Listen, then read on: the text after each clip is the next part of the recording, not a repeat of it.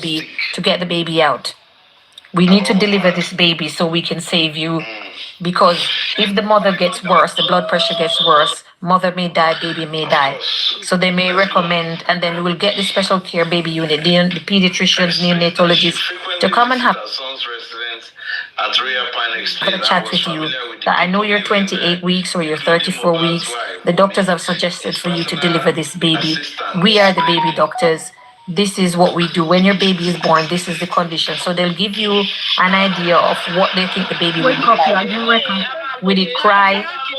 When the baby comes out, will it feed? And they will tell you if they can keep the baby in the hospital or they may have to transfer the baby out. So all of this will be discussed in time. If you come in, collapse at home, and somebody has to rush you to the hospital, whether they throw you on the back of a donkey or they put you there in an ambulance. When you get there and you're unconscious and they have to section you and deliver the baby, when you're awake, because we've seen that where women collapse at home, and what we do is call a perimortem section. You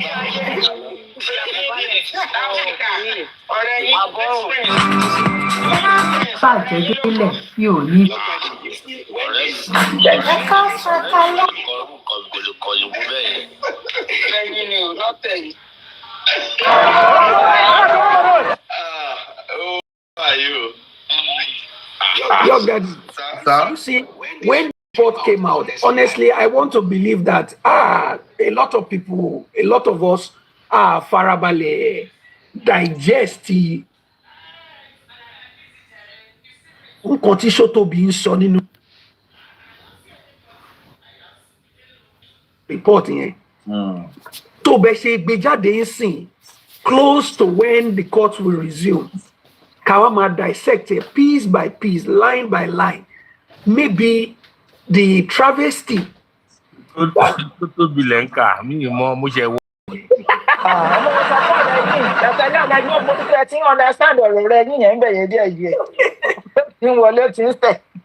So this is necessary. It is very, very germane at this point. Okay, let's go. Including Mohbad's wife, Wumi, his personal assistant spending, his younger brother, Adura, his photographer, OJ. She stated that she never felt threatened or uncomfortable in the house and that her son always welcomed her warmly. In her testimony, Mohbad recalled that sometimes before her son's death, Mohbad told her that he was being threatened and harassed. He confided in her that Sam Larry had attacked him in the past and that he has been facing a repeated issue with people from his former record label. Father said her son looked genuinely worried and lived in constant fear. Mohbad had reportedly asked his father and others around him to help him ensure he won't promise he warmly taken care of. He has promised me this. He said he will build a house for me. But also, go add the baba more. So what they pay? Go ensure safety. What is it, Baba?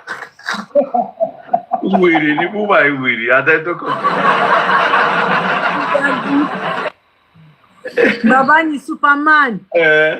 Jack Bauer reportedly asked his father and others around him to help him ensure his safety. So, in fact, the question this woman should have asked that, you as a mother, what did you do to ensure the safety of this child? Since he so adore you, he's doing everything for you. What have you done? Those questions were not asked. Now, Mrs. Aloba, we don't know which, because I'm a prayer boss today is not Mrs. Aloba, so we don't know who came to give this evidence. Mrs. Aloba stated that her son often changed houses and location as he felt unsafe staying too long in one place.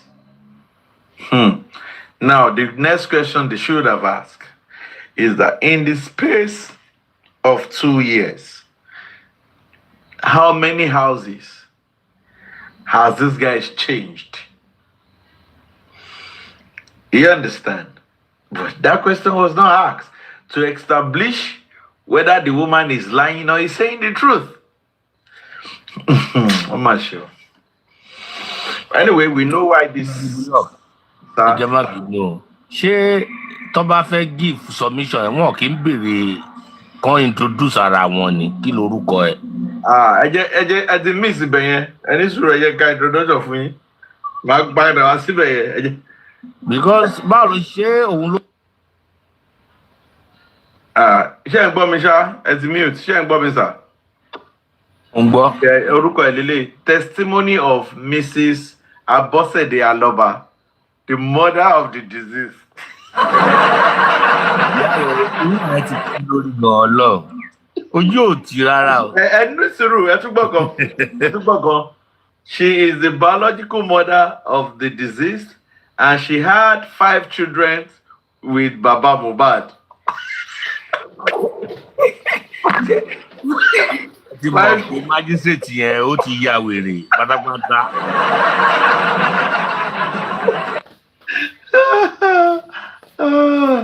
Okay, let's go on from where we stopped.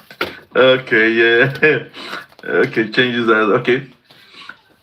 Mohbad recounted one incident where Mohbad came to visit her and she shared voice notes and video showing how he was being bullied.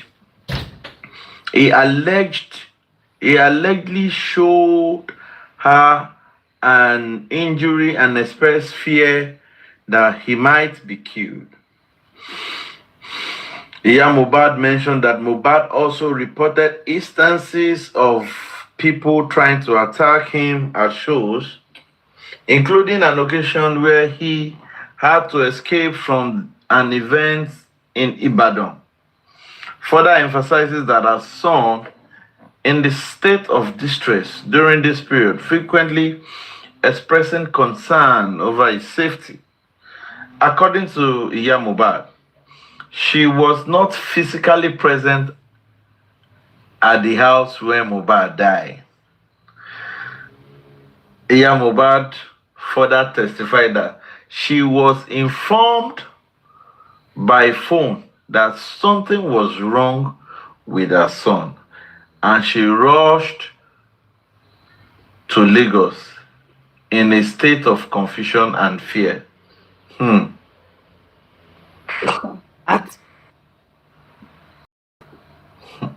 You know, they were trying to show that she's caring. So, Bobo Kini, one package, Mohbad.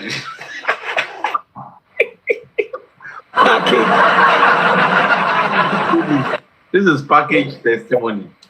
Young Daddy, Cherry report here, part the report it Kai. Teba cast mind in back, see interview. Ti Mohbad she. Walk with me. Uno man no. Ṣé rántí interview yẹn. Ó dàbí interview yẹn ní Soto bí lọ listen sí tó fi kọ report yìí.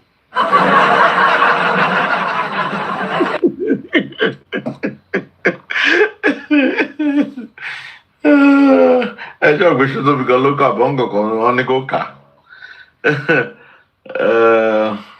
Ọlọ́run ọba ń gbọ́ kì í ṣe tó woman ẹ̀kọ́ ló kọ gbogbo kìíní yẹn wọ́n kàn kọ́ fún ni wọ́n kàn ní pé kó wá ka script yẹn ni òun kọ́ ló kọ because tó bá dé òun ló kọ́ ni ó máa ná àwọn ibi tó máa fẹ́ correct fúnra rẹ̀ wọ́n kàn gbé fún kó wá kà ni because ó ṣùtà rẹ̀ lẹ́sẹ̀ gan gbogbo nǹkan tó ń kọ yẹn. Ó ti pọ̀ jù the magistrate tó lọ.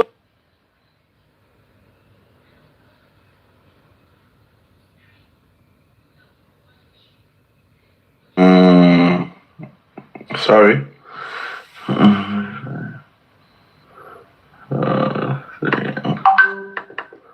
Okay, let's continue. Okay.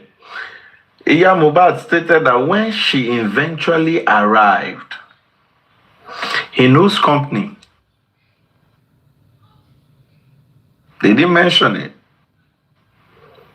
You know, she was told that her son was dead. By who? They didn't ask her. Who told? Where did she arrive? Was not asked. She was devastated by the news. Did she see it? Iyabo narrated that her son's death was sudden and deeply suspicious to her. How does she know that it was sudden and suspicious? Did she see the dead body? Did she see the dead body? She found it hard to accept that someone as strong and lively as Mohbad could have died so abruptly from what was initially described as an hand injury. Iyabo expresses concern over how the situation was handled by those around him.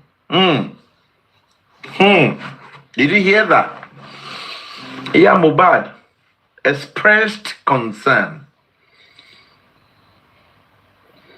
over how the situation was handled by those around him and how quickly he was declared dead and taken for burial. They even jumped the embalming. Burial is a problem. Wọ́n jump bọ́n ṣe gbé lọ sí ọ̀dọ̀ àwọn ọlọ́pàá. Wọ́n jump nation.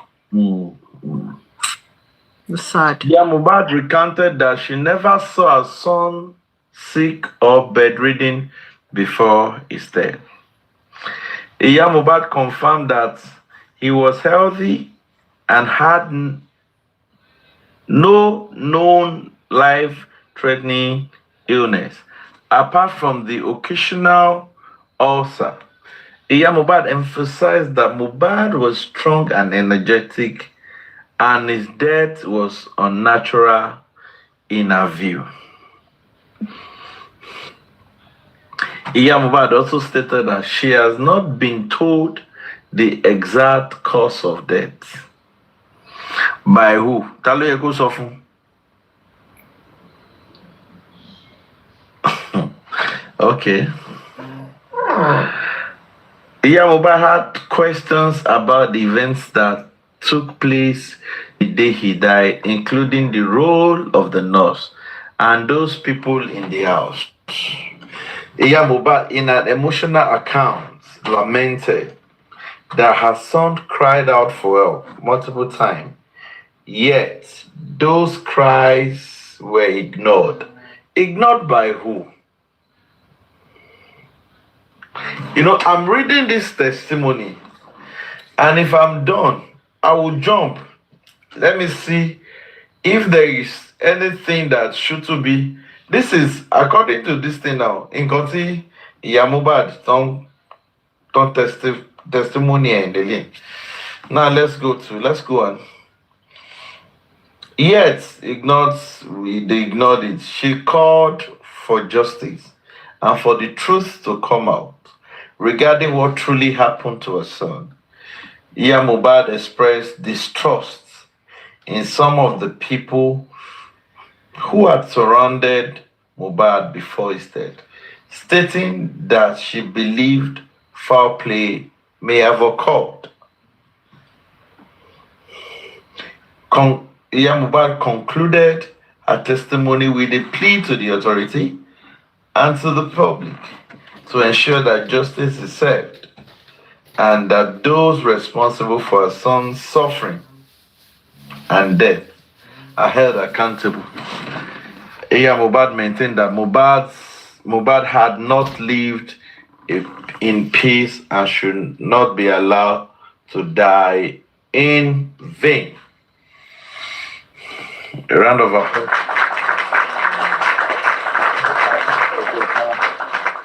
Power tap, fún one gift mo ti kà tán. Ẹ jẹ́ kí n lọ sí nǹkan tí àǹtí ọmọ àlè kínní olórí kọ́. Ẹ wàá gbọ́ láti gbà tẹ̀ tí ń kà. Kí lẹ sọ? Ẹlẹ́mi ò wá gbọ́ láti gbà tẹ̀ tí ń kà. Ẹ fẹ́ kí n sọ lion yín dá two lion. I'll slow down. Nǹkan tó yẹlẹ̀ ni pé Báwo máa yẹ máa ka ẹ dúró kíní send àkáǹtì yín. yẹn? Báwo lè máa ka dúró kíní yẹn tẹ́sán pé ẹ̀ gbọ́? Lion ti bọ̀ mí ra. Lion. Tí mo ṣe I slow will not reading. buy lion. Yèyí bàbá No, gbà mo drive so fóònù mi ò connect mọ́ mọ́tò. So it's Mi not mọ my reason fault. mo ṣọ́ṣẹ̀ wá connect mọ́ sìn. Mo ìwọ wá ni. Ẹ ti wá ṣakọ nìyẹn ni. Wọ́n ti ṣàkọ́ Àbí mo bẹ́lẹ̀ yàn tó ní kẹ́. Ṣé mi ni mo bẹ́lẹ̀ yàn tí mo ní kẹ́ ra ṣẹ́ẹ̀tì ránṣẹ́ sí mi ni? Àbí òun wà ní. Wọn dẹ̀ fi mí ṣákọ̀. Èmi tí mo béèrè ṣẹ́ẹ̀tì tí mo tọrọ ṣẹ́ẹ̀tì wọn fi mí ṣákọ̀. Màá send ẹ̀ sí postcode yìí. Okay, màá máa retí. Okay, let's go to what should to be said about I believe let me see if I'm not mistaken. Let's go to where she talked about her verdict and what she said.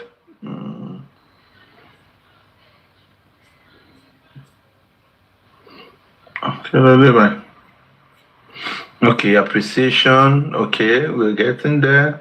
Final remark. Okay, before the final remark.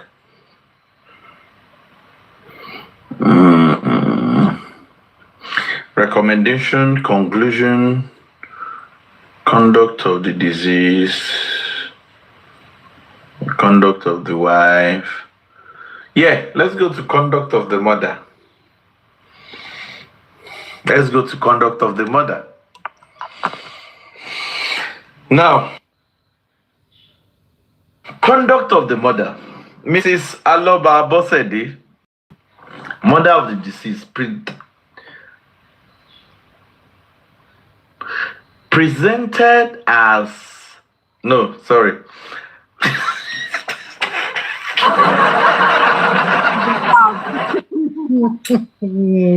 Oh my shoe. Much blunder. Mrs. Aloba Abosede, mother of the deceased, presented as a distraught and grieving parent. See, Mombo, Baba, first line Baba, one conduct of the father, Mr. Joseph Aloba, the father to the deceased, gave lengthy testimony.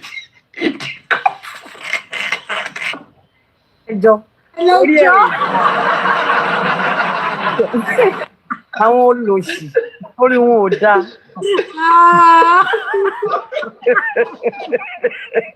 Can you imagine? Nobody talkative. Wọ́n sọ bàbá dẹ lẹ́jọ́. Kàtàn ẹni lẹ́ǹtì ẹ̀ wá kàtàn lẹ́ǹtì kàtàn náà. No.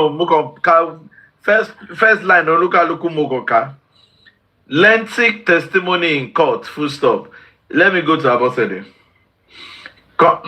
Conduct of the mother. Mother of the deceased, Abosede, presented as a distraught and grieving parent. Her testimony revealed a close emotional bond with her son. Baba. Mr. Joseph Aloba, the father of the deceased, gave a lengthy testimony in court. It is clear from his evidence that while he had a formative role in the deceased's early life,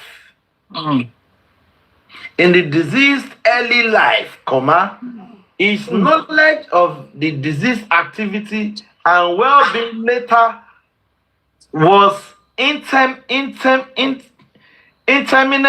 and inconsistent. Sledgehammer lu bàbá ní straight. Tẹ́lifọ́, bọ̀ ẹ lọ́gbọ́n tí ìyá Mohbad, ẹni sùúrù, ẹgbọ́n tí ìyá Mohbad. Ẹ ṣọ́ gbé wù mí kọ́ ló kọ kíní, ẹgbọ́n tí ìyá Mohbad. The mother presented as a distraught and grieving parent. Her testimony revealed a close emotional bond with her son and a clear awareness of his fear and challenges. So,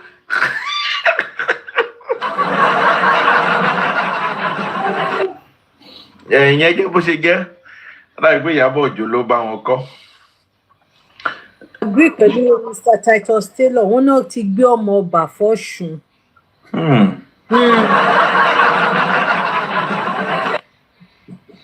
She narrated that Mohbad often confided in her regarding the threat to his life and instance of harassment, and even shared disturbing audios and visual evidence of physical injury. Despite this, she was not physically present at the time of her son's death and had no involvement in burial proceeding.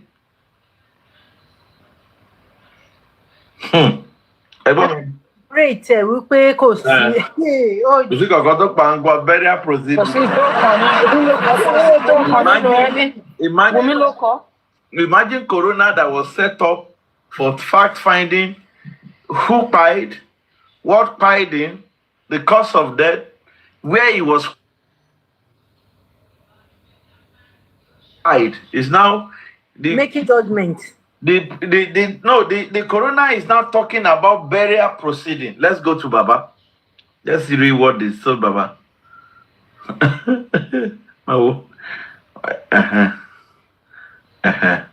From 2019, when the deceased moved in with his record label associate, the father admitted to have little contact with him.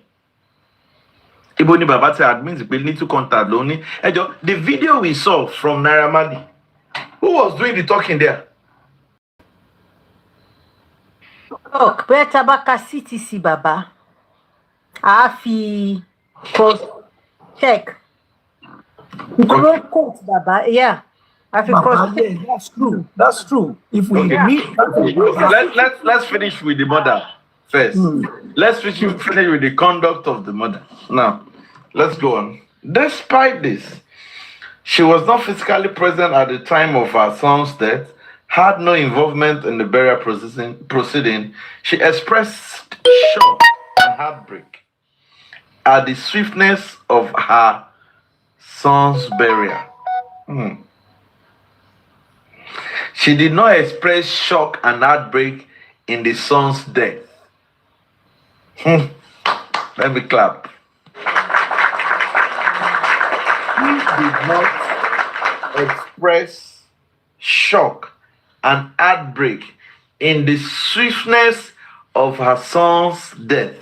But according to Shotobi, don't be signature, see, Ati Osemu Dia Mehe, assistant chief admin, only signature is on. Now, she expresses shock and heartbreak at the swiftness of her son's burial, lamenting that she was neither allowed to see the corpse properly until the corpse at all. One feel properly and so that Oriko read that no fee.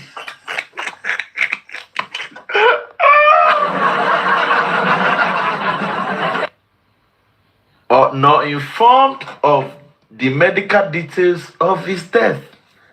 Her conduct was dignified. Car.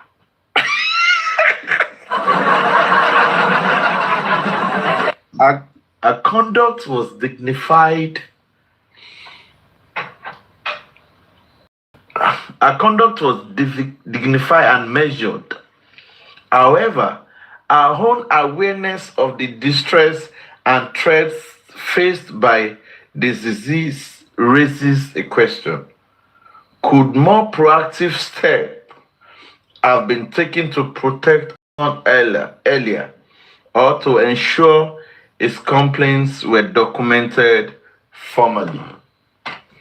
That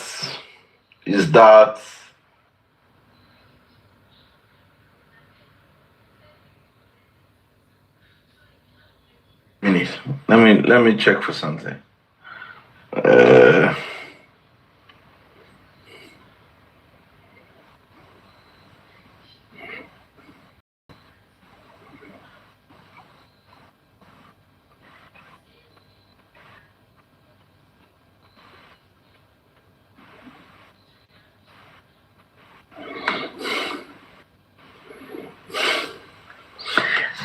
Now, let us go with this.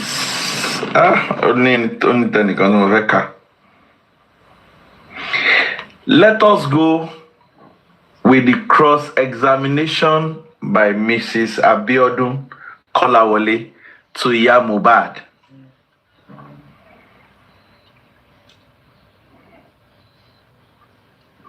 Are we good? Right on. Now, this is cross-examination by Mrs. Abiodun Kolawole to Mohbad.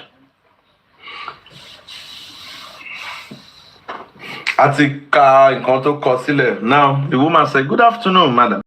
I pray the Lord will be with you in a time like this. We sympathize with you as a mother to the deceased. Can you describe the relationship between you and your son to the court?" Answer: I was close to my son. He came to me back at 2019. He came to me back at 2019. My younger one told me that he saw promise and he wanted to come to my place. And I told him to bring him to my place or my grandpa's place. And we have been communicating since then.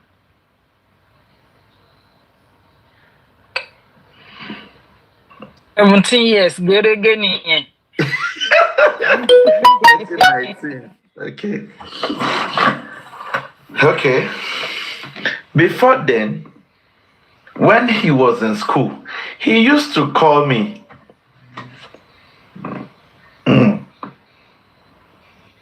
Oh. Phone Baba Basanjo ni.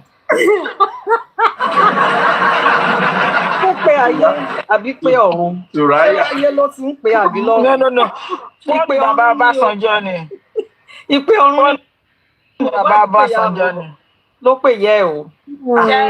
Ṣẹ̀rí Mohbad àti Àyàn nígbà tó ń sọ̀rọ̀ fídíò kan tó sọ fèsì nígbà kan nígbà tó ń sọ̀rọ̀ owó tí Àyàn rí gbà lọ́wọ́ àwọn kan tó wá kọrin bì kan tí ò pín fún promise nínú ẹ̀. Tẹ́ bá rí Mohbad ń bẹ̀ yẹn. Kò ní phone and this is around 2017. Kò ní phone ó tún àwọn àtàyàn tó sọ̀rọ̀ pé ńgbà tó ọ̀dẹ̀ jẹ́ kémi náà jẹ́ ní ẹ̀mọ̀ ọ̀rọ̀ àwọn ọmọ kéékèèké kẹ wá wo ẹni tó ń pè lórí fóònù ni mo ṣe rìfà sọ̀rọ̀ yẹn ẹ wá wo Mohbad mẹ́ẹ̀ tí máa rí fídíò yẹn again torí bí ta máa ti rìn kiri a máa rí àwọn fídíò yẹn takọ̀ máa rẹ́rìn-ín Sergeant phone even that Sergeant phone kì í ṣe Àyàn ló ní o tó gbé dání tó kéré tó ń tó ló báyìí òun ló ń pè yá ẹ lórí fóònù ọmọ secondary school ẹ ti rọ apá. Anyway, before now, this is Biodun Kolawole cross-examining her.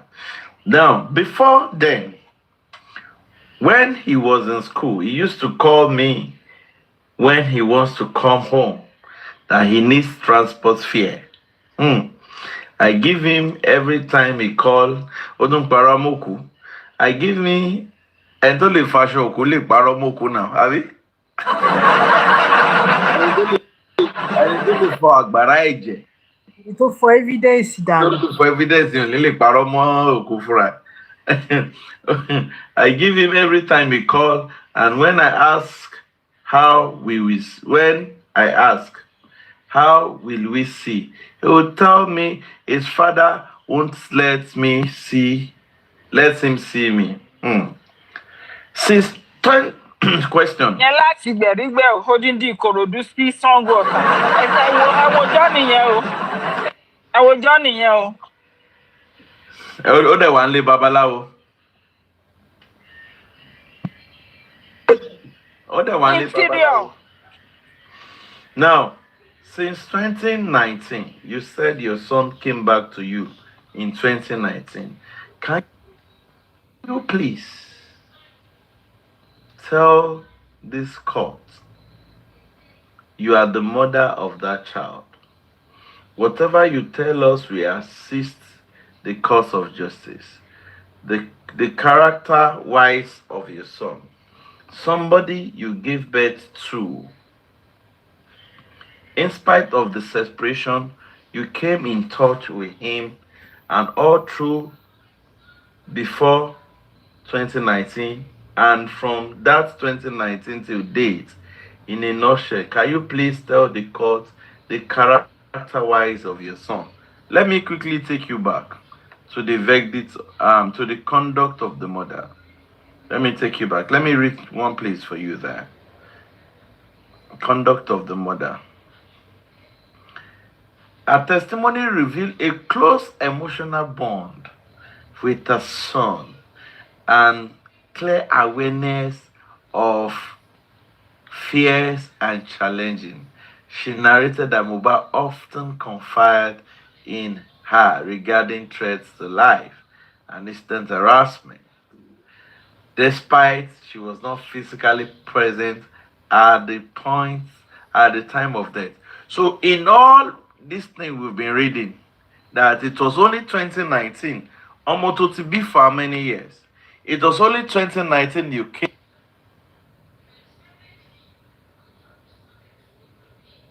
back to his life. 2020, 21, 22, 23. 4 years. Ni wọ́n wá sọ fún wa ní conduct verdict ṣọ́dún bí kàmú yín sí o. Tony, they bonded. Please, somebody you spent 4 years with and somebody you spent 17 years with. Which one are you going to bond with? Kuyo, can I just interject? At the Please time Mohbad needed bonding and mother's love and care was the time she abandoned. But when she came back, mommy. Yeah, you're reading my mind. I'm just coming to come and say what you say. I'm a mind reader, ma. Mohbad was already. I'm loud. Don't read the mind. Go. Come on. At the time she came back, Mohbad was a young adult. Oh yes. There was no going to go see bond Kokomad that time. 100%. Yes. His past psychological age, emotional age, his past age. Mohbad go to. It was 22 years at the time my mom Mohbad came back. Mohbad was 22 years. 22 minus 7, that's 17 years. So imagine what Shotobi was saying. That they bonded in so that you see, it's a testimony reveal close emotional bond. What kind of emotional bond is that? Let me continue. Thank God that the woman established here that she came back 2019. When he came to meet me, and they bonded in 2019. When he came to meet me at Iyabo in 2019, he, his friends, and my younger ones came. I was told he sing.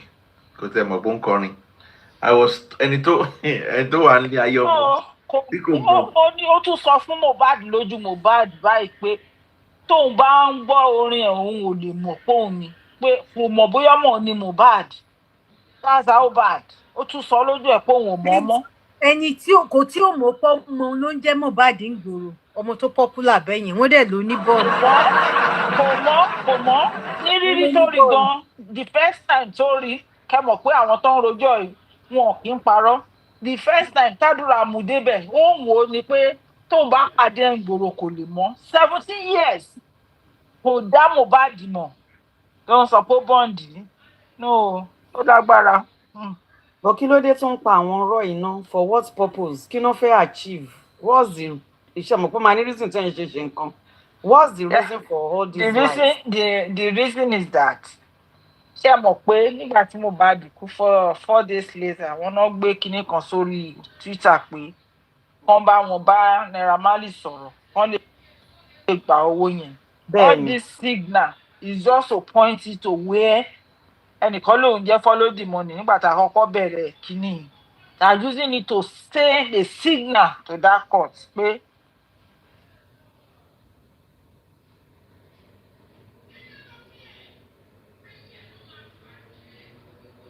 wúlò fún judgment, wúlò fún anything.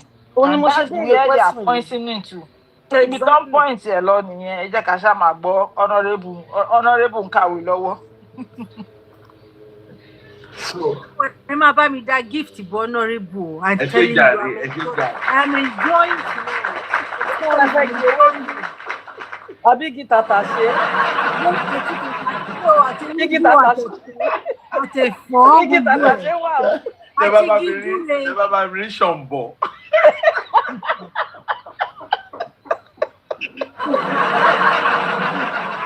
So now let's go on. When he came to meet me at Iyabo 2019, his friends, and my younger one, I think that's Darusha, came, and I was told he sings. And I asked him how it came about, and he explained to me. And I told him that when I was pregnant with him, I received a message that I will be minister of God. So why are you a singer? Then I asked about school. Now, let me take us back. She said here that his friend, my younger, came, and I was told he sings. And I asked him how it came about the singing. So that shows that Baba Mohbad said that Mohbad neke kere, so she did not even know when Mohbad was in the choir. When Mohbad was in the chorister, don't lulu, gong, don't she bugbe, don't tell you bye. She know nothing about it. And again, another fact established that Mohbad was not in Mohbad's life from beginning. But it between Mohbad to need the motherly care due. So she did not know that the guy has the talent of music.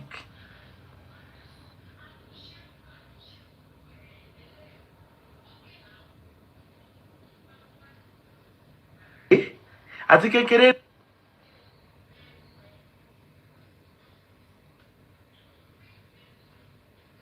Bablawo. But so bond pẹ̀lú ẹ̀. What's a bonder? Thank you for the gift. In fact, one more thing, ẹjọ́. Yes, Ìyá Mohbad sọ pé ó máa ń pe òun nígbà tó wà ní school. But ó tún béèrè ń sìn, ó ní báwo ni school? Ó ní school. Àbí mi ní ìgbàdára bí pé you abandon school, you are now singing. Then pé ìgbà tó wà ní school, so she didn't even know. Nípa wá. Lọ́jọ́ ọ̀dájẹ́ nípa wá sórí ìkànnì lọ́sàn-án. Ṣé tó bí màá ló fà ó? Oh God. Okay, let's go. Okay. I told him that when I was pregnant with him, I received a message that will be minister of God. So why are you a singer? Then I asked about school. School.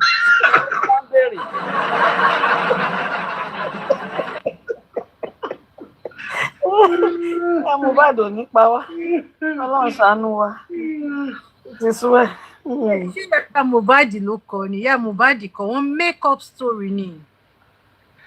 They made it up. Tara wọn bí make up story ọ̀hún gan. No, this one, yeah. This one I'm reading. Yeah. Is the Ingonsi Barrister Kolawole B Lele. Okay, nǹkan request. tó sọ lélẹ̀. Nǹkan tó sọ. Ah, And that's wow. Adélé tí Ṣótóbi kọ yẹn. And I'm reading this woman purposely. Yeah, you understand why I'm reading this woman? I do. Yeah, because I'm reading at home purposely. So eléyìí kàyẹn emotional bonding yẹn Ṣótóbi. Emotional type bonding yẹn náà lẹ fi bọ́ǹdì mọ́ ìyá Mohbad, ẹ má wọrí. Now, then I asked about school, and he said he was done. And don't put Mohbad in here. Come on. Ó ti and 2019 Mohbad ti ṣe tán pẹ̀lú OND. Kò mọ̀ pé ó ti parí, ó dẹ̀ máa ń pè. Now, then Lórí phone. He was done, and he asked me where I was, and I said I was in my father's house, and I said, "How do you know Naira?" And he told me his father knows him, and he played with me and left.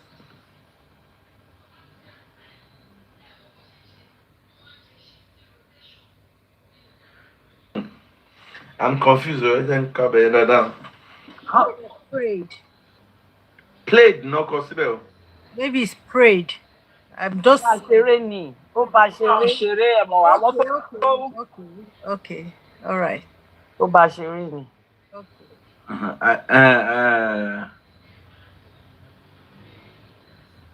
Then I asked about school, where I said I was in my father's house, and I said, "How do you, Mohbad, how do you know Naira, Abi?" And Mohbad told me his father knows him and play with him and left. I don't get me understand it, man. So ó mean pé I asked, how did you know Naira? Kò dáhùn, kò sí answer fún yẹn. No. Ìyá Mohbad ló ṣe sọ̀rọ̀. But kò sí answer, ọmọ yẹn Down. Only, and he told me his father knows him. Only Baba So that did not answer. That one did not answer the question. How did you know? No. At my head, Iyabo, go and thank you, Jerry. That is the answer. Yeah. He said, "How do you know Naira?" And Mohbad told me his father knows him and play with me and left. So he already answered the question. Baba Loba, Lomo Naira. So Mohbad wa bá wọn ṣeré díẹ̀ kó tó kúrò. Bàbá òun ti mọ̀ kí ìyá òun má worry nìyẹn, as in bàbá òun mọ̀ ó jọ mọ̀ nǹkan táwọn jọ ń ṣe.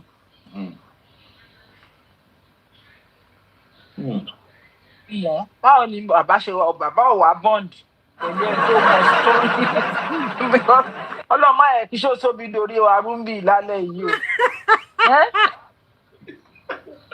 Wọ́n ṣe béèrè lọ́wọ́ ọmọ pé báwo ló ṣe mọ̀yàn, ó ní bàbá òun ti mọ̀, kò dẹ̀ bond pẹ̀lú bàbá ẹ̀. Ṣótóbi orí ìyá ayé ẹ̀. Since then, I used to call him, but it is someone else that will pick the number and tell me that he is not around. And when he comes, they will tell him and he will come. He will call me. And that was how we started calling each other.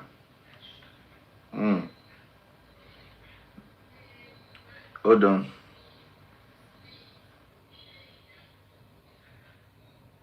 Okay.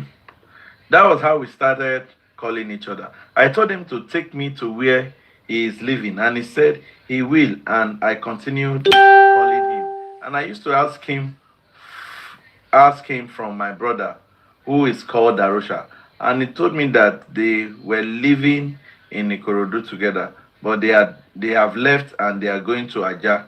And I asked, does he want to be singing? Does he want to be singing? Question mark.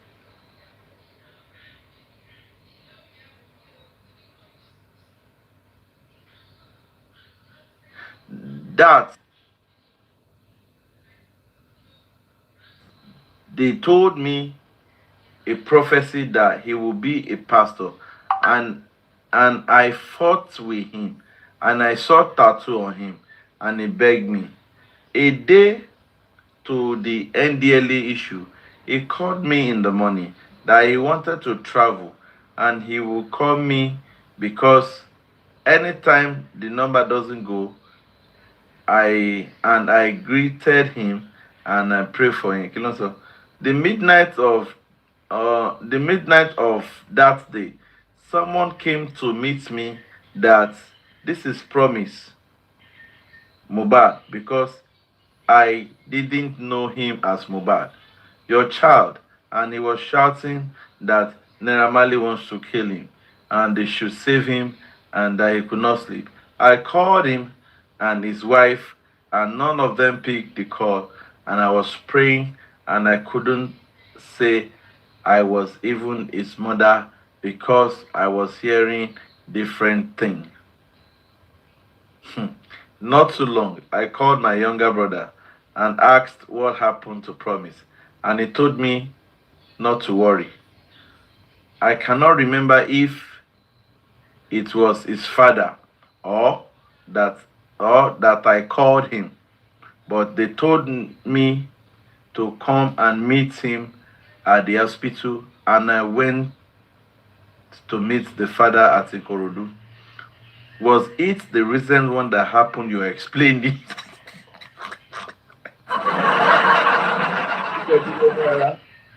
Answer. The one that happened then. Which hospital? I don't know the hospital. Who called you? His father called me. What made him go to the hospital? Was he sick? I did not know anything. I did not know. Yeah, that's a good bonding. You know anything. Mechanic Well, the father bond. knows everything. Whether no anymore. And the father is the one knowing everything.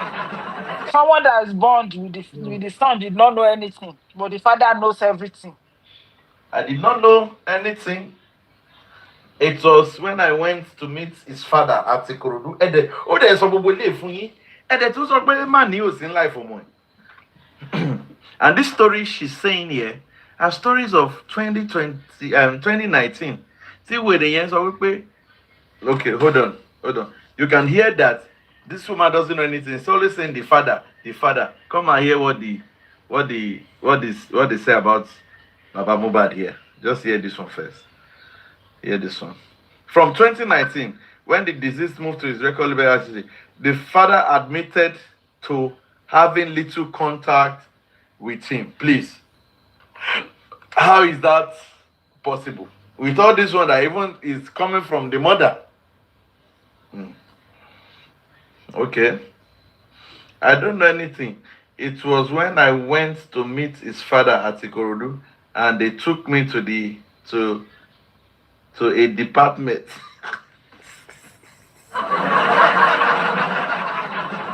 The Department of Philosophy. Department of Famala.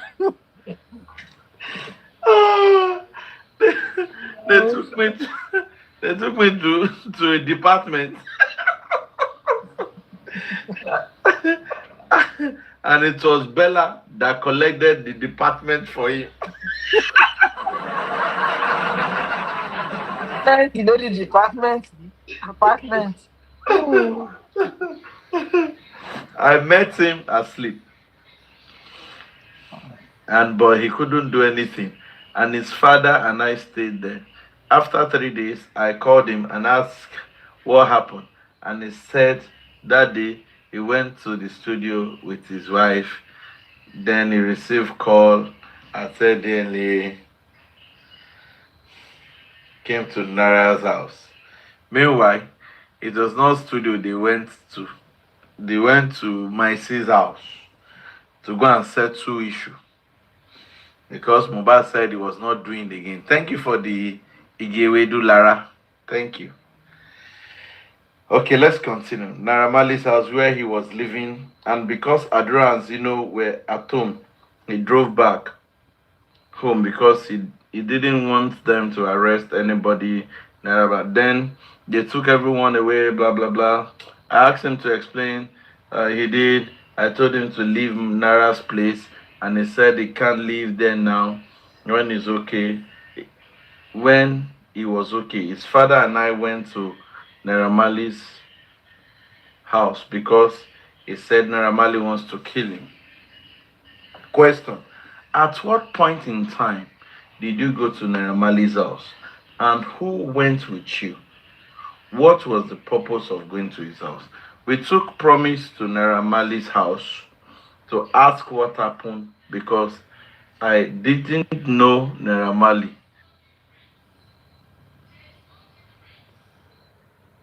I went.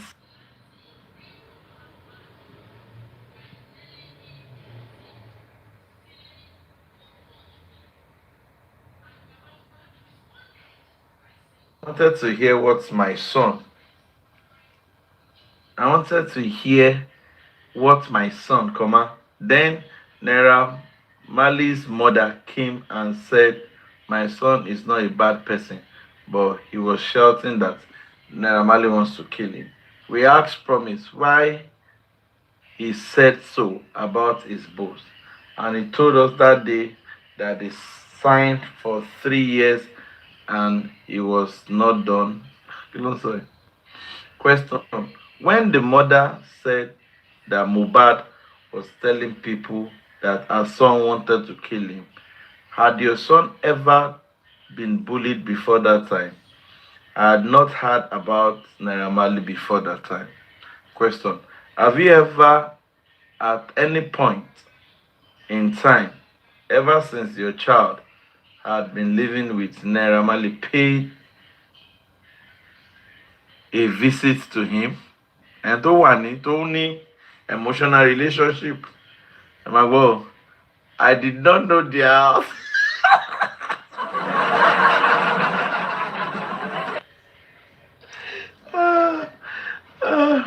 I did not know their house. It was that daily case that made me know Naira's house. You said during the lifetime of your son, he was closer to you. Can you like woman? Can you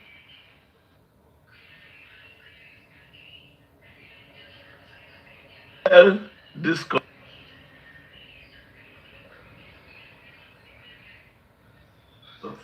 in the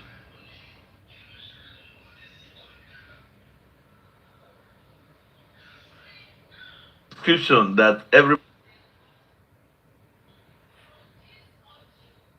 will understand? What were the things your son told you during his lifetime in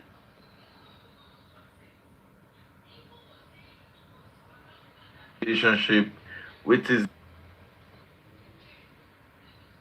death? The hero. Answer: when Naramali's mother said he was shouting, we begged her, and they said he did not accept. He will flush it down the toilet. I told him he should live with all that is going on, and he told me he will live there when it is time. Since that time, he started getting scared. He called me that he's supposed to go to a show, but he can't. And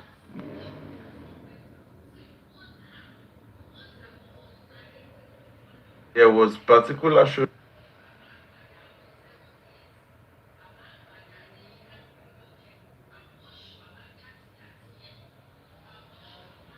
that normally told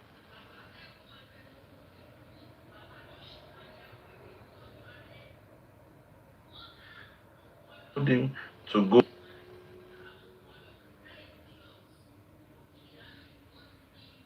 by force. And he called me and asked if he should go.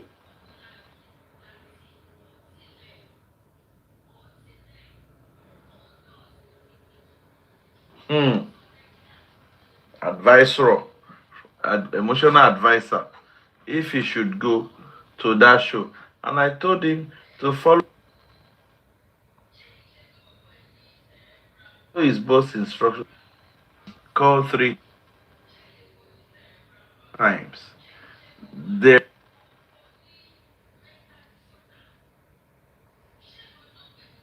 was a day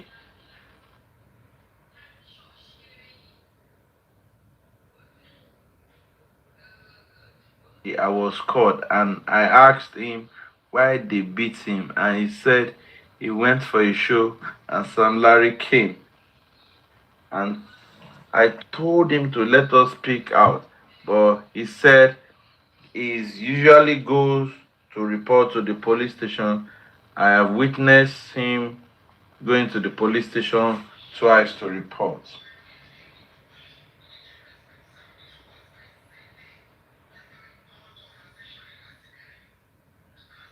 Do you remember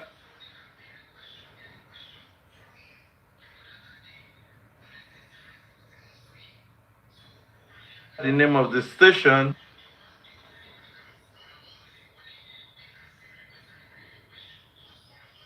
I did not go with them, but I know they went to report twice. For the third one, his father called me at 4 p.m.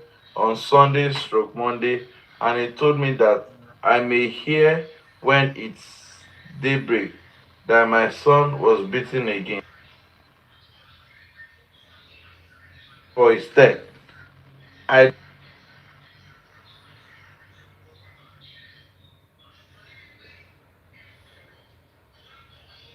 don't I do not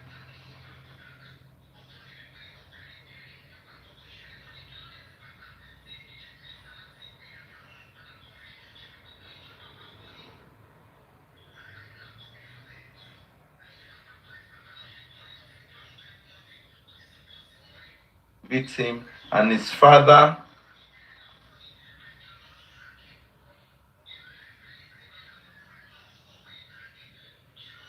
and I left.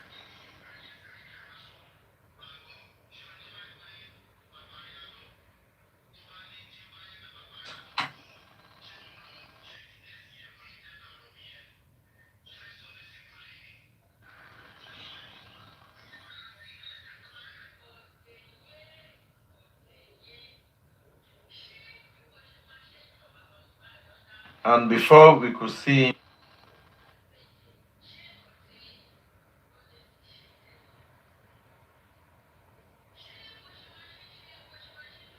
it took time.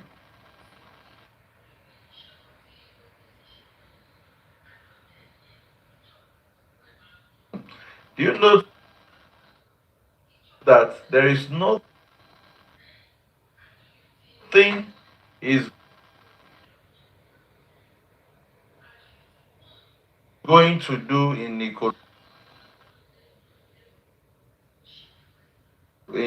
Mali's house? Not going with Baba Mohbad. His father, his father. This is the mother's this thing. Oh, thank Boruko Babambe. He should to be so good Baba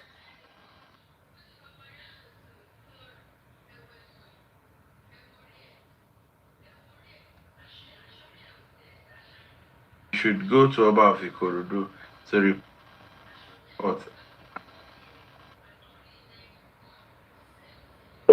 Except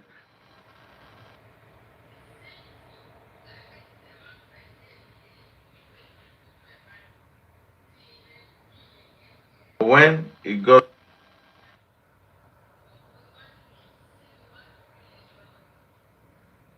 to the third day,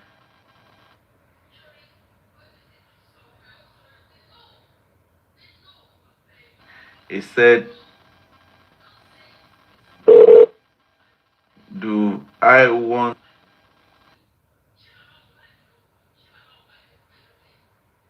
to die?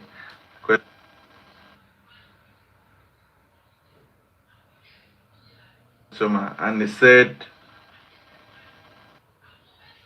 what if I talk and they trace and kill me? He said,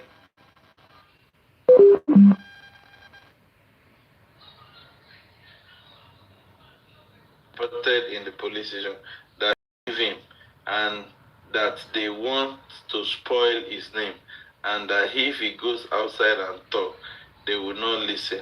And I told him I was at Promise House, and I asked and he asked what I was doing there, and I told him he should come also. He came. His elder sibling was there in the house also. His father left the second day. And this woman is saying this man was not in the life of this. Oh, Gavayo. And then they got reported, he came. Okay, his elder sibling was there too in the house. His father left the second day, but I stayed back. Then on Friday, he got new chairs, and I told him I wanted ones.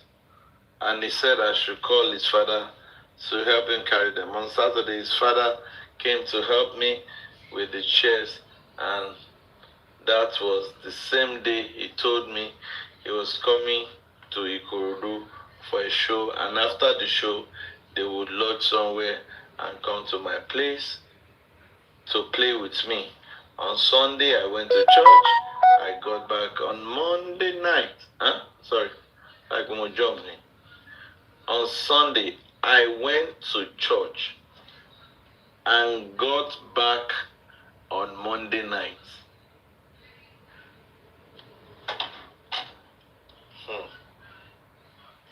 What did you people notice there? Monday, yeah.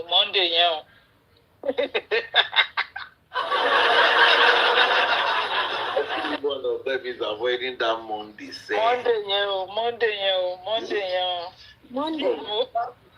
Don't jump Monday. What denied? And there's something yesterday that come up, Honorable.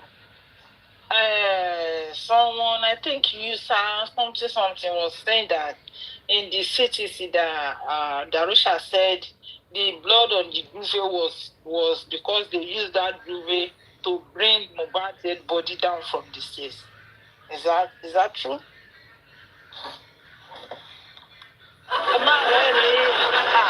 Most people they carry within the person shares they come. And for Mama Rene.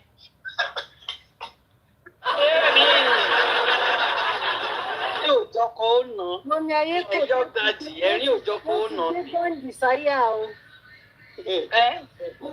Emotionally bonded, Bible.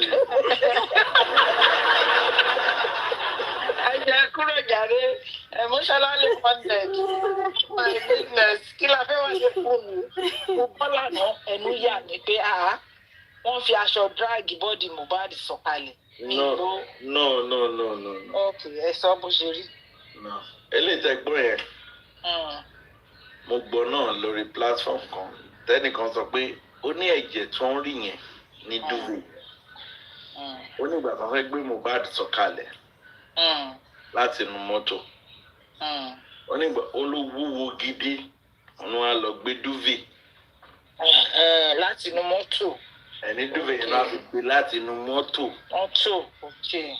Ó ní wọn gbé sábẹ́ stairs o, ó ní pálọ̀ náà tẹ́ sí. Nílẹ̀lẹ̀. Ẹni tó sọ̀rọ̀ yẹn kò gbé lẹ́kọ̀ọ́.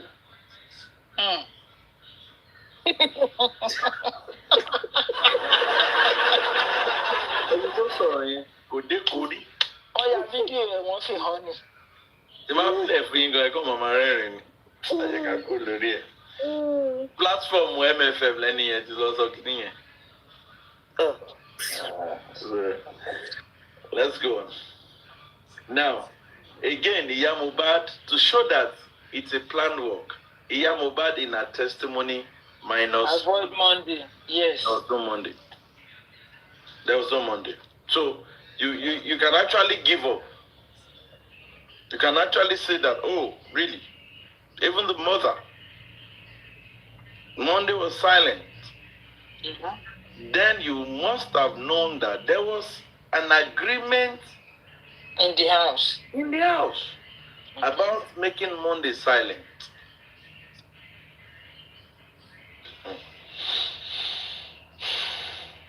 Ẹ kọ́kọ́ bá mi wò Sunday yẹn.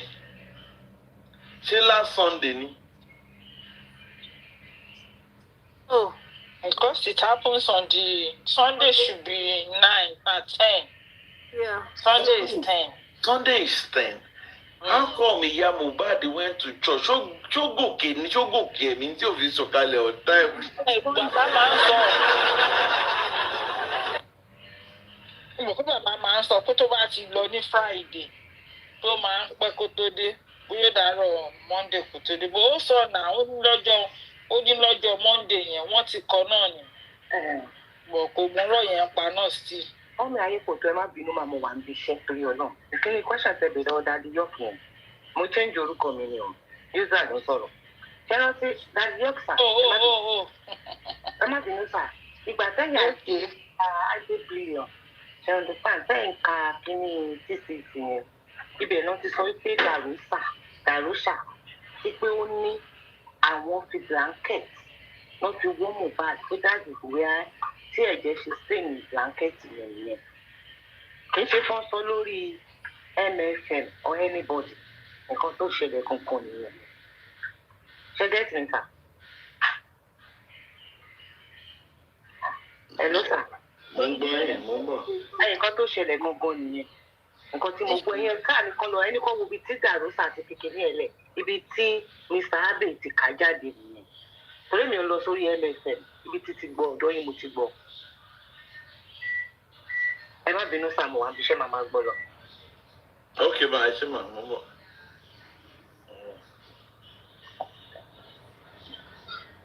Nobody. Lele.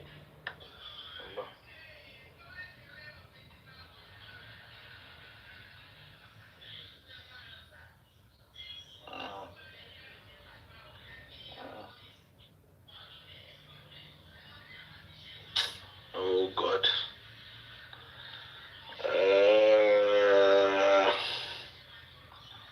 I wanted to play it. I have that video. You can move it to save. I have this video of what I said. I have it. It was said on the platform. Anyway, I'm coming. Okay, sure, Lily.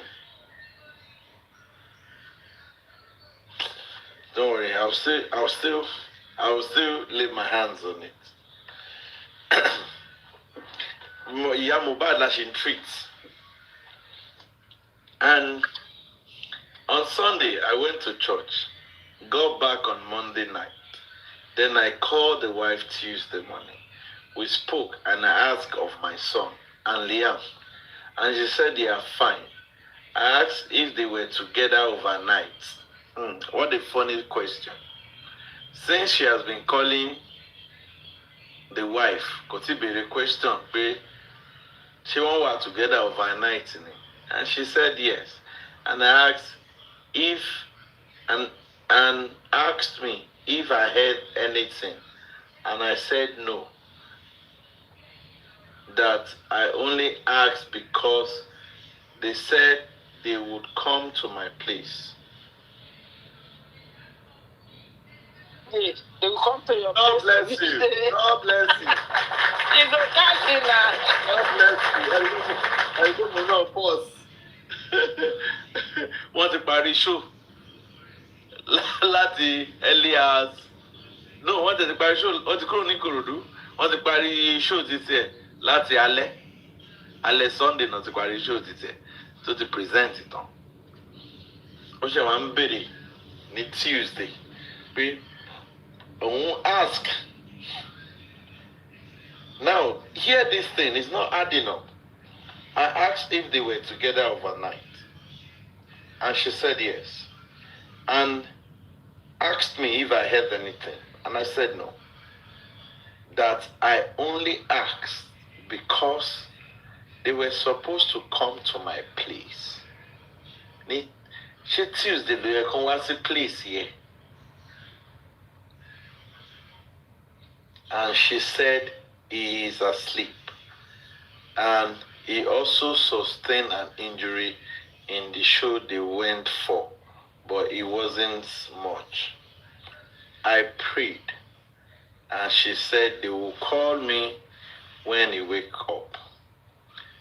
That same day, by after 3,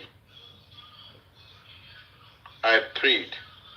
Then by 4, I went to the shop he rented for me, and I saw that rain fell. So I called his wife to tell her that the shop is leaking. Now,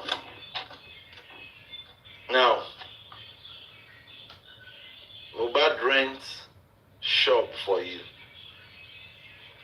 You now want to call that the shop is leaking. You are not calling wife. After you, but Shotumbi said that you are emotionally bounded with. Why are you now calling the wife? Need to fall. Okay. So I called his wife to tell her that the shop is leaking. But when she picked, she told me to start coming, that she's not going to be a widow. So it was not Wunmi that even called. Aberinko.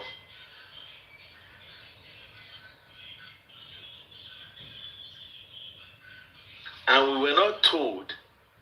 Probably she did not even state it there that she actually tried calling his son. But maybe the number was not going through. He now called the wife. Ṣọ́ọ̀bù tí ó gbà fún mi o. Ó máa ń jó. Ó pé ọmọ ẹ, ó kàn pé ìyàwó direct. Ẹ kò wá máa bọ̀ pé òun ní ṣe òun ò ní di widow. Ṣé ṣọ́ọ̀bù ló máa sọ di widow ní àbójò? Àbá fẹ̀ sí òjò. Ọ̀dàgbà fẹ̀ sí òjò yẹn. Òjò yẹn ló rọ̀ ní rígbẹ̀rígbẹ̀. Àfẹ́sí wa lọ lé Mohbad. Ẹ mọ̀ fún àfẹ́sí òjò náà ni. Wow, that's funny. I locked the shop and called his father. Did you hear that again? I locked the shop. I called his father that I was going to Promise Place and he should come and meet me where we usually do when we are going to his house. Then Wunmi's aunties met us too, and we left. Without telling them anything happened to Mohbad. At what point? Wunmi auntie met them there. At what point did they tell the father that Ara Mohbad ya? At what point did they tell the mother now? According to this script now, Wunmi lo ṣe pè wọ́n. Okay, let's go ahead. So I called his father that I was going to Promise Place and he should come and meet me where we usually do when we are going to his house. When you call the father to come and meet you, what did the father ask you? Okay.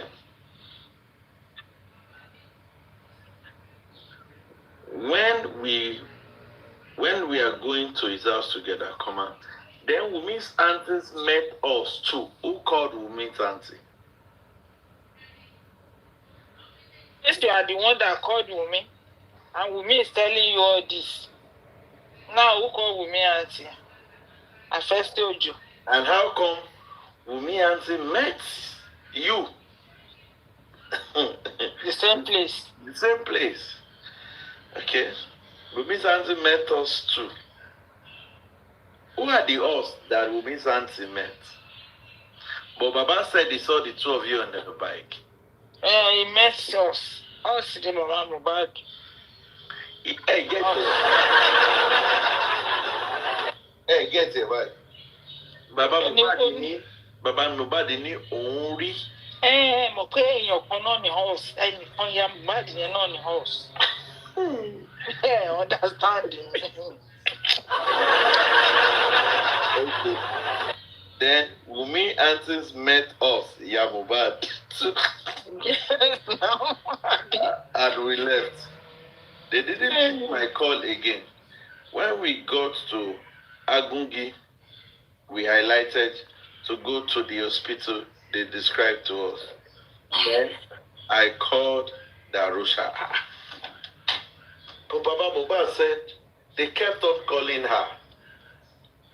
Then I called Darusha, and he told us not to go to the hospital again, that we should come home and promise he's at home. Hey, but Baba Mohbad said that, Darusha said that they should go back. And maybe one saw different things for now. Then I heard. Now, am I going to go? Then I heard his father talking to someone that they've taken Promise back home and is dead. Without telling Baba Mohbad that he's dead. No, hold on, no. Only Bati, don't put Darusha ni come bọ́lé pé Promise ti padà sílé. Ó lóun ṣẹ̀ṣẹ̀ wá gbọ́ pé bàbá Mohbad báyàn kan sọ̀rọ̀. Pé wọ́n ti gbé Mohbad lọ sílé o, ṣùgbọ́n ó ti kú. Nǹkan tó sọ nìyẹn. Bami also called me that we should come home. I asked what immediately. I asked what killed my son. And he said it was the money that killed him. And I asked him how. I didn't believe, and we trekked to the house. And on getting there, they did not allow me to.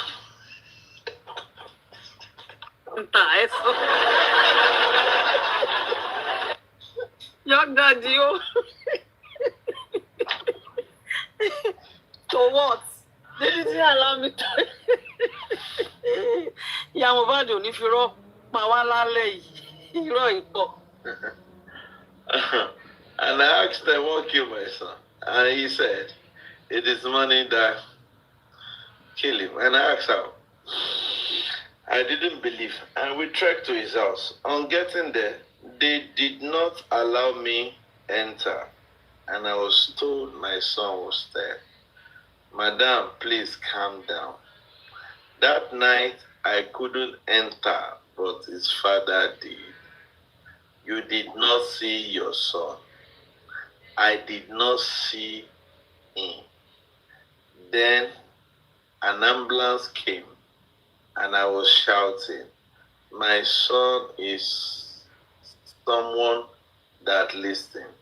They said he smoked cigarette, but he has not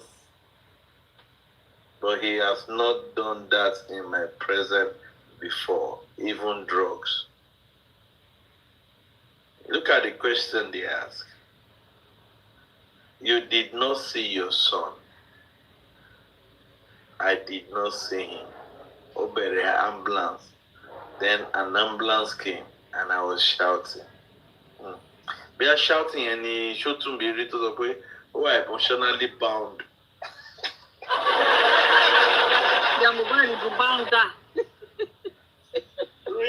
During the lifetime of your son, has he ever discussed having any issue with any other person? It is Naira he mentioned and Sam Larry. I beg him to let me speak out. But he said they will kill me. We sympathize with you. That was the last question that was asked. And you can see that Boshe Parie, it is Naira. He mentions and Sam Larry.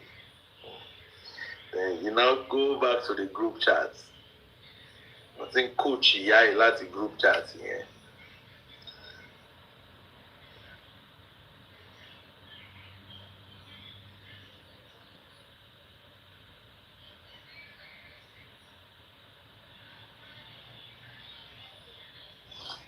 Let this Mr. A.A. George, let me just read one question. accept the condolence, blah, blah, blah. Kolawole has finished. Accept condolence, blah, blah, blah. But we asked to ask you some very factual questions. How old was the disease when you left the father's house? He was 7 years old. Lord, at age 7. You are on age 22. What then suppose who are emotionally bound? She won't get with him.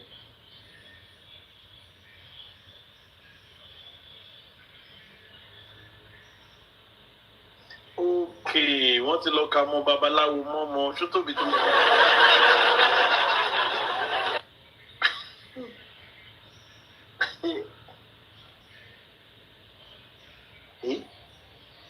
No. Let me just read this part, then we'll discuss.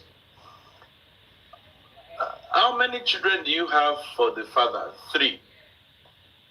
Do you have children for other or for any other man? Yes. How many? 2. So 5 children altogether. 3 for the father. Note head up and down. Tún bí gbé ọmọ ọba ó gbé fọ́ṣùn. Lórí ká ọba babaláwo mú àlùmá lọ́ba. Ó kọ àmà lọ́ba bí Wùnmí ṣe gbé ọmọ ọba fọ́ṣùn. And there are some questions they should have asked. Iya Mohbad, who told you that Mohbad? Because in this place he said, they said the son has died. And they told, and I was told, our son was dead. Imagine. So tell us of where? Tell us Jesus where? Oh God. Then when you look at this question, then you now look at what shouldn't be said.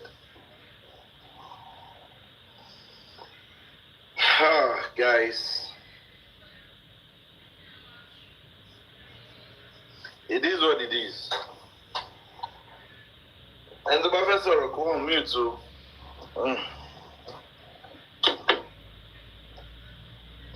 Like my panelist meeting so now. Kó sùn.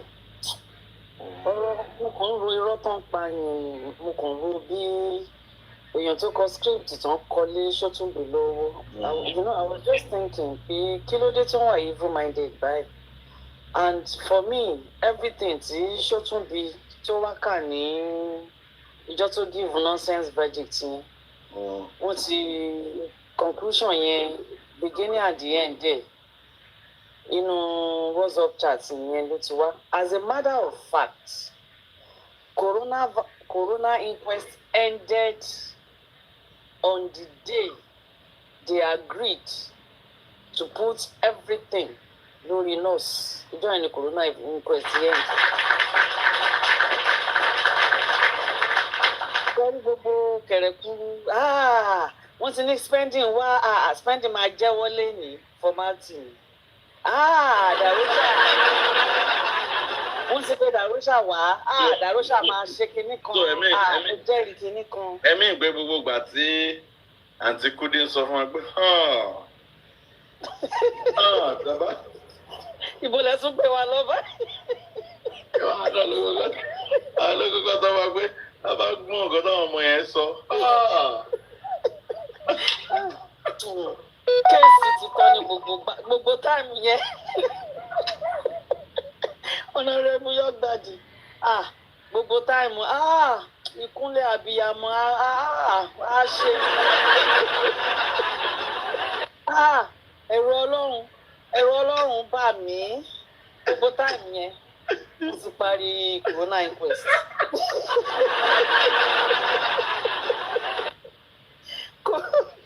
Corona inquest ti parí ní gbogbo time yẹn. Wọ́n ti parí ẹ̀ lórí WhatsApp chat yẹn. So every other thing that they did was just for formality's sake, just to fulfill all righteousness. Kọ́kọ́ máa dàbẹ̀ ni pé wọ́n gbọ́ ṣe mọ̀ ìgbà tí Sanshitu tó make request for other people to come in. It was a good one though, because we got a lot of revelations. Even the driver and the doctor, our revelations that one give Shemo is a solid one. But one can grant for grant sake once to conclude.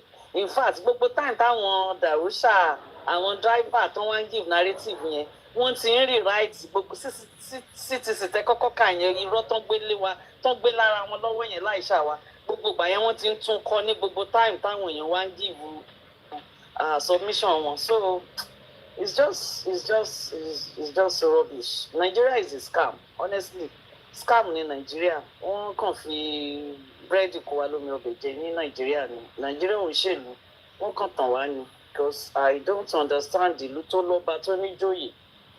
Tó jẹ́ pé ó ní nǹkan ẹ wo nǹkan tí Ṣótúnbí kọ ẹ wo bó ṣe yàtọ̀ sí nǹkan tí màmá Mohbad sọ nígbà tó sọ̀rọ̀ ní inquest.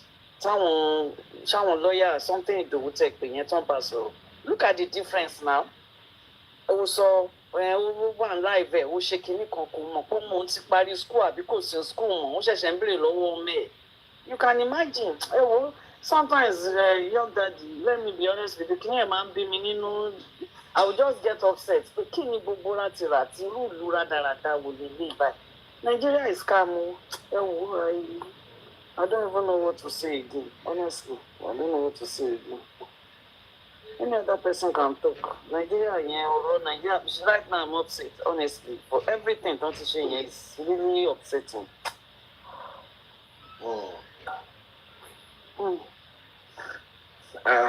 Fanny Vengeance Sulu, anyway.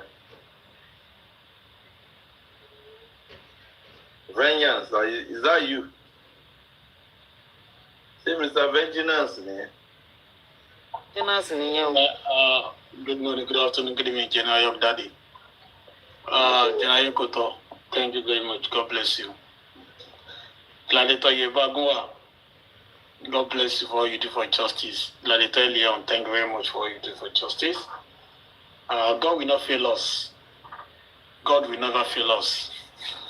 Let us face reality. And this is reality.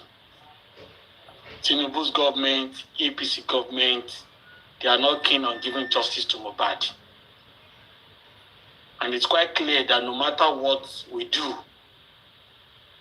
they have remained totally deaf to the yearnings and cries of good and well-meaning Nigerians as regards G4M.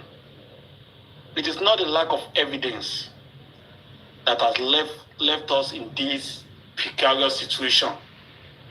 It is an intentionally action by the government of the day, who seems to have sworn an oath never to give that young boy justice.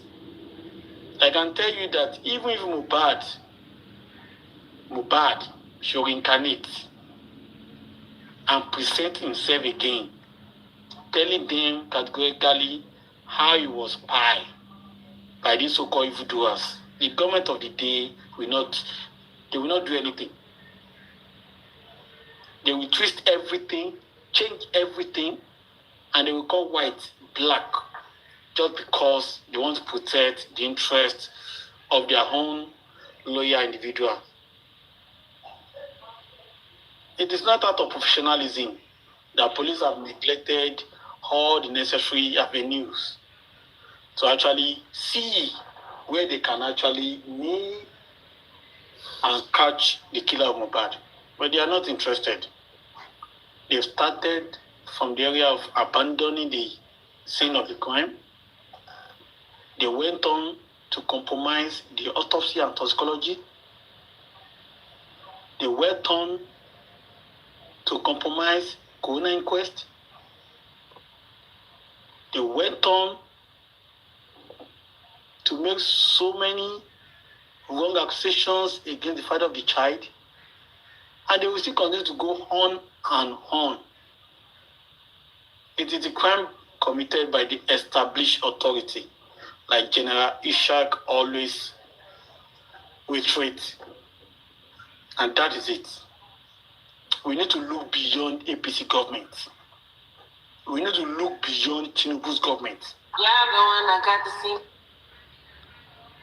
what should be our most important area to channel our energy to now is sustaining this prayer beyond APC government. I don't know when APC will leave Abuja, but we must find a way to sustain this beyond Tinubu's government in Abuja. That might be the only way to get justice for that promising young musician that was by in his house. A case of homicide, simple case, straightforward. It does not require any call or anything. It's a straightforward case. You don't go through any you don't take left turning by the right turning by the no. There's nothing like taking the third seat. Just straight ahead. That's how this case looks like. But the government are complicating it. Just because definitely they know the truth, but they are blind to the truth. They don't want to see the truth. They don't want to say it. They don't want to appreciate it. They don't want to hug it. It is government of the day that is denying Mohbad justice.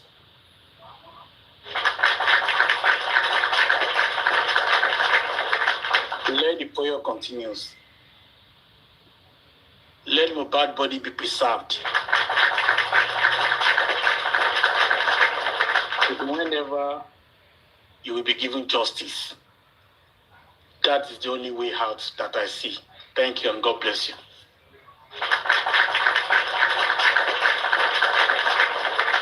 Thank you, General Vengeance. Thank you for all you do for justice for Mohbad. Before we go, please, if you want to speak, kindly unmute your mic and speak.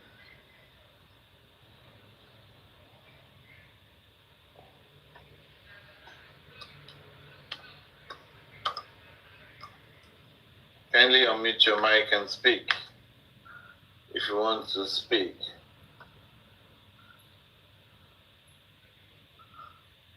Okay. Thank you very much.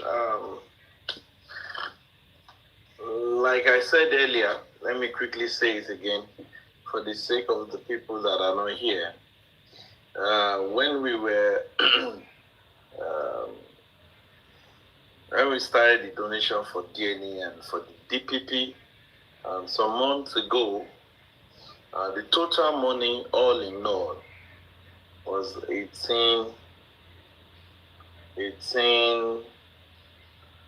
million. Let me get the exact so that I don't. The amount contributed was 18,157,403. If you remember then, for the appeal, 5 million was given to Baba to Shanshitu, and the balance we have for the DNA is 13,157,403. That's the balance we have. Like Iyabo has rightly advised us that the DNA should also be done in US. We'll be doing it in US and every other foreign land as the case may require. And definitely, when the time comes to give the appropriate updates, we shall get there. We shall give it. In the absence of nothing to actually for tonight, I really want to appreciate everyone that has joined this live stream. May God continue to support you, and may God continue to bless you more. May the Almighty God grant you your heart desire. And everybody that has supported Baba Mohbad, may God continue to bless you.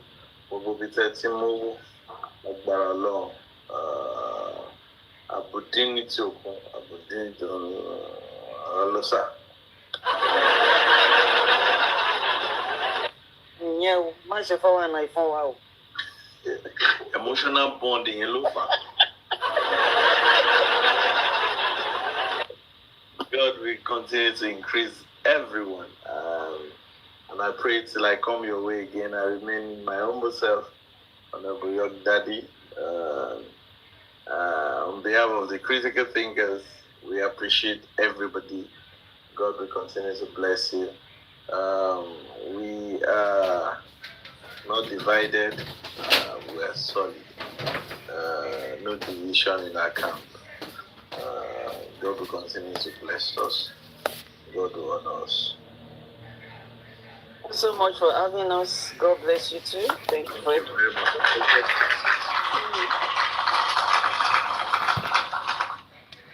Thank you very much, ma. Till I come everybody way.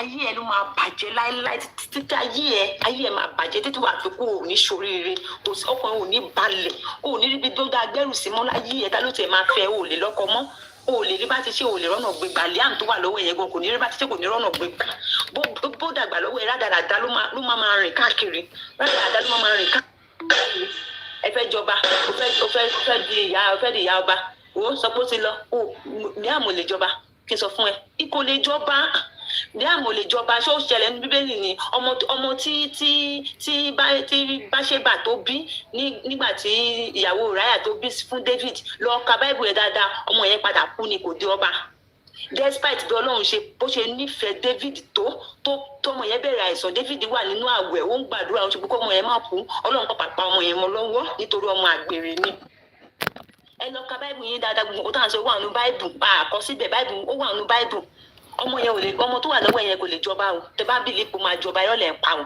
bí òkú gan kò lè jọba go and write it down it can never become a níbo nígbà tó ẹ bá pẹ mo ní tẹ bá ti pẹ burú tó Ọlọ́run nǹkan tó rí yóò kàn fi pé tí ọ̀rọ̀ yín máa fi ń dùn mí nìyẹn burú tó Ọlọ́run bẹ́ẹ̀ tẹ bá lẹ sún lórí dájú tó Ọlọ́run tẹ bá lẹ gbọ́n ẹ̀yìn lọ́mọ adìyẹ tọ̀ yá ẹ̀ níbo go and write it down kò lè jọba lọ́dún tó ẹ̀dànù tó máa jọba ìwọ láyé ẹ̀ níbo àtọba àti gbogbo yín gan ṣẹ̀gbọ́n ẹ̀ tí mọ̀ọ́kọ́ tó lọ́n ń bá yín pò lọ́wọ́lọ́wọ́ tẹ bá mọ̀ọ́kọ́ tó lọ́n ń bá yín gan ẹ̀ lanú lẹ̀ pé ṣáàdúró eléyìí ni ẹni olórí burúkú má ṣàǹfààní èèyàn kí èèyàn rádaràda yìí ẹ bá fẹ́ ṣe nǹkan burúkú kì í rántí pé ẹ lórúkọ tẹ bá wá hùwà ìkànnì tán ẹ wá máa sá káàkiri ẹ máa rán ní elter skelter ẹ máa wọnú gbá ẹ máa wọnú àwo ẹ máa ṣe kórúkọ yín má bàjẹ́ kórúkọ yín má bàjẹ́ tẹ bá fẹ́ hùwà ibi kì í rántí pé ẹ lórúkọ nǹkan tó ń dùn mí fún yín nìyẹn kí n rántí pé ẹ lórúkọ tẹ bá fẹ́ pààyàn kí n rántí pé ẹ lórúkọ tẹ bá wá pátán ìmọ̀ sákàkiri pé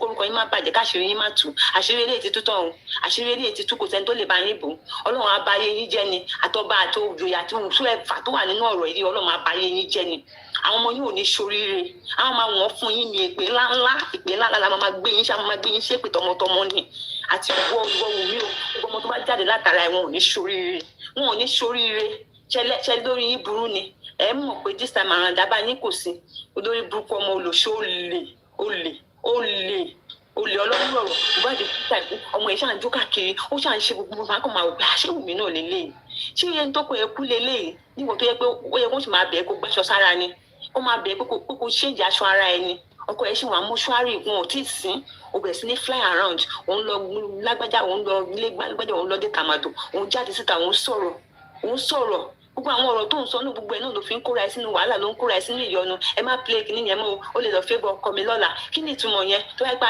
a ní gọ́ọ̀mẹ̀ntì tó ń ṣiṣẹ́ ni ṣé báyìí náà ò ti ní wà behind the bar ni wọn ò ti ní so kíní mọ́ ẹlọ́run kan tó kò kúta mọ́ ọlọ́kọ́ lọ jù ẹ́ sínú odò kan àbí tó wáyé pé ìlú mi ló ti ṣe gbélé tó ṣe ó dùn mí pé kò ní kó lọ kó wá ṣe nílùú mi ìwọ wàá ti bá yí ẹ̀jẹ̀ wàá ti kú tipẹ́tipẹ́ wàá ti kú dànù tipẹ́tipẹ́ ni olórí burúkú olóṣè ẹni ìjọba ẹni gbogbo ẹ̀ eléyìí ní ẹ̀yìn kan béèrè pé kí ló ti ẹ̀ ń béèrè lọ́dọ̀ ọlọ́pàá yẹn lẹ́ẹ̀kan pé máa wọlé Ìyábọ̀ tó ń kúnlẹ̀ níwájú ọlọ́pàá ṣùgbọ́n àwọn ọlọ́pàá lọ ní pé kí Ìyábọ̀ travel ṣùgbọ́n ní kó sá lọ ni wọ́n ní kí Ìyábọ̀ sá lọ ni nílọ tí Ìyábọ̀ kúrò Nàìjíríà wọ́n advice pé kó sá lọ ni ó dẹ̀ sásásásá nìyẹn tó bá padà wá ó máa sá sọ́wọ́ ikú níbi tó wà yẹn ni ọwọ́ ikú ló máa sá sí ọwọ́ àrùn ló máa sá sí bí wọn gbé ẹ padà wá ní lókun wọn á gbé padà wá pẹ̀lú àìsàn wá padà sí Nàìjíríà pẹ̀lú àìsàn ó máa sákú ni ó máa sákú ò ní bọ́ lágbára lọ́wọ́ Ọlọ́run orí dáàdì Mohbad ló máa pa ẹ́ ìwọ Ìyábọ̀ Òjó yìí orí dáàdì Mohbad ló máa pa ẹ́ ẹni dáadáa ni Mohbad ló máa fìyà jẹ láfìyà jẹ àwọn ọmọ yẹn pátápátá ò tí mọ̀ kankan ayé yín máa bàjẹ́ pátápátá ni ayé yín á bàjẹ́ sí wa lọ́wọ́ lórí ìkànnì yìí ni àwọn máa fún yín lépè ńlá from now on ṣe èpè la máa gbé fún yín èpè a máa gbé fún yín. I don't want to say it o tí mọ̀ kankan you never know anything ọjọ́ méje ni mo máa fi ka Bible máa fi ka Samuel ọ̀nà máa fi kà lé ẹ lórí àdàbí tó yá pé àtìgbà going to 3 years now mi ò súnmọ́ ọkùnrin even more than 3 years gan mi ò súnmọ́ ọkùnrin wà wá mọ̀ pé yes pé àwọn tó ń bá ẹ fa gan ọ̀sẹ̀ gan pé àwọn ohun ṣèyàn lásán àdàbí tó bá jẹ́ pé o ṣe nǹkan tó lóò ṣe yẹn nìkan ní ìyà ò ti ní jẹ́ àmọ́ tó bá yẹ pé lóòótọ́ nǹkan gbogbo nǹkan ọ̀rọ̀ tó wà lẹ́wọ̀ lọ́wọ́ lẹ́sẹ̀ sí máa wo nǹkan tó náà á fi ayé ẹ̀ pé òṣèbó ti rí báyìí Ọlọ́run gan tẹ̀ ti ń disgrace already o tí ẹ ti mọ̀ kankan o tí mọ̀ kankan bá ẹ tọ́lọ́run bẹ́ẹ̀ fà you think say na small thing o bá kéré ṣe you think say na joke you dey craze you go know bóyá màá ka Bible lé ẹ lórí fọjọ́ méje bóyá kò ní ṣe lára ẹ̀ ìwọ náà tẹ̀sọ̀ lọ try ẹ̀ wò tí o bá ní ṣe àfi tí bá pèsè inú Bible ni yín ṣe nǹkan tí mò ń kà fẹ́ tí bá ṣe inú Bible ló wà nìkan tí bá ṣe inú Bible ló wà nìkan you go know ẹ̀yin olórí burúkú ló ṣe Ọlọ́run ló máa bá ayé yín jẹ́ wọ́n rí ìrànṣẹ́ lọ́tún wọ́n rí ìrànṣẹ́ lọ́sì ọmọdé ìrànṣẹ́ àgbà ìrànṣẹ́ ọmọ ìtọ́wọ́ ọmọ ìbáṣọ tọwọ́ ọmọ ìbáṣọ irọ́ ni òun sọ pé òun ṣe bẹ́ẹ̀ ni pé yẹ́sì onígẹ̀ kí ló ní àjẹ́ ló ń wọ́rì ẹni àbí oṣó ló ní àbí kí ni agbára wo ló gbé ní agbára wo ló gbé jẹ tóbi bìlípọ̀ a máa darí gbogbo Nàìjíríà a máa darí ọba wa máa darí ìjòyè wa máa darí olówó wa máa darí tálákà tó fọwọ́ fún kíni tí wọn nìkan lọ́lọ́run dá sílẹ̀ ayé ni ìran Jésíbẹ́l olórí burúkú afabara gba gbogbo nǹkan tí ò kì í ṣe tiwọn wọn máa gbà sákàtà wọn báwo lẹ ṣe ń sùn náà nǹkan tí ò kì í ṣe ti yín làágùn nílàágùn ẹ dẹ̀ kó mọ́ títí ẹ máa fi ṣe ọ̀rọ̀ ọkàn yín á dẹ̀ balẹ̀ pé yes is my money tó wo yín ni ẹ gbà lọ́wọ́ Mary ẹ gbà lọ́wọ́ ẹni tó ní ẹ gbà lọ́wọ́ ẹni tó ní ẹ kó gbogbo ẹ̀pọ̀ mọ́ra wọn ẹ máa jalè ẹ máa ṣe oríṣiríṣi ẹ máa commit oríṣiríṣi atrocities ẹ dẹ̀ máa sọ pé ẹ lówó ẹ máa jáde síta bẹ́ẹ̀ ni pé èèyàn gidi ni yín Ọlọ́run tó rí yín ní kọ̀kọ̀ á sàn fún yín ní gbangba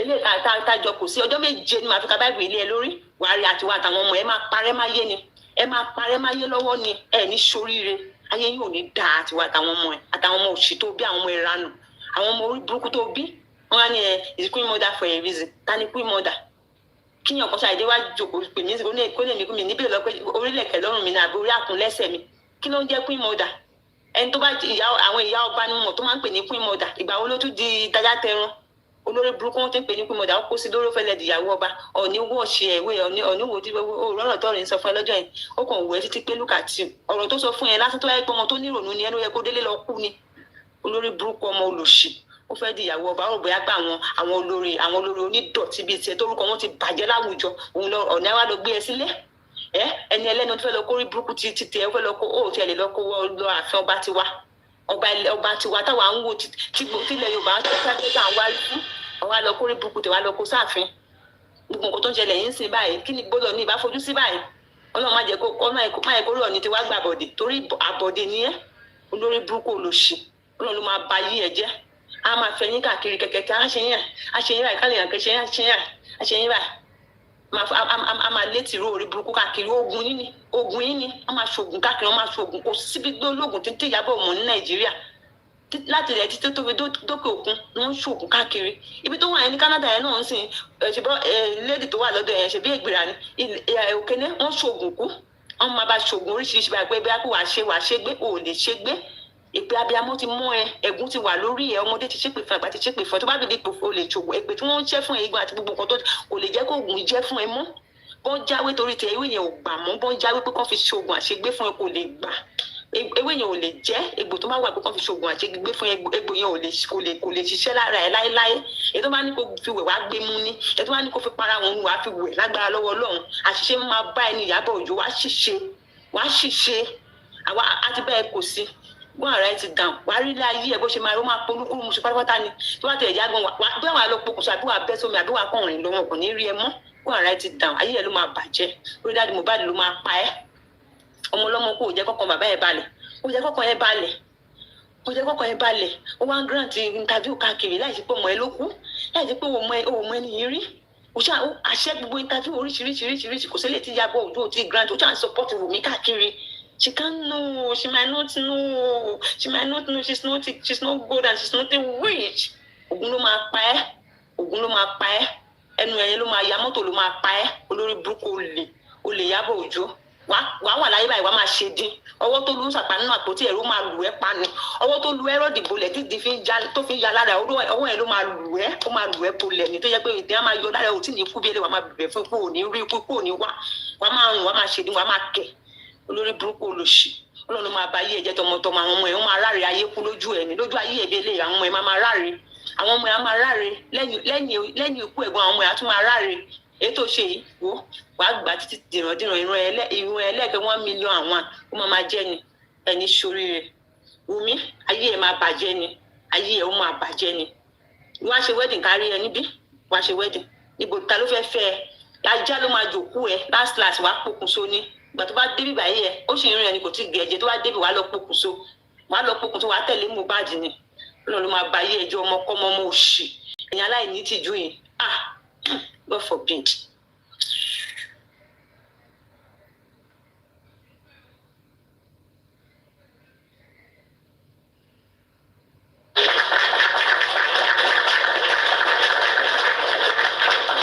ọmọ ọdún àwọn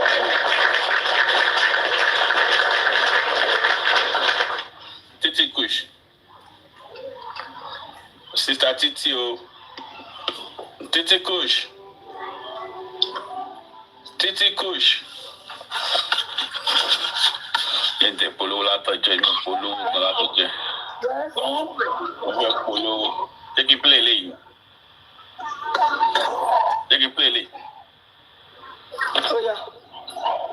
tẹkàn yẹn ni o ìtẹsẹǹsì mi yẹn ni o.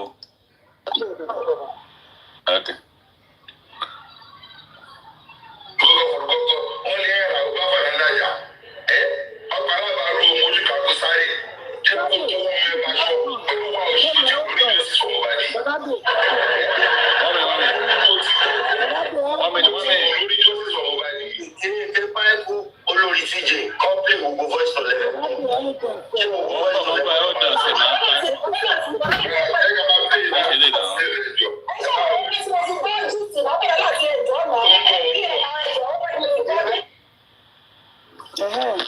Sister Fọlá ẹjọ́ ẹ má tí ì lọ mo fẹ́ sáré play nǹkan kékeré kan mo fẹ́ kẹ́ bá mi fún olórí burúkú tó ń sọ̀rọ̀ nínú nǹkan kékeré ẹjọ́ torí Ọlọ́run ó wá fún èèyàn tí ò tẹ̀ ń bú èbú ara justice for Mohbad pọ̀ tẹ̀ kọ́lẹ̀ ẹni out for no reason ẹni tá tẹ̀ ti gbàgbé tó ẹ̀ pàjọ bẹ̀rẹ̀ justice for Mohbad ní ìyá òfò ìyá alára tó ti jẹrà yóò fò yóò níwọ̀n òun ẹjọ́ mo fẹ́ sáré play audio yẹn jọ mo fẹ́ record them torí mo máa lọ tag ẹ̀ sórí page mi á lè gbọ́ èsì ẹ̀ ẹjọ́ ẹ fún mi.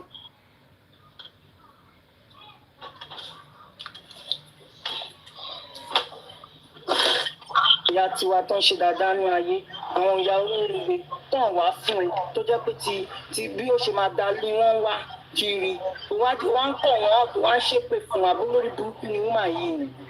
àwa náà bèrè lójú tó ṣe. Come Tani ẹ. ẹ má fi jà mo gbọ́ mọ́ mi sọ̀rọ̀ yìí.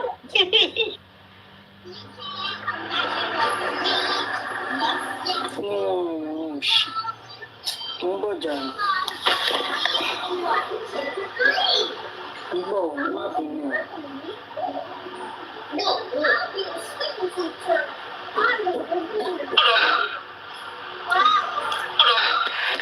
Inú wọn náà ni ẹ̀sìn òsì nígbà.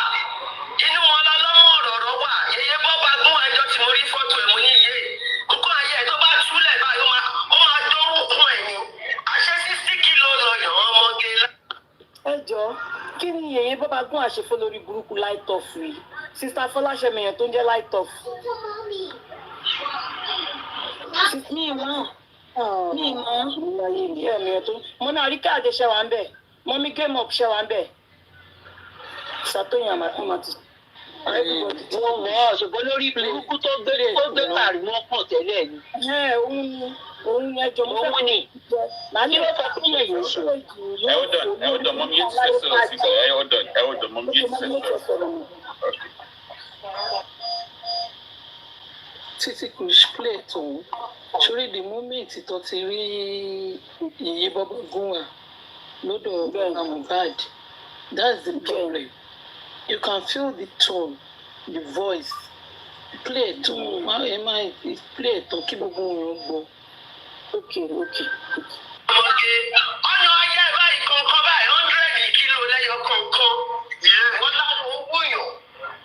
Owóyàn orí nǹkan tó kó sáyà pọ̀ gan. Jésù ló lè gbà wá.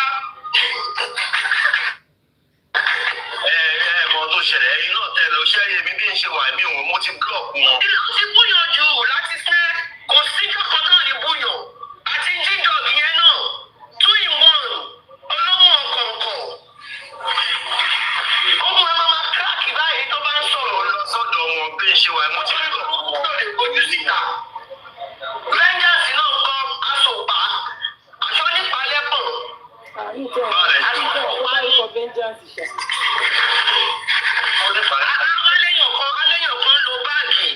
Aléyàn kan lo báàgì ó làpò bẹ́ẹ̀ aṣọ nípa ni ẹ olùsí afọ́jú orí lójú àlá mi ojú ẹ̀fọ́ olójú fífọ́ ojú ẹ̀fọ́.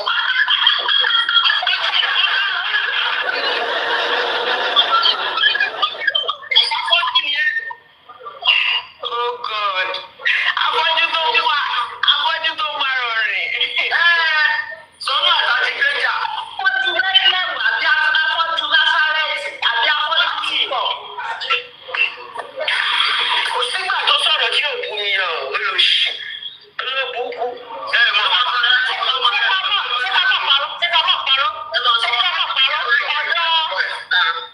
gbọ́ ẹ̀mọ́ kan tó dùn mí nù wọn.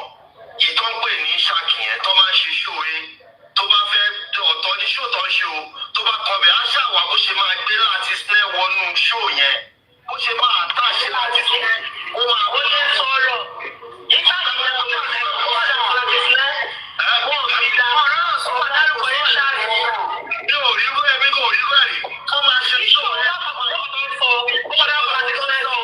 ó ṣàmà wá bóyá máa gbé láti sinẹ́ wọlé kó ṣàlè mọ̀ pé ó ń dráàgì èèyàn kó ṣàlè mọ̀ pé kọ́ ilé rò kó dráàgì wọ́n fẹ́ profile ẹ̀ ní ẹ́ èmi ò lè bá fẹ́ profile tẹ́yìn bá tó máa ṣe gbójú síta láti iye ọdún yìí ẹ̀yẹn gbójú síta tẹ́ bá tó ìgbà ìmọ̀ tó lè bá yé jà nǹkan tẹ́mi ò ṣe ń dá olóhùn ilẹ̀ ráyè èmi ò ń dá olóhùn bọ̀ ìwà ẹ̀ mo ti búlọ̀kù wọn.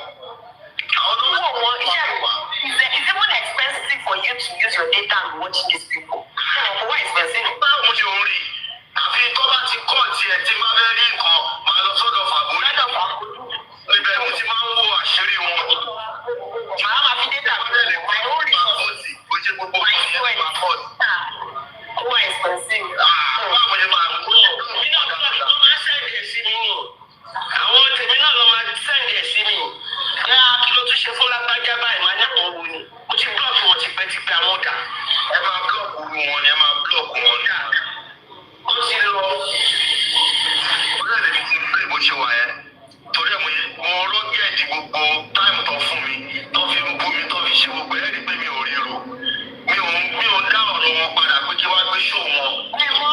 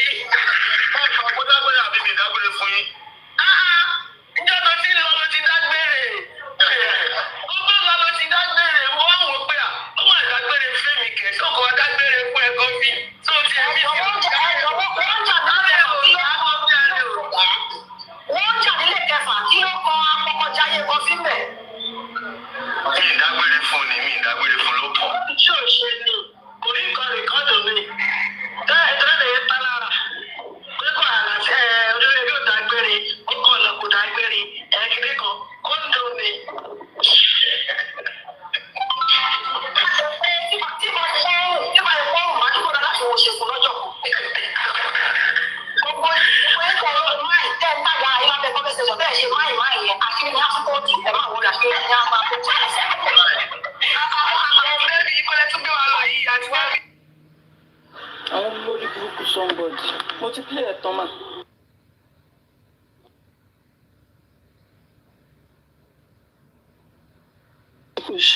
Mo send ìgbà tó ń dìjà kàrí mọ́. Okay. Mo ti send video yìí sí. I'm back up. Olórí burúkú kò ní láìtó. At the age of 64, ó dẹ̀ ń parọ́.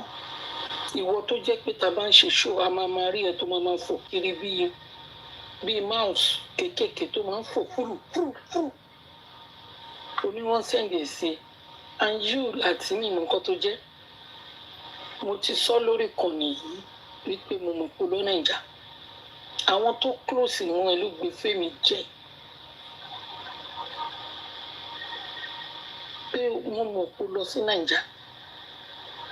Àwọn wèrè àwọn slaves tó kú sórí igbá ṣọ́ọ̀bù tó ti tà ní gbàǹjo tó yálò wọ́n àhún. Mr. Ishaq kí ló ṣe pẹ̀lú ẹ? Gbogbo yín lọ́kàn yín you wish Mr. Ishaq is on. That's your problem.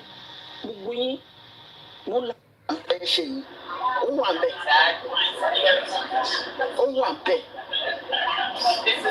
Ọmọ yẹn wà bẹ́ẹ̀. Tẹ́ bá rántí pé ní last year àwọn tẹ́mì wọ́n sọ jáde pé wọ́n ní Mohbad bí ọmọ sí London.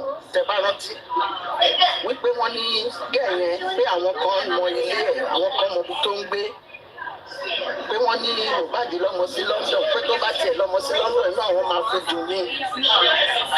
Ẹ ti understand nǹkan tí mo sọ fún yín. So àdúrà ní ká máa gbà fún gẹ̀yìn because ó ní Wùnmí mọ òun dáadáa ó nítorí ẹ̀ ní Wùnmí ṣe ń ṣe gbogbo nǹkan tó ń ṣe tí ò ṣe fẹ́ ṣe DNA because ó mọ̀ pé ẹ̀jẹ̀ real blood ó wà lẹ̀ ó ń sọ with confidence yẹn dẹ̀ máa gbọ́ ohùn ọmọ lábẹ́ ṣẹ́fẹ́ rí pé mọ́mí yétì wọ́n jẹ́rìí sí which means pé àwọn mọ́mí yétì bá wa lórí ọ̀rọ̀ yìí. Ó ní blood ó ní kì í ṣe Mohbad ló jọ ó ní bàbá Mohbad lọmọ yẹn jọ ó ní sọtán bá ní kò ń ṣe DNA ti ṣe rẹ̀ ó ní I'm ready to do the DNA test for the sake of Mohbad. In fact ọjọ́ yẹn àtijọ́ yẹn nínú mi ti ń dùn sí kìíní tẹ̀ ṣe àtijọ́ yẹn nínú mi dùn torí mo mọ̀ pé Mohbad ò kákùn in fact mi ìmọ̀ bóyá just me ló àmì ìmọ̀ bóyá títí kùsì ló wọlé o ọgbà ló kọ́kọ́ wọlé so ẹ try kẹ pé ọgbà tv ẹ try kẹ pé bóyá ó máa record kìíní yẹn sọ ẹ jọ ẹ try kẹ pé ẹ ṣe gan ni God bless you nǹkan tí mo ní kí n sọ fún yín nìyẹn ẹ ṣe because ó lóun máa fi ojú wọn fún bàbá Mohbad November ló pè bóyá November lọmọ yẹn wá bí ló ṣe ní November ló fẹ́ surprise bàbá Mohbad but ẹnìkan wá nínú kó má ṣe ní November pé kó ṣe ní January 3rd ìjọba ẹdùn Mohbad ló wá lóun máa surprise bàbá Mohbad àtìgbà yẹn ni mo ti jókòó kalẹ̀ tí mo nẹnu lẹ̀ tí mo fẹ́ gbọ́ surprise package yẹn ẹ ṣé God bless you bàbá mi vengeance ẹ kú jọ́ mẹ́ta ẹ ṣé God bless you. ẹ jẹ́ drop mi. Thank you ma. Ẹ ṣé ma. Ẹni sọ̀rọ̀ díẹ̀ jẹ́.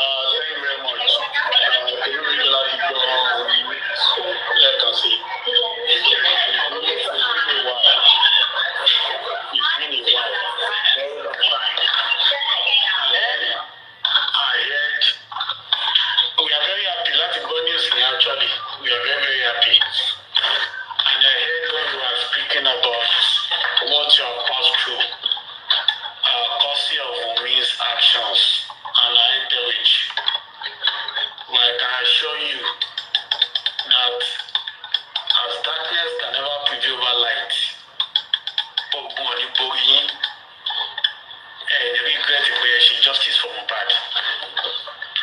Gbogbo ṣe ń jẹ́ tọ́lọ́run. Ipa rere tẹ kó ní justice for Mohbad, Ọlọ́run àdìsán yín lẹ́sàn-án, àdìsán yín. Ojú òní tì yín, ojú òní tì yín. Mo ní tí wúrà bá ti wọnú iná lọ, ó máa ń dán sí ni. Gbogbo ìdojúkọ yín, Ọlọ́run á sọ dògo fún yín. Ibi táyé rò pé àwọn fojú sí lórí ọ̀rọ̀ yín, ọ̀nà ní gbàbẹ̀ lọ. God will surprise them. God will surprise them. God has delivered you from the tentacles of the enemies just because you are doing justice on Mohbad. Will not deliver you unto them again, ever. God is your strength, Madam Iyabo Yodi. I want you to be strong.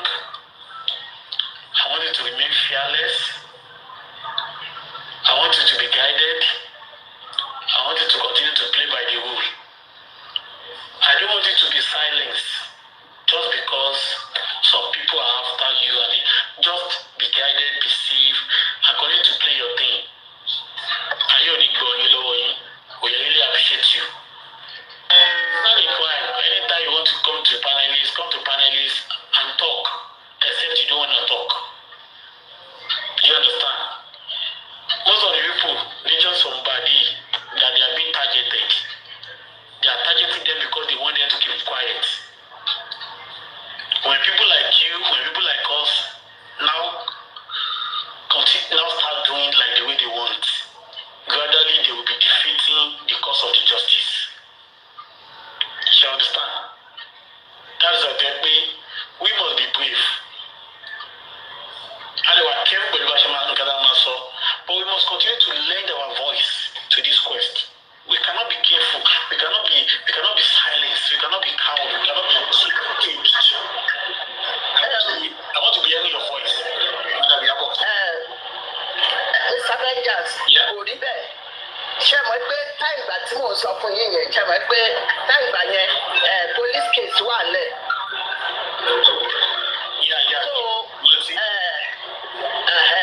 So àwọn yẹn ló fún mi ní ultimatum. Wọ́n ní pé mo gbé ọmọ kékeré yẹn, pé wọ́n sọ pé mo gbé ọmọ kékeré yẹn kékeré. Ṣé pé ṣe bá rántí ọjọ́ kan báyìí, àwa mẹ́ta la wà lórí program lọ́jọ́ yẹn. Program tí mo ṣe láti lọ́dọ̀ yìí. Ṣé mo pé nígbà tẹ́ ẹ replay késẹ̀tì yẹn, ẹ yọ ohun yín kúrò, ẹ yọ ohun the other woman kúrò. Ẹ wá play ohun tèmi lọ́jọ́ kejì, ohun yẹn wà lára ohun. Wọ́n fẹ́ lọ sí police station. Pé mo threatening èèyàn pé mo fẹ́ pààyàn, mo fẹ́ ṣe kìnnì kan. Mo wá ní èmi ò tiẹ̀ rántí mọ́, mo ní but ká sọ wípé mo bá rántí ní pé màá lè defend ara mi. So wọ́n wá ní. Ṣé kìí ṣe pẹ̀lú arífà kò? Àwọn arífà. Ọjọ́ tí mo gbé arífà ṣépè. Ọjọ́ yẹn ni. So wọ́n wá gbé ọ̀rọ̀ yẹn. Ẹni tó dẹ̀ ṣiṣẹ́ yẹn. Maryland ló wà. Lady yẹn, mo máa ń raṣọ lọ́wọ́ ẹ̀. Ṣé ẹni Madam Iyabo, ṣé ẹni mọ́mí arífà tàbí dájà arífà? Kò tiẹ̀ yé mi, ẹ mọ̀ pé wọ́n kó papọ̀ ni. Wọ́n ní mo gbé ọmọ kékeré. Ìgá ẹ̀yẹn, wọ́n ní mo gbé ọmọ Omowummi ṣépè. Lẹ́yìn ìjọba ìṣèpè. Èmi ò gbé ṣépè. Ọjọ́ tí mo sọ pé ká ní mo bá wà nítòsí ọmọ yẹn tó jẹ́ kọ́pa Mohbad pé ọ̀tá mi ìbá pa. Ọ̀rọ̀ yẹn lọ gbé jáde. Ẹ̀jẹ̀ bá wà bẹ́ẹ̀ ni, nàṣẹ́ wà bẹ́ẹ̀ ni. So máa yẹn wá ní pé kí n má yẹ kọ́ lọ fẹjọ́, ọlọ́pàá wá ní kí n má yẹ kọ́ lọ fẹjọ́ mi sùn ní homeland o. Pé kí n stay clear nígbà tí nǹkan yẹn ṣì ń gbóná bẹ́ẹ̀. Ó ní mo ṣe stay clear. But along the line yẹn ni mo wà lọ́dọ̀ just me. Because èmi ò lọ sí platform tí ò bá kí n ṣe ti justice for Mohbad. Ní ìkọ́mọ̀ kan tó gbé mi lọ́dọ̀ gẹ́ yẹn lọ́jọ́ yẹn. So bí mo ṣe wá débẹ̀, ojú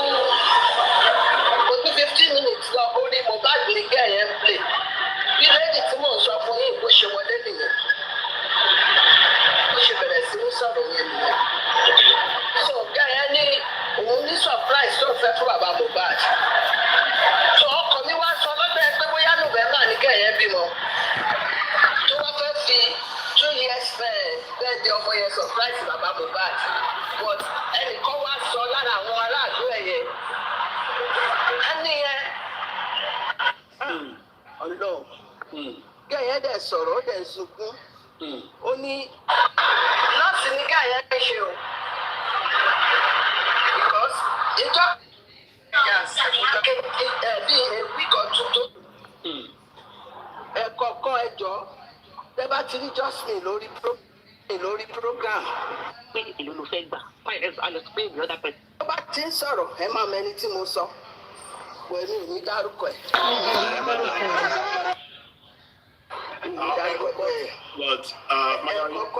Ṣé ayé yín lóde àwọn ìran yìí kú dí gbogbo yín àgbẹ̀dá láti ọ̀fọ̀ yìí kú dí àwọn àtọ̀ọ́lé gbogbo ẹ̀wọ̀ bá ti rí wọn ti ń jọ wọn ti gbó kọjá ọjọ́ orí wọn nítorí ìwà burúkú tó ń ṣe iṣẹ́ burúkú tó ń ṣe káàkiri ó ti jẹ́ kí wọ́n gbó ẹ̀wọ̀ mọ́mí Bukky Jesse ẹ̀wọ̀ lẹ́nu ọjọ́ mẹ́ta tó ń lọ fún ọdídé ẹlòmíràn wọn bọ́ ṣe ń ṣàìn wọ́n rí bí ọmọ 30 years tíní ibi á máa tẹ̀lé ẹni rere ibi á máa tẹ̀lé ẹni bí kò sọ́nà tó fẹ́ gbé gbà Àbújá ò sí lọ́rùn ọ̀pẹ ẹkùn òun lẹ ń yọra yín lẹ́nu ní Àbújá ò sí lọ́rùn ọ̀pẹ ṣe eré kíre máa tẹ̀lé ẹ ṣe bí kíbi máa tẹ̀lé ẹni wọn kì í nà wọn ná búrẹ́dì èyí olórí burúkú olòṣì ló máa báyé gbogbo yín jẹ́ ẹ máa parun ni òjijì báyìí lẹ máa parun lágbára lọ́wọ́ ló gbogbo ẹ̀yin tẹ́ kóra yín jọ tẹ́ ń yọ justice lẹ́nu tẹ́ ń dààmú wa Ọlọ́run máa dààmú yín ni àwọn ọmọ yín gbogbo yín ilẹ̀ máa lanu máa gbé yín mì ni àfi tílẹ̀ ọba lanu gbé kóra dátà àti Abrahamu mi nílẹ̀ òní lanu gbé ilẹ̀ máa lanu gbé yín mì ni kátó kí justice so dé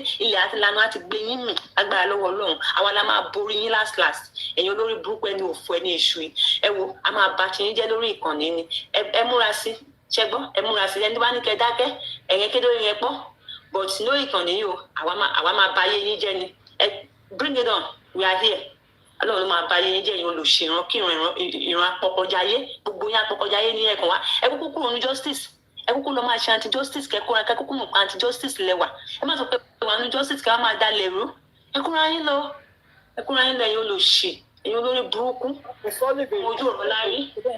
Mo fowó àtọmọdé lẹ́nu ìyá mi àwọn èèyàn béèrè lábẹ́ kọ́mẹ̀ pé kí ló ṣẹlẹ̀ dẹ́n tún pè lẹ́ẹ̀kan sí because wọ́n á sọ pé olórí burúkú wọn àgàgà láìtọ́ fi yẹn ló dẹ̀ máa ń sọ kí nìyẹn jù òun wọn ẹ̀tún dòwò láti rí tiwọn rò ládùúgbò update ládùúgbò oríṣiríṣi tó ṣẹlẹ̀ àwọn olórí burúkú ò rí kan ṣe kan wọn ò ní kankan sọ sí gbogbo yẹn àfi dragging títẹ̀rí láìtọ́ fún yìí àti wọn adéhùn mi yẹn wọn ń láìkí fracas bíi wèrè aṣọ kan lọ sponsor fracas lórí Facebook wọn like fracas gan ẹjọ ta lórí tí wọn rò àná gbà tí Lagata ń ṣorí burúkú náà ó ṣe bẹ̀rẹ̀ sí ní máa pèsè ẹ̀ tó ń pọ́nlé ní ìyá adéhùn ìyá aláìní tìjú yẹn ìyá burúkú ìyá fo oní blood money ọ̀ràn oní táìdá ọ̀ràn tó máa send lions wọn tó máa sanwó fún wọn lórí platform yẹn kọ́ lè máa ṣe bí lára àwọn tó bá yẹ láti jẹ́ ni mò ń sọ fún yín ẹ o láìra àwọn tó bá yí ẹ̀jẹ̀ tó fi lè lọ nàìjíríà ní ẹ̀mọ́ tó fi lọ nàìjíríà gbẹ̀yìn bóyá over 15 years ago mi ìṣeré o mi ìṣe gbọ́ tí mo mi yé ti sọ lẹ́ẹ̀kan mọ̀tàlá tí kò sẹ́ni tó fẹ́ wá fún ẹ lẹ́mi tẹ oyù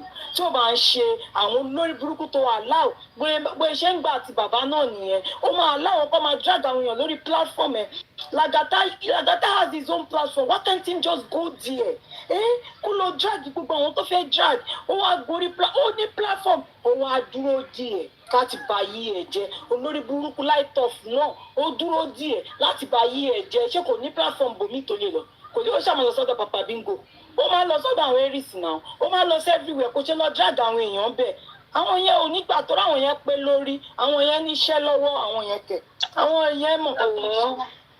bọ̀dọ̀ ọ̀dẹ̀ ó ti rí bọ̀dọ̀ ọ̀dẹ̀ náà bọ̀dọ̀ ọ̀dẹ̀ nìyẹn yẹn ò pé ẹ̀rí kó ju lámbà fún ni pé àwọn yá wa máa sọ pé èèyàn kan lápò ìgbẹ́ ẹ̀rí kó ju lámbà tiẹ̀ náà fún bẹ̀ bọ̀dọ̀ ọ̀dẹ̀ tún bú sẹ́rìn náà ni olóṣù yá ó jù fún ó ní tó bá yá ẹ̀yẹ́ ń jẹ́ àṣàṣe kékeré yẹn kan lápò ìgbẹ́ ṣèbí jèbí láti lóní ṣọ́ọ̀bù ó jẹ́ jù fún láti straight up olórí burúkú ó tún ṣàlàtẹ̀wọ́ àti ṣìṣọ́ lánàá ló dárúkọ ìyá tó máa ń pè bẹ́ẹ̀ olórí burúkú kọ̀ ní light off wọ́n kàn ti fi fraka ẹ̀dẹ̀ ń pè é fáwọn ẹni tó béèrè náà ká tó sọ mọ́mí ọmọ Bọ́láńlé Àbíkẹ́ ìyá mi ìyá àwọ̀ ẹ má bínú àbúrò yín iṣu ẹni ní tọwọ́ ẹni bepo àbúrò yín ló kọjá àyà rẹ̀ jẹ́ láti wá fún láti ìtẹ̀gbẹ́ pìtù ẹ̀ gan mọ́ ìfàǹgbà tí ò sí ilé gan mo béèrè ẹjọ́ o it's coming from the place of lombo nígbàdà láti wà o wọ́n mi yé tì nìkan lọ́sọ̀tọ̀ tó gbọ́ ọdẹ rírí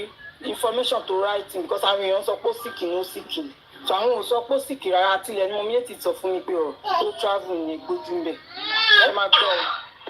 inú wọn náà ni ẹ̀sìn òsì nígbà inú wọn lọ́lọ́mọ ọ̀rọ̀ wà yẹyẹ bọ́ bá gún ẹjọ́ tí mo rí fọ́tò ẹ̀ mo ní iye nǹkan ayé ẹ̀ tó bá túlẹ̀ báyìí ó máa dọ́rùn kún ẹ̀ ni àṣẹ 60 kilo lọ́yọ̀ ọmọge láńgbẹ́jì náà o 100 kilo lọ́yọ̀ bẹ́ẹ̀ ló wà lọ́yọ̀ owó lẹ́yìn. àti ọlọ́yọ̀ pàǹdọ̀ kọ ọlọ́run o àtọ́wọ́n wọn mi láì kilo lọ́yọ̀ ọmọge ọ̀nà ayé báyìí kọ̀ọ̀kan báyìí 100 kilo lẹ́yọ̀ kọ̀ọ̀kan wọ́n lánàá ó wúyàn orí kan tó kó sáyà nǹkan tó kó sáyà pọ̀ gan Jésù ló lè gbà wá.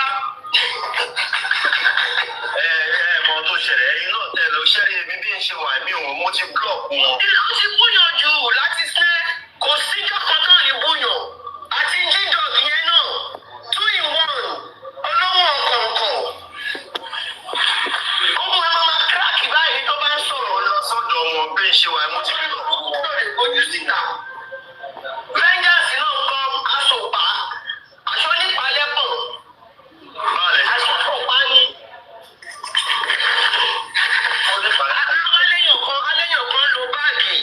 aléyàn kan lo báàgì ó làpò tẹ́ aṣọ nípa ni ẹ olójì afọ́jú mo rí lójú àlá mi ojú ẹ̀fọ́ olójú fífọ́ ojú ẹ̀fọ́.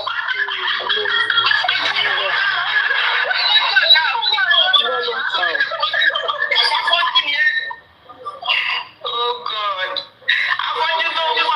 Afọ́jú tó máa rọrìn. Sọ́nà àtà.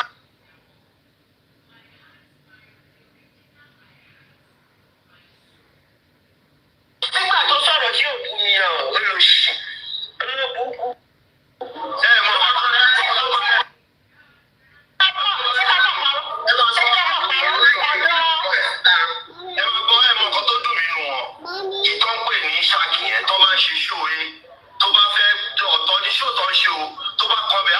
Bó ṣe máa dé láti sinẹ́ wọnú ṣó yẹn bó ṣe máa káṣe láti sinẹ́ ó máa ó yẹ sọ̀rọ̀ nígbà tó ń bọ̀ ó ṣe láti sinẹ́ wọn ò fi dá ọ̀rọ̀ náà sọ wọn dárúkọ yẹn ṣáàlì mi ò rí wẹ́ẹ̀ mi kò rí wẹ́ẹ̀ kó máa ṣe ṣó yẹn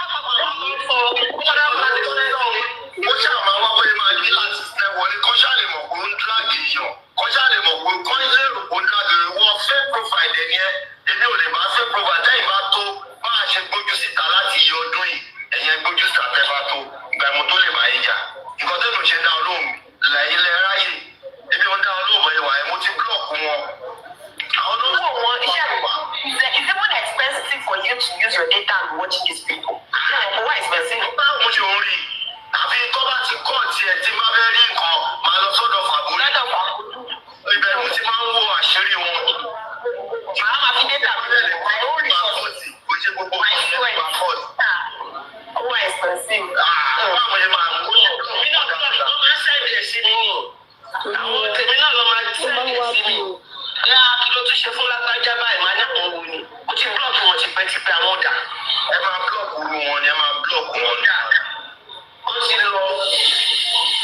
Orí ẹ̀dẹ̀ mi ti fún ìbò ṣe wà ẹ́. Torí ẹ̀ mo rọ́gẹ̀dì gbogbo táìmù tó fún mi tó fi ń bú mi tó fi ṣe gbogbo ẹ̀ rí pé mi ò rí rò. Mi ò dá ọ̀rọ̀ wọn padà pé kí wọ́n gbé ṣó wọn. Ẹ mọ́ lè ṣó wọn bí báyìí. Mi ò lè ṣe. Ẹ mọ bẹ́ẹ̀ ṣe máa ṣe wọn. Ẹ máa ṣe wọn bí ogun ni bí ogun ayé. Bẹ́ẹ̀. Mo wá mọ̀ pé tó kan tí ọlọ́run là ṣe tó. Ó sì àwọn agbẹ́gbẹ́rẹ́ fẹ́yàn kankan. Ó ti jẹ́ èèyàn kan àbí èèyàn méjì ni. Ó ti agbẹ́gbẹ́rẹ́ fún. Ń bolo wà lọ báyìí. Wọ́n ní ó tẹ̀ mí sí láti. Aṣáré ò gbà tó fi ààrẹ ò gbà.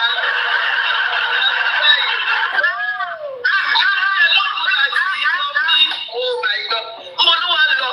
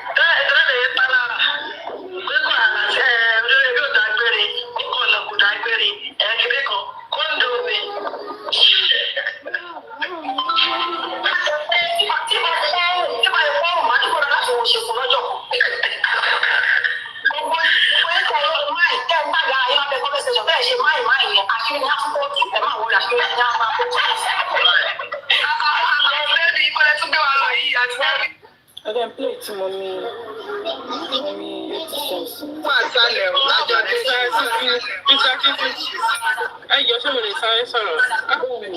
Ṣé network mi wà òkè? Mo ń drive ẹ̀ má bẹ̀rẹ̀. Ẹjọ́ woman is sick o, ibo làwọn ọmọ ẹ̀ wà tí wọ́n fokùn wọ wọlé. Mo ṣe wá sí DM mi ní last year December, mi ní pé October mo ṣe join last year. Mo jẹ́ àwọn òbí ọjọ́ wa ṣépè fún ọmọ òpẹ́ ṣé woman ìṣó gbádùn èmi tí mi ìbú ẹrí ni ò ta sí rí. Àṣìírí ni woman yìí o. Iyì láti yẹn náà, ó ń fẹ́ máa fi òun sí Mr. Ṣó ń ṣe èrè ni Mr. Isha.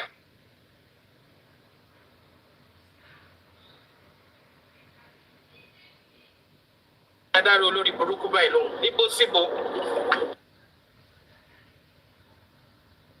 Kò sí ẹ̀rọ ọ̀rọ̀ bó ṣe ń rún lẹ́nu gbogbo wọn. Ìkọ́nú wọn tún ń ṣe ìdánwò wèrè. Ẹni bá ṣe ń sún ọ̀rọ̀ wọn jẹ́ ẹ̀rùn síta bí mo ṣe ń gbọ́ látòrí fún. Ààyè wúmà yẹn ti bàjẹ́ o. Báwo máa tètè lọ fokùn wọn wọlé àṣírí yó. Àwọn ìyá jàtìjàtì. Ìyá dáradára. Àwọn eléyìí ò they are never for justice. Sábà wà fún justice from the beginning wọn ní máa ṣorí burúkú tó ń ṣe. Moles ní gbogbo wọn. Látòrí wọn ní kúdí. Moles ní gbogbo wọn. Wọ́n ríṣẹ́ bí wọ́n carry out ló ṣe ń dùn wọ́n. They are just pain. Àwọn èèyàn bí àwọn olórí burúkú. Wọ́n jẹ́ ṣì máa ṣẹ̀sìn gidi. Wọ́n á ṣe èrè. Ẹ mọ̀ pé woman yẹn jẹ́. Ó pẹ́ tí ìyá ti rí bọ́rọ́. Ó fẹ́ tí ìyá ti rí pọ́nrán jẹ́ yà. Wọ́n fẹ́ kú tí máa gbé sórí péjì máa wá kọ́ ní capital letter ìwọ lórí burúkú ẹ̀dá yìí. Àwọn ẹni ẹlẹ́ni tí wọ́n wá fẹ́ tí wọ́n rí tí ẹ̀rọ táwa ń jubilate ń bíbà ìta ń dúpẹ́ fọ́lọ́run. Fọ́lọ́run nǹkan tó pẹ́ ẹ̀ kúkú fẹ́ kó ṣẹlẹ̀ òun ló ṣẹlẹ̀ ọlọ́dẹ gbogbo fọ́lẹ̀ wa. Ẹ̀yin ìkà ò jẹ́ ṣe tiẹ̀ bẹ́ẹ̀ kí ni problem ẹ̀ láìtọ̀? Fíìsì ayé ẹ̀ náà nítorí pé ó ti wéré ẹ ti kú ó ti lọ ni.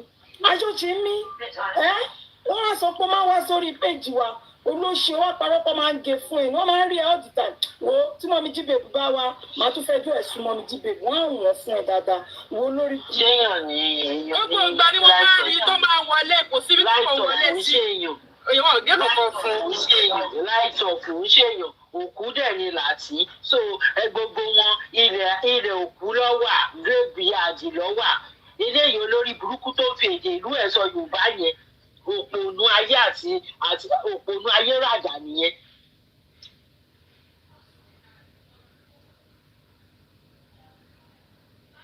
orí èyí ni. báwo ni wọ́n ṣe máa kí ni. beautiful in and out.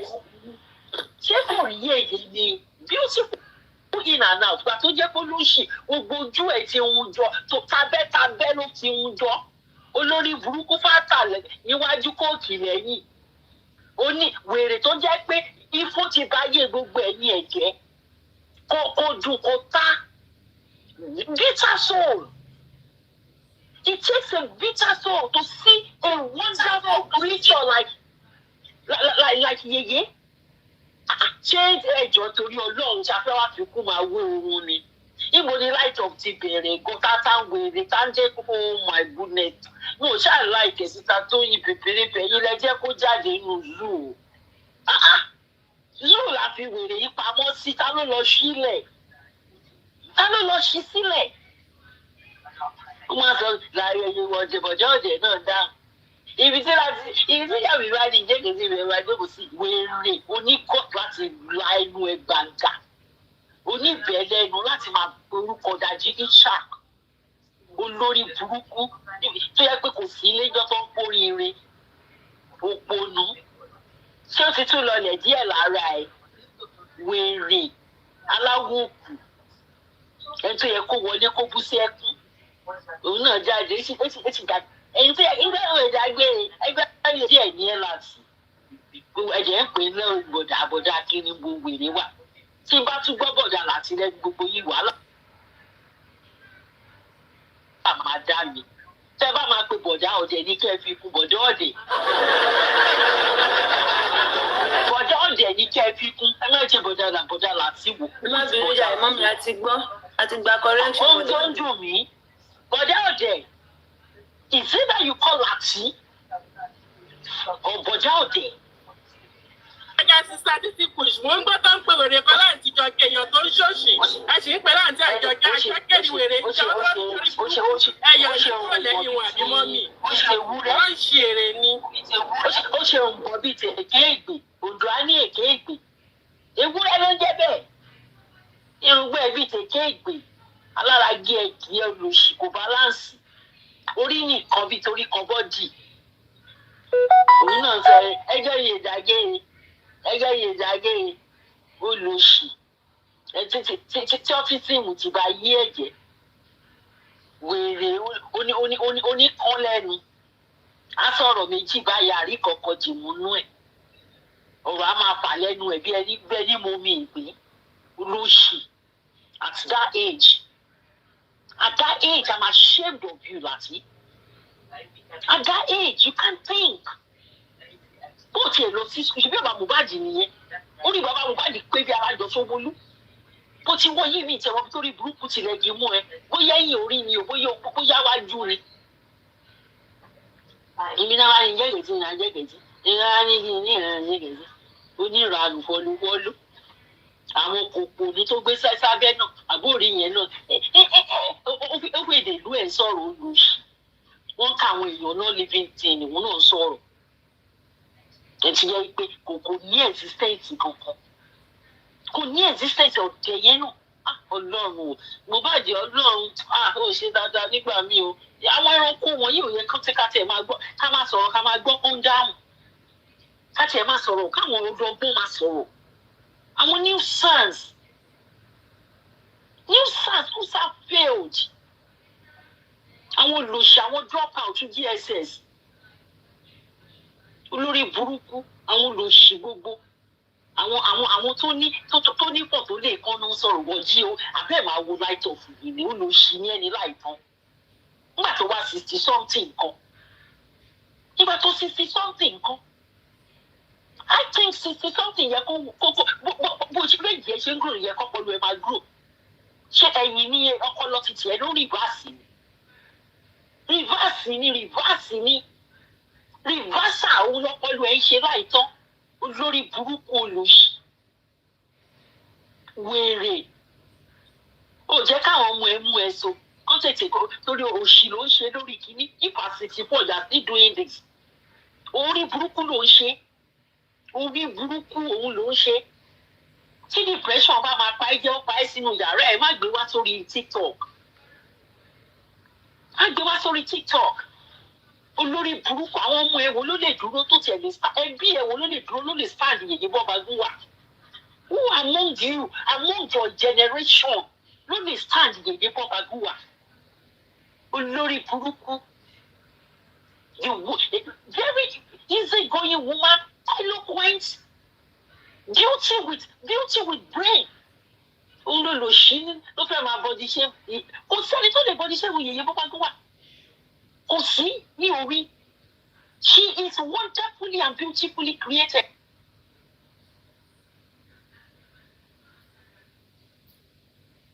Èyí ẹ̀ máa ka ni ìwọ wàá gbẹ lórí ìdúró ni tó bá ti ń bá tó.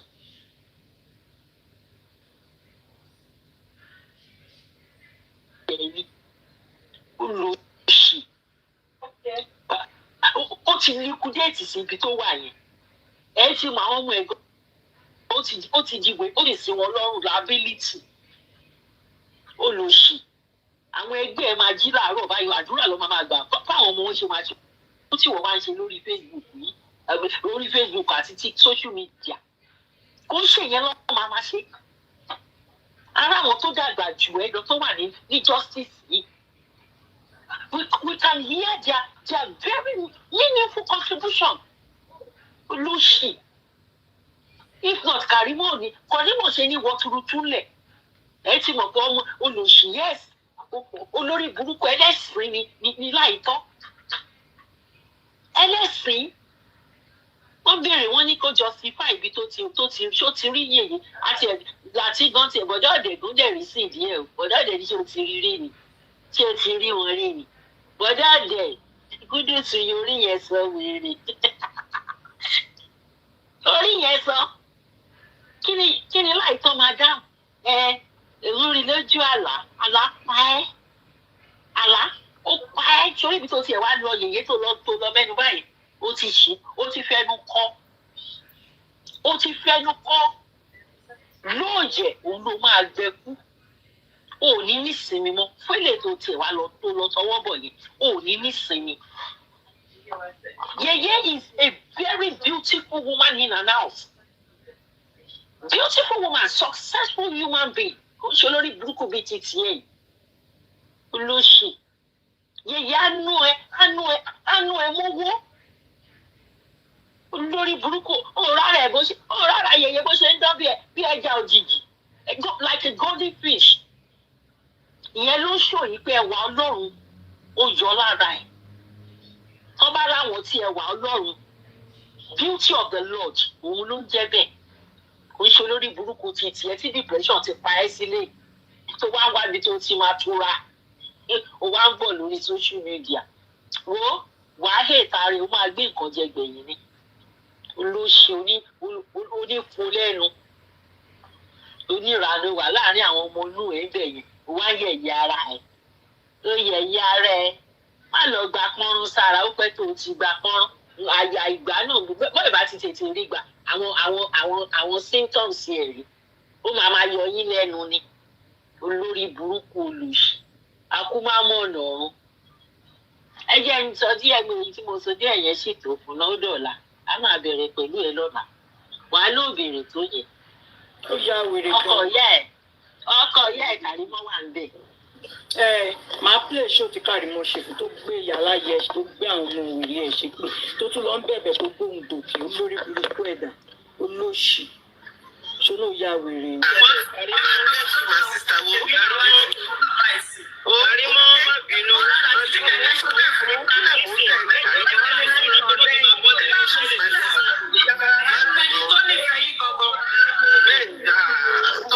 yàyà jẹniu yà jẹniu. ọmọ wọn lọ́wọ́ wọ́n ṣe máa ń wo pé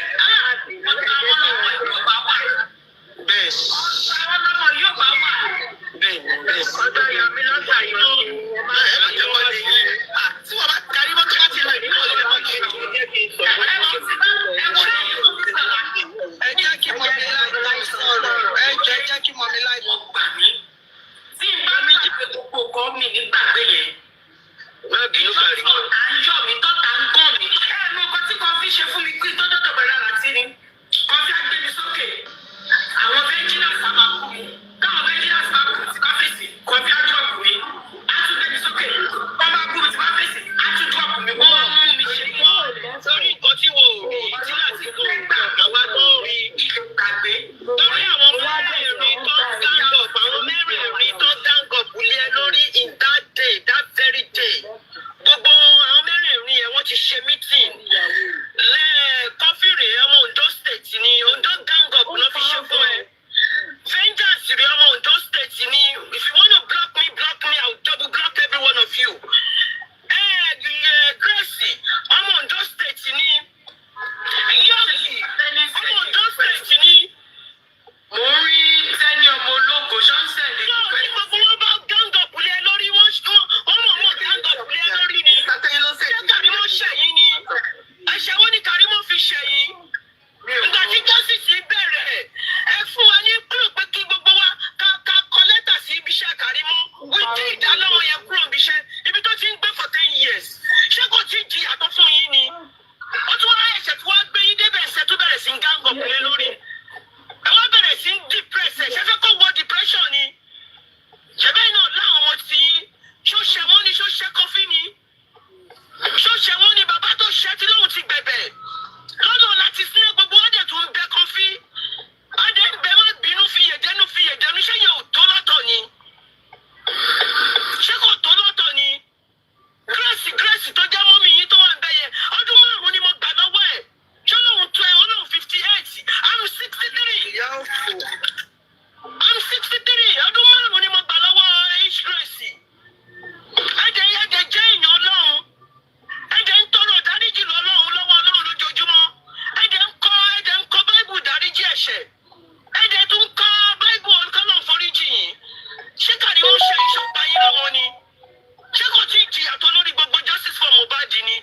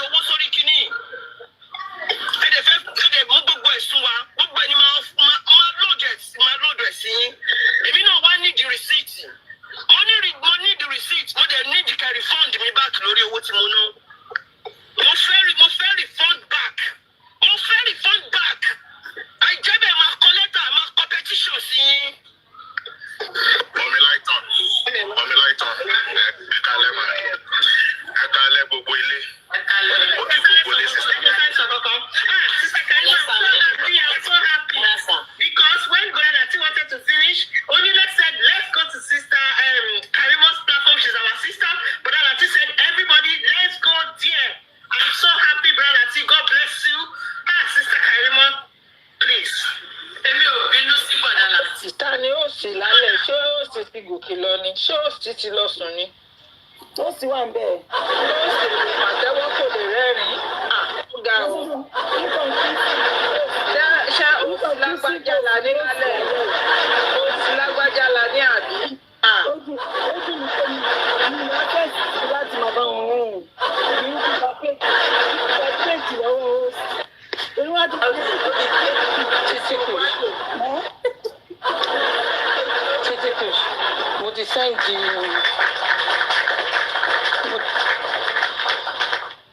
Ilé sẹ́ǹdì mà. Ẹ sẹ́ǹdì kankan sí i. Mo ti sẹ́ǹdì ibi tí Kàrímọ́ ti fún jẹ tó ti bu. Mo ti sẹ́ǹdì ẹ̀ sí. Ayé ẹ̀ má bàjẹ́ ni láìtàn. Ayé ẹ̀ má bàjẹ́ ni. Ṣé olórí ò pé ni? Adéjọ́ 64. Ó lóun bọ̀ ní UK. Ó fẹ́ wá sùn mí ní ìmàtìrì ẹ̀. Mo challenge ẹ̀. Mo ní mo fẹ́ rí ẹ ní ṣé Mexican ni àbíbo ni tẹ́yìn àti Amẹ́ríkà tẹ́jọ́ ń ṣe àbọ̀dà. Ṣé Mexican ni àbí kìíní? Kó kọ̀ travel lọ síbẹ̀ yẹn lásán. Okay, Mexico. Kó kọ̀ travel lọ́bẹ̀ yẹn. Mo challenge láti jọ yìí. Ìwọ tó lè travel. Wọ́n bí ẹ dá. You travel, you no go enter again. Ó lọ ṣe. O jealous àwọn tó ń travel àpò. Jealous bitch. Ó lọ ṣe. Jealous bitch. Travel lọ sí Mexico. Kó tọ́ pé airport Mexico rẹ̀ kó ṣe báyìí kí kó tó fi hàn wá ibi tó ti stamp ẹ̀ wọlé ni. Wo lórí burúkú. Ó máa fò kiri bíi eku kékèké yẹn ni bíi mouse ẹranko játijàti. Mẹ́mí mi ti dà ẹ́. Ẹ bá wa sá.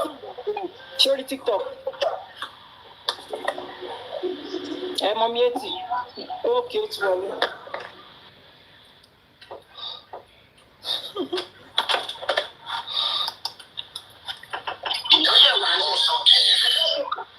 Show you and I will make money from you. People just come and kiss and you cost me. By defaming me. To what each of them was saying. I have my own assumption. But I'm asking. Kò pọ̀ mọ́ mi o. Kò pọ̀ mọ́ mi bọ̀lẹ̀ tìrì tó kéré báyìí. Ẹ̀jọ̀ tábàárẹ̀ ní tó fẹ́ gift. Mẹ́ta ni mo jù sí ẹ̀. Mẹ́ta ni mo jù sí ẹ̀. Òkè ó ṣe ń lo jù lọ́wọ́ mi. Ó ṣe ń lo mẹ́ta ni. Ẹ sọ̀rọ̀. Torí mo máa bá wúmà yìí mo máa bá nu tán bí owó lẹ́nu. Tí ò sẹ́ni tó wá fún ẹ, o tún máa ṣe panambari ẹ̀, o tún sọ pé orí vengeance lójú àlà. O sọ pé orí oríṣiríṣi. Ṣé bí wọ́n ti vengeance lójú àlà? Tó wá gbọ́ káwọn kan máa wá ká ẹ mọ́lé. Ṣé nítorí pé Mọ́mì Jíbè mo ti rántí Mọ́mì Jíbè tó bá ti yọjú Mọ́mì Jíbè máa ṣépè fún láìtọ́ fólòṣì ayé máa bẹ ọ̀run máa bẹ wí ìyẹn ló fi wá fún Mọ́mì Jíbè bù ẹnìwé tí Mọ́mì Jíbè tó bá ti rí báyìí ìyẹn máa fún jẹ ní nǹkan tó fi wá nìyí. But mo ti gbé látijọ́ mo ti challenge ẹ mo ní kò travel. Ẹni sùúrù oúnjẹ ló sì ní ó yẹ kẹ́sì mọ̀ lórí ọ̀dọ̀ bàbá kò lọ ó dẹ̀ rí kán travel. Ṣé o mọ̀ pé àwọn tó lè débì kan ẹ máa bọ̀ ayé. Wọ́n máa Jealousy ni. Ẹni bó ṣe ń kà lára ẹni kí ni yèyé bàbá gógó. Kí ni yèyé bàbá gógó wà ṣe fún ìyẹn ò ṣe nǹkan kan. Pé wọ́n máa ń gbóhùn ṣe pé bàbá gún wa. Wọ́n ló sọ fún yèyé bàbá gún wa ọmú táwọn èèyàn fowó ṣe. Ọmú tó jẹ́ pé àwọn èèyàn kú torí ẹ̀ wọ́n máa lọ kó omi sáyà tí kì í ṣọ̀ríjínà. Ṣé wọn àtìyẹn ń jà sí pẹpẹpẹ ṣé wọn àtìyẹn ń jà sẹ́ni ẹ̀sẹ̀. Blọ́gà tó ń ṣiṣẹ́ fún ọmọ ẹ̀ adopted daughter tó kún jọ sí báwo ni wọ́n ṣe lórí burúkú olóṣì. Wọ́n ṣàmọ̀ nǹkan táwọn èèyàn kì í mind business wọn èèyàn wá fún ẹ òun wá fún èèyàn orí ẹ. I really don't understand your problem. I understand. Because ẹni tó dárú pé àgàn ni láti gọ́ọ̀mù èèyàn tó ń jẹ́ yèyé bọ́ba gún wa. láti bí ìgbà tá àti ẹ̀ ti jọ tóníkálukú ti rìn ní ti ẹ̀rántí ẹ̀ mọ́ mi ìrántí pé ó wà nínú ìrìn justice mọ́. Ìyá ẹ̀yìn èyí bọ́ba gúnwà òbu ẹ̀ kò dá sí ẹ̀ she was just living her life. Kò kàn ṣáàdé just because you think you can come and harass or to come and talk down on people. Àwọn tó ń bú ẹ ò ní bú wọn. Kàrímọ́ tó wá fún ẹ ò ṣe wá fún. Ó ṣe bú Kàrímọ́. Kí nǹkan tí wà àti Kàrímọ́ jọ sè kó jọ tú síta. I don't just like people that don't act according to our age. Gbogbo àtọyún ẹ̀ wà lọ́wọ́ Kàrímọ́ yẹn ti tẹ́kì fídíò níbi tó ti ń múra níṣojú ẹ̀. Kò lè bú Kàrímọ́ olóòṣì, kò lè bú Bùnmi Cynthia Adébánjọ tó ní ikú tó yẹ kí Liam kú ní Mohbad gbà kú olórí burúkú. Mo rí yíyan ẹ ti ganu síbẹ̀ jókòó síbí ni o torí ẹ̀ mo fi wá fún Wùnmí. Wùnmí ò ní ṣoríire kò ní ṣa nǹkan tó dájẹ́. Mo ti rí yín nínú gbà o ẹ jókòó dáadáa. Àwọn olórí burúkú àwọn olóṣì tó kún wọn sẹ́yìn tó kún Ìyábọ̀ Òjó Ìyábọ̀ Òjó àti Pọ̀lọ́. Àwọn olóṣì Ìyábọ̀ Òjó àti Pọ̀lọ́ àwọn ọlọ́pàá Mohbad. Ṣé mo gbóhùn náà wà lára àwọn tó manipulate ìwéré kí ètò rédíò yẹn?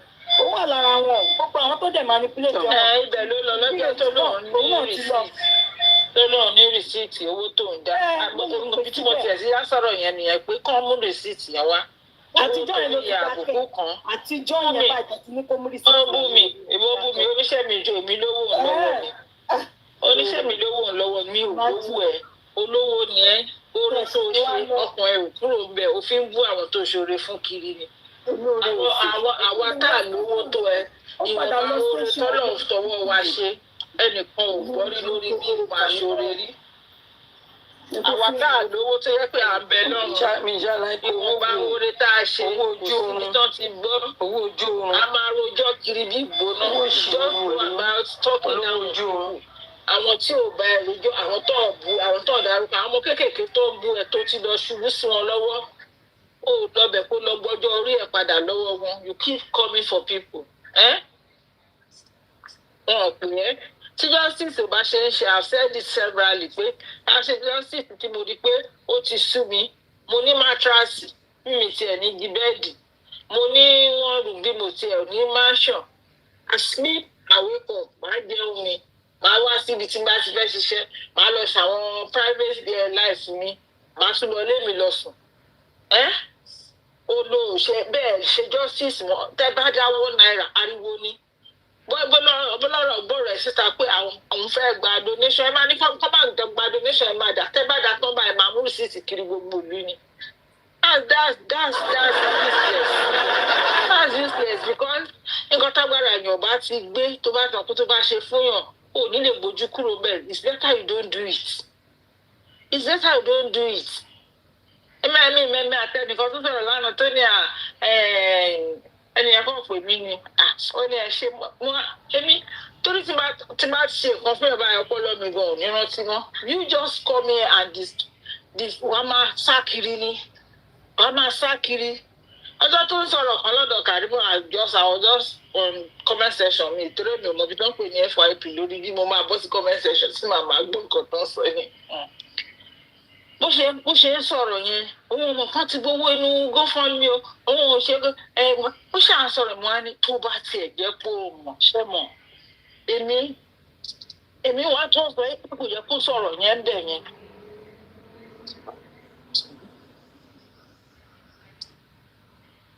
Èmi tí wọ́n sọ pé kò yẹ kó sọ̀rọ̀ yẹn ń bẹ̀ yẹn pé ọ̀rọ̀ yẹn ó ṣọ̀rọ̀ ibẹ̀ yẹn mi fi ẹ̀ mọ̀ pé bí ayé wọn ṣe rí nìyẹn kankan máa sọ nǹkan tí ó kàn wọ́n. Tẹ́mọ̀ ó yẹ sọ̀rọ̀ yẹn báyìí ẹ máa rojú ẹ máa ọ̀rọ̀ tí ó kàn yín at 64 ẹ sì máa wọ́ra yín nílẹ̀ yẹn ní ibi at least this year now tó bá náà 64 last year this year should be 65 ẹ sì wọ́ra yín bí ìgbà kan aṣọ. This year ló pé 64 July ló pé 64. Ọ̀rọ̀ tó ń pè náà ní 65. Ok, ọ̀rọ̀ tó pè náà ní 65 náà pé last year ló ti sọ. Last year ló ti sọ o. Kì í ṣe July oṣù kejì tó kọjá yìí o. Last year ló ti sọ pé òun 64. Anyway, tó bá tẹ̀ sọ fún 64 tó wá pé 64 lọ́dún yìí tọmọ kékeré bá tọ̀ ilé tó jú ti tọ́ ní kó káṣọ 64. tó bá ní kó káṣọ ọ̀tọ̀ ẹ̀ mọ bọ́mọ yẹn ṣe máa ń wọ aṣọ ọ̀tọ̀ tọmọ kékeré bá tọ̀ sílẹ̀ ọba ní ẹ lọ káṣọ ọ̀tọ̀ ní kan because máa ti pọ̀ ọmọ ṣe máa ń drag aṣọ ọ̀tọ̀ ńlẹ̀ bẹ́ẹ̀ ni woman yẹn ṣe ń drag ara ìkiri everywhere why ti jẹ́ pé èèyàn kì í tèmù ẹnu èèyàn just mind your business for once tó bá ń ṣe bó ṣe ń ṣe kiri táwọn ọmọ ẹ bá kàn gbọ́rọ̀ ẹ̀ how do you want to explain yourself to your children káàtì ẹ̀ ní òun lẹ́nu kankan tó ní tìjú à 64 ó jẹ́ tìjú àwọn ọmọ tó lọ́n ta tó jáde lára ẹ̀ you keep coming here àwọn tó ń pè ẹ́ àwọn tó ń tọrọ owó lọ́wọ́ ẹ̀ àwọn tó mọ̀ pé láìfún wọn ní ìtumọ̀ you come for them because o fẹ́ ṣàìn lójú àwọn tó jẹ́ kó máa ń fún ní 100,000 150 30,000 o fẹ́ fi ẹni lẹ́ni ṣàìn lójú wọn this is really bad it's bad o ẹ lọ change kò ráyè ò sí níbi tá a wà ní justice for Mohbad lẹ́yìn àráyè àwọn ọdún tó ti lọ yẹn we are moving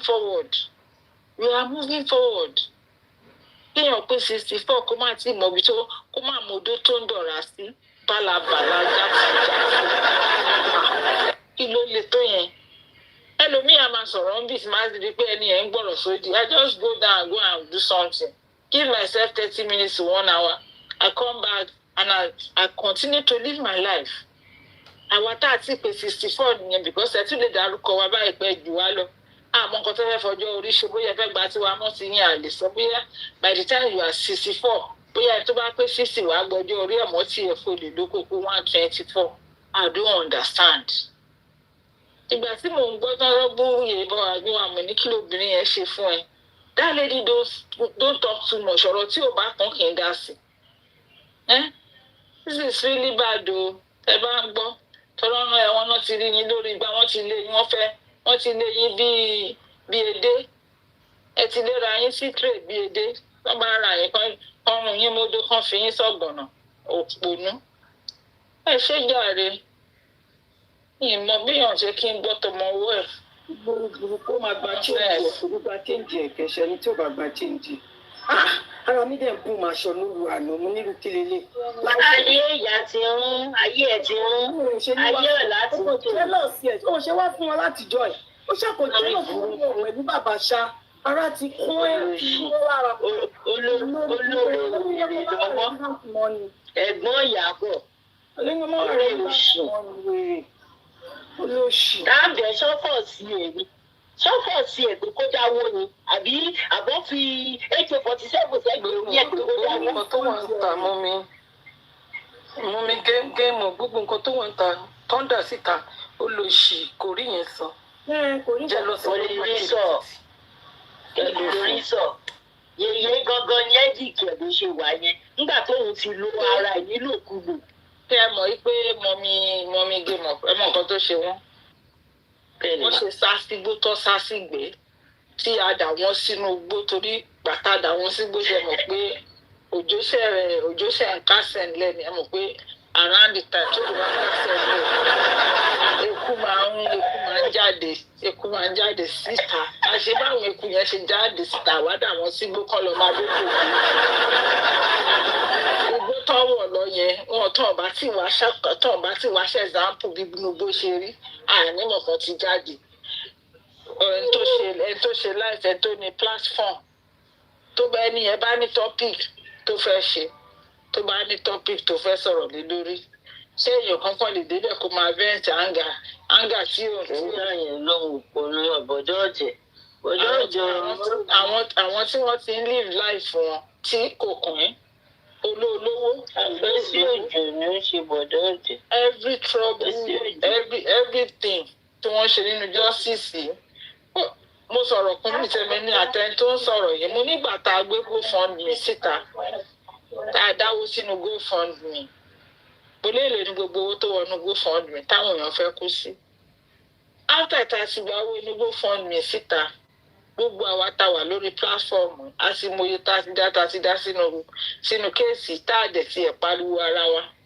tí ò sógun go and fund me mo lórí platform honourable lẹ́ni mo kàn rẹ́ni mo ní àtúntì bẹ̀rẹ̀ kíní ìgbà tán la nídìí owó kan ń gbà fọ́ tá à ń dáwó tí honourable sọ pé ẹnìkan yes tẹ́lẹ̀ sọ pé ẹnìkan ṣe àkíní kan pé owó tá a dá àwọn ò mọ nǹkan tó fi ṣe mọ́ wá rìnrìn pé àwọn míì ti bẹ̀rẹ̀ owó tá a dá honourable wá sọ pé 5,000 oye kan náà sọ fún lọ́ọ̀yà wa ìyókù mi tiẹ̀ dáhùn ọ̀pọ̀ tó wọ́kẹ̀ ìwé ń bẹ̀ because àwọn tó ń sọ̀rọ̀ àwọn tó tún ṣẹ̀dí láti gbogbo tàdà wọn sí ni wọn ò mọ̀ pọ́npọ́n ti sún ta ló lórí nǹkan tó máa ń sọ pé ọpọ́n àpàlà ti sún àbíbà náà ṣe ń kọ ó ti kúrò ní ìtàtíjọ́ ta ló lórí yẹn kọ́ orí pílátfọ́ọ̀mù yìí la wà ó dẹ̀ kọrin fún wa abẹ́ bílíọ̀n wọ́n ní ọpọ́n àpàlà ti sún ẹ bá wa fọrin. mo jẹ́rìí ẹni tó dáwó sàkáǹtì wọn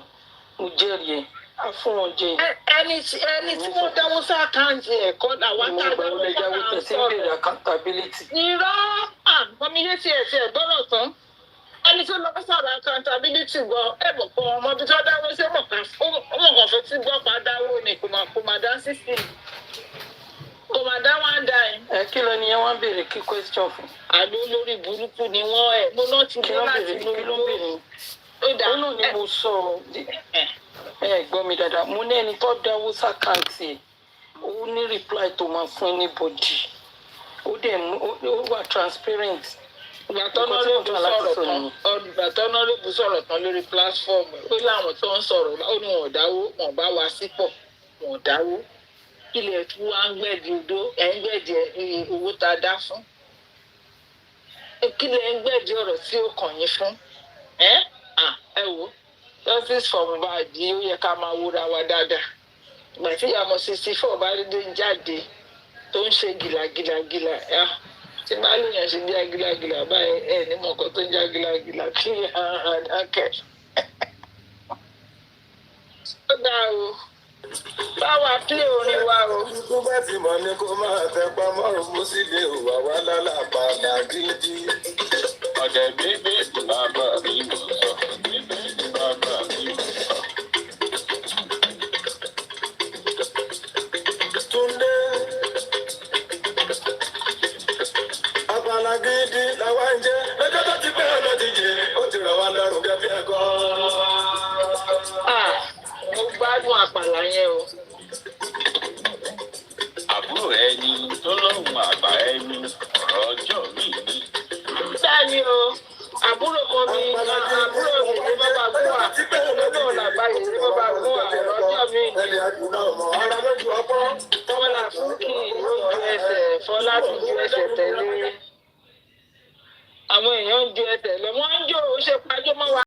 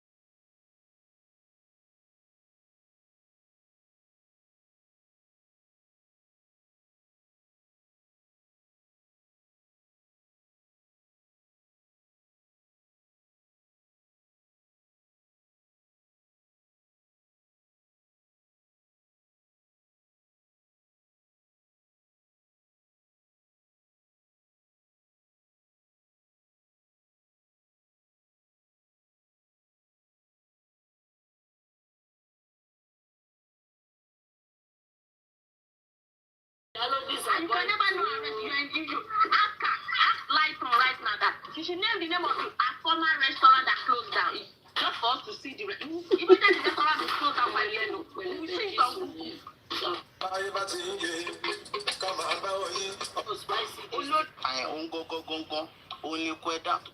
Mohbad no is talking. Only very silly shortly.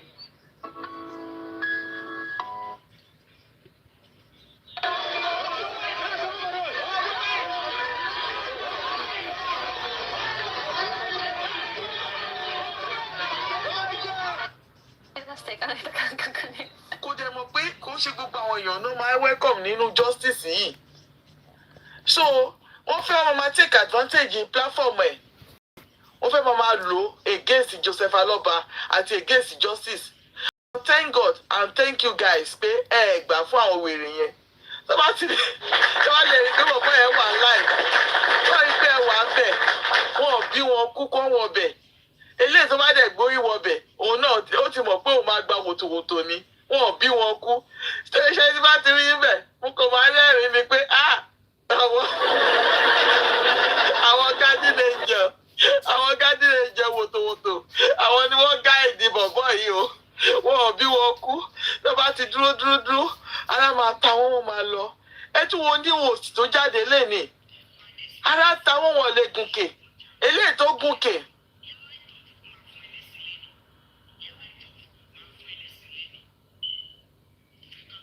Látàwọn wọn lè gùnkè àwọn tó gùnkè inú wọn lára wọn ti ajá Yomi àti Tìlàtì.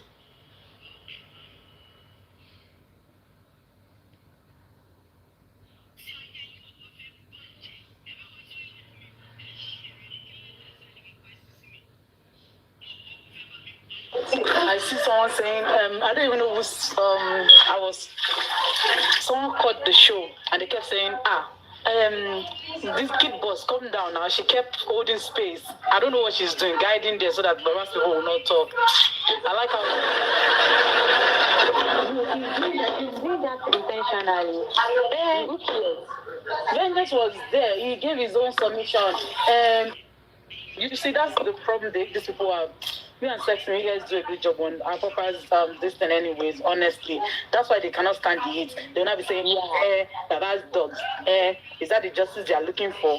Is that the justice they are looking for? Even new people know that these things it's very glaring, and you now come there. You say you fought for justice for a long time, you now be lying. What kind of stupid stuff are you going to be saying? Especially when the group chat is out, you are still not. You see that when they come to that guy's platform yesterday, you see that they were not free with their statements. They cannot be free because they know that they've jammed talk. And you guys didn't win yesterday also. This one today, you guys did not win. I saw Iyabo today. Fearless, ọ̀rẹ́ Iyabo. Mo rí lọ́dọ̀ ẹ̀gbọ́n lẹ́ni. Kò tiẹ̀. Iyabo ni. Mo gbọ́ Iyabo ni. Ó wá sọ́dọ̀ ẹ̀gbọ́n yẹn lẹ́ni. Kò lè sọ̀rọ̀ mi ò gbọ́rọ̀ ẹ̀ tó fi kú tí mo fi kúrò ńbẹ̀. Ẹ̀yin kẹ̀. Kì í ṣe ní ọ̀sẹ̀ ẹni ẹ máa ń wá live normal mo ti gbàgbé orúkọ who knows that mo ti gbàgbé orúkọ. Ẹni tó wọ́n pè ní new host lẹ́nu. Kì í ṣe ó ti pẹ́ o kì í ṣe new host. Ó kàn ṣe. Wọ́n fly.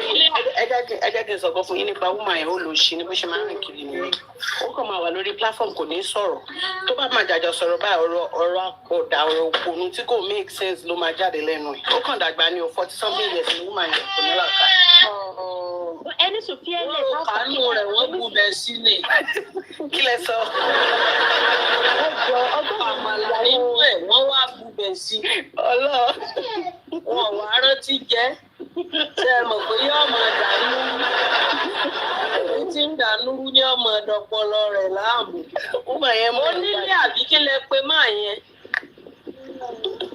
Máa ó sì ò ní mọ mi lérí. Àbí onílé ajé.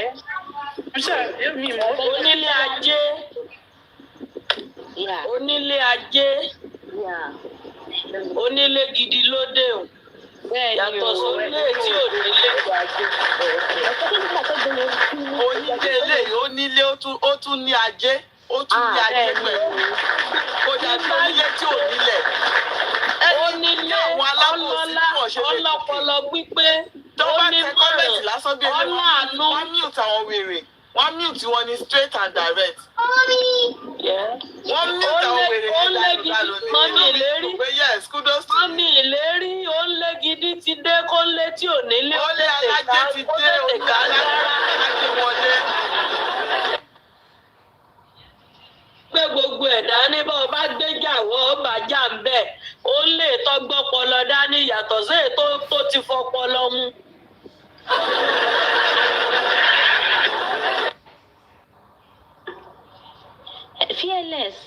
fearless ẹ jọ nítorí ọjọ́ wo ni gẹ̀ yẹn wá. Girl, as in Iyabo, that project in the month of July, no rain chilling, but not this month. Wá fún àwọn yòókù ń gbà yà bí. Olórí platform èmi gan jáwọ́ àárín yẹn ni èmi gan jáwọ́ bẹ̀ ni mi ò mẹ́ni tó ṣe láìpẹ́ sí gan lọ́jọ́ yẹn tí mo fi débẹ̀. Àwọn wá ṣe òfin wá àwọn olùkọ́. You later came into that life, but at the career, that mommy was saying so that people kept coming in that life, but she thought they recorded. She said Ogba was there. She said Titi Kush came in, so she doesn't know if they got the full thing. And you know, sometimes people join. Just me. Sometimes she might have been playing music after.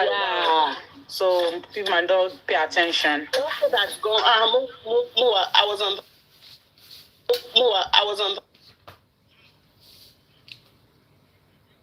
Ó dán mi pé mo miss ẹ̀ kan. Fún mi jẹ gan lọ́jọ́ yẹn.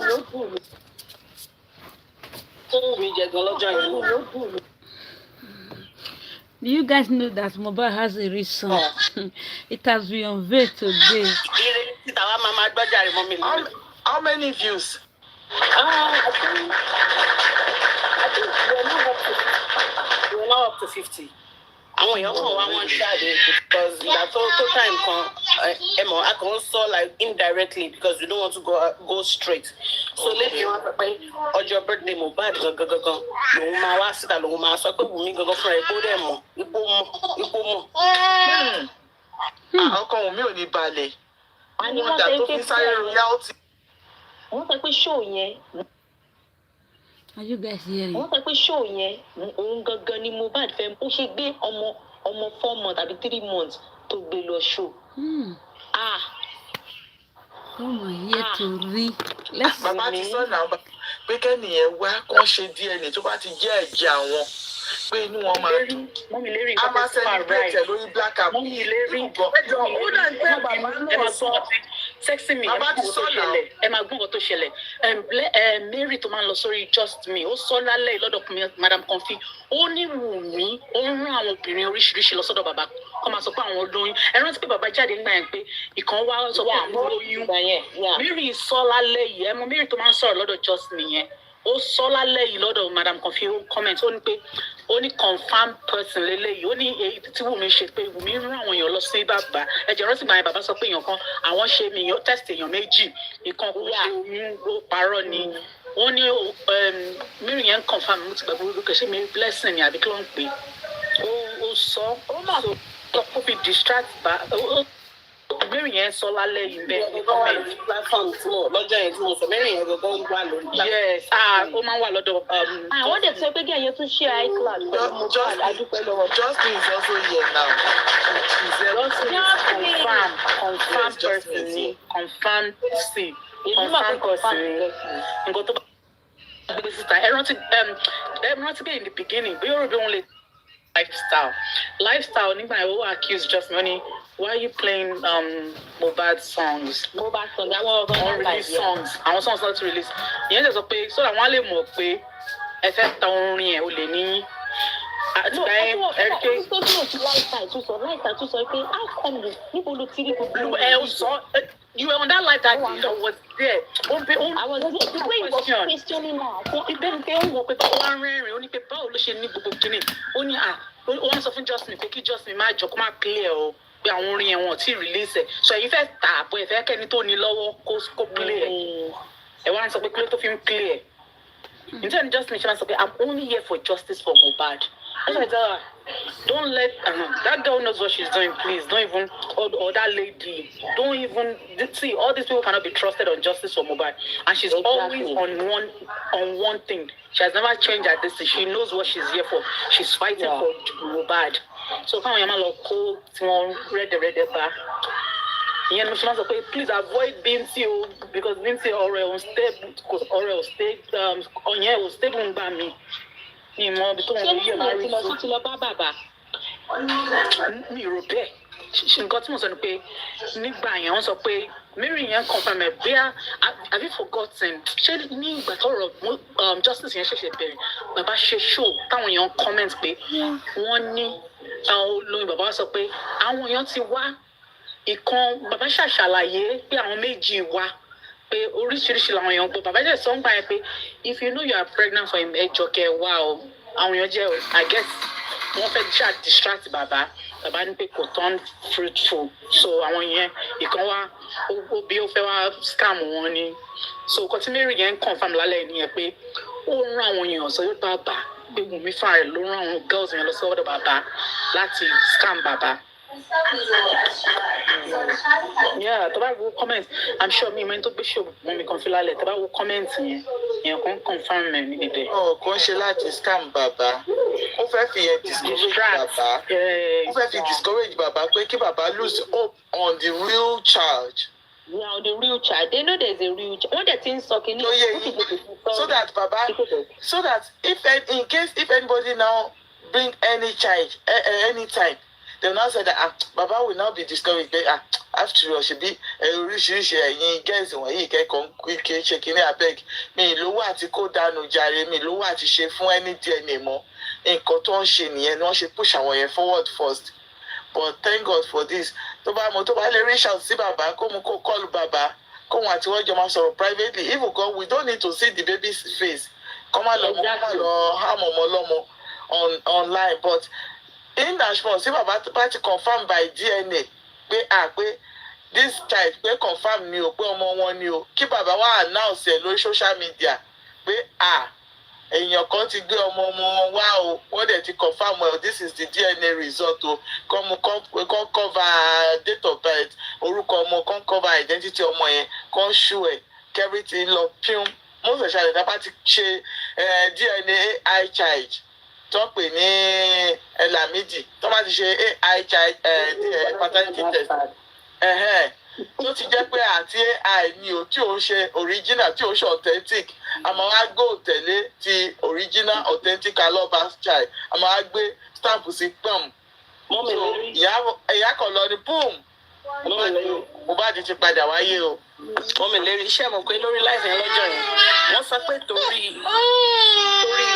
ọmọ yẹn torí lady yẹn ni wọ́n ṣe rán lifestyle lọ sí London. wọ́n ní pé kó lọ máa ṣàlàyé kó lọ wá kó lọ ṣe investigation kó lọ ṣọ́bi tí gẹ̀rẹ́ yẹn wà. fata fẹlẹfẹlẹ ó máa jẹ gba. èmi wọ́n sọ lọ́jọ́ yẹn pé ṣé UK jẹ́ Nàìjíríà ni. àwọn náà lè mọ̀ sọ pé ṣé UK jẹ́ Nàìjíríà ni. kó lọ sílé onílé tí wọ́n bá gun lọ́bẹ̀ wọ́n kàn padà. wọ́n sọ pé gẹ̀yẹn ọmọ tí gẹ̀yẹn bí ó jọ bàbá Mohbad gan. Olúwa ó máa ṣe é wò ó. kí gẹ̀yẹn ṣàtètè kó tètè. ẹ mọ̀ nǹkan tó ṣẹlẹ̀ no matter what bó tilẹ̀ jọ Mohbad ká máa wo Mohbad lójú ẹ̀bí ilé a máa ṣe paternity test torí àwọn wèrè. Yes a máa ṣe tá a máa fi confirm ẹ̀ tá a máa fi gbá wọn lójú lórí internet. wọ́n sọ pé rẹ́dí láti ṣe ní ṣó rẹ́sì ọmọ yẹn ní ṣó ẹ̀ fún wọn. paternity test yẹn ló máa confirm pé ìlú wa lọ́mọ. àfẹ́rí àdéhùn ti gbàgbé pé bíjẹ náà sọ bíjẹ kan bẹ̀gẹ̀ wọn yẹn gbà bíjẹ sọ ó ní pé wọ́n ní ọmọ yẹn jọ. wọ́n sọ ní sọ pé ó bímọ. bíjẹ sẹ́ni tó bíjẹ sọ ní pé wọ́n sọ̀rọ̀ gan-an. wọ́n ní pé ọmọ yẹn jọ yẹ pé but wọ́n ní pé torí pé kí lórúkọ yẹn ó ń fi kúlé ọmọ yẹn kiri so èmi wọ́n ní pé ó ń tóró need àwọn information ẹ̀ ṣe rántí pé gbà kan wọ́n sọ pé ó ní kí lórúkọ ẹ̀ ó ní data page gẹ̀hún yẹn tó lọ́ ń fi information yẹn wá gẹ̀hún yẹn kiri. gẹ̀yẹn náà ní ẹ wá mọ funny thing gẹ̀yẹn náà tún ní iCloud Mohbad the get house Mohbad's iCloud so And there's a statement tí ìyá Mohbad make tó sọ nípa ọ̀rọ̀ fóònù Mohbad tó sọ pé bóyá àbúrò ìyá Mohbad ni o ló sọ wípé Dàróṣà bóyá Dàróṣà àti èèyàn kan wọ́n ní gbogbo bíi CCTV inú ilé tó bó ṣe máa ń send sínú fóònù wọ́n ti sọ rí kó wọ́n lọ jẹ́ gẹ́ẹ̀yẹn ni wọ́n ń sọ pé àwọn ìyá Mohbad gan ọmọ gẹ́ẹ̀yẹn.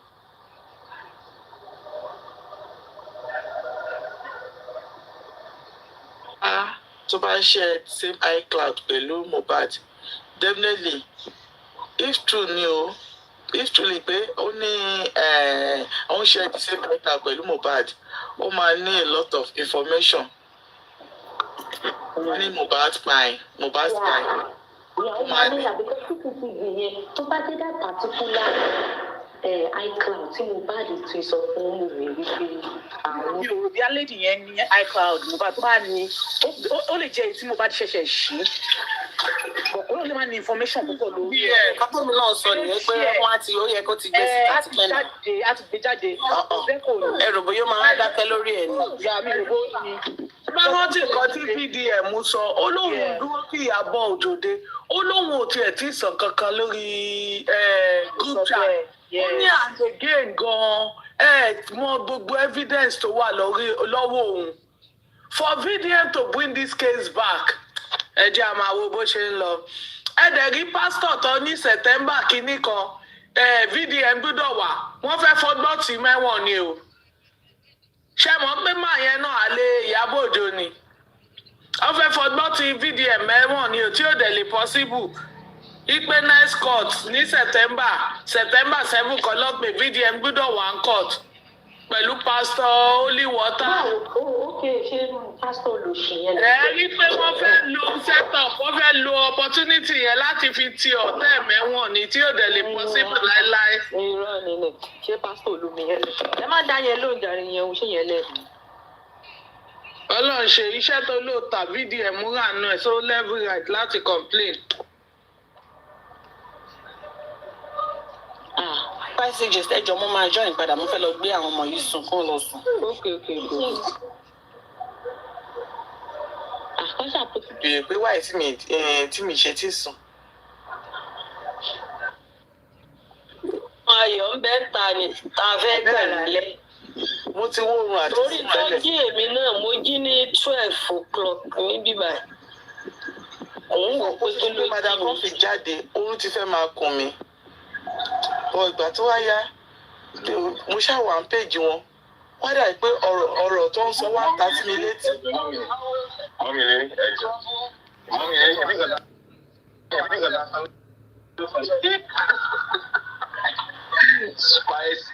Dáadáa wà gbọ́ mi dáadáa.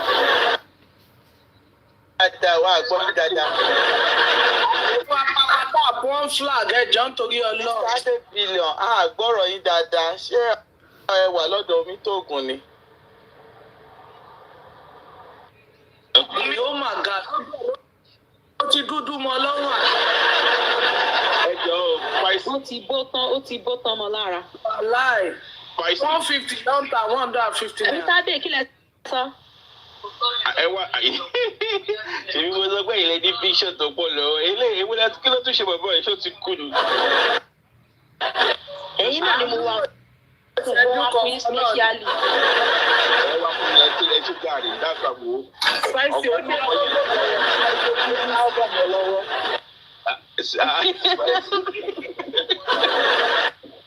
Spicy mo níṣẹ́ yìí.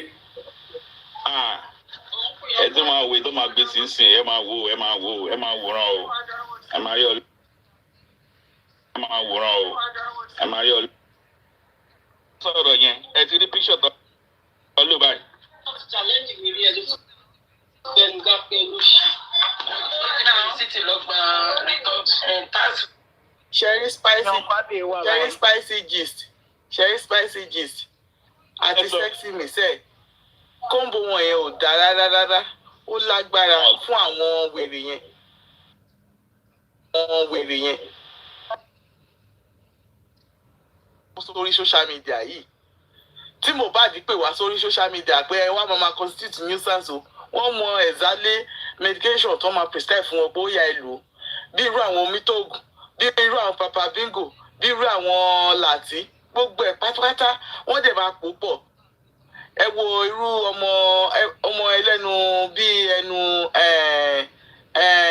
ṣé kí ni wọ́n ti ń pè kíní ẹja tí sexy mi ló ń jọ sí mímọ bí mi ṣe lọ rí ẹja yẹn tó combine it together mo wò pé eléyìí máa tún wá ga kẹ bó ní sexy mi ti rí ẹja yìí ṣé wọ́n torí girl yìí lọ ra ẹja yìí ni tó wá pò pọ̀ fún wọn ẹ tún wo ibi tí papa bingo tó ti bọ́ ṣọlẹ̀ tó fi aṣọ kọ́rùn bí aṣọ wèrè tí bá ti wo profile yẹn máa ń kó máa imagine pé àwọn pípò yìí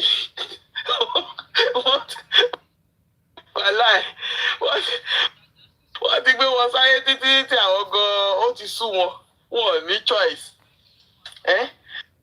gbogbo pẹ́ńdà tó kó sọ́rùn àbẹ́ẹ̀rí sọ́rùn ò máa ro bọ̀bọ́ yìí ni ṣé mo gbé bọ̀bọ́ yìí ti lè máa ní mental disorder ṣá pẹ̀lú gbogbo nǹkan tó kó sọ́rùn yìí ṣé o ordinary ni ẹ wo kíní ó máa wúwo kò máa ṣe àwọn real gold àwọn raw gold tó jẹ́ pé òkè tó máa fi sọ́rùn tó máa wà òkè tó máa look nice yẹn àwọn eléyìí pàǹdà ni àwọn pàǹdà dẹ̀ máa wúwo dáadáa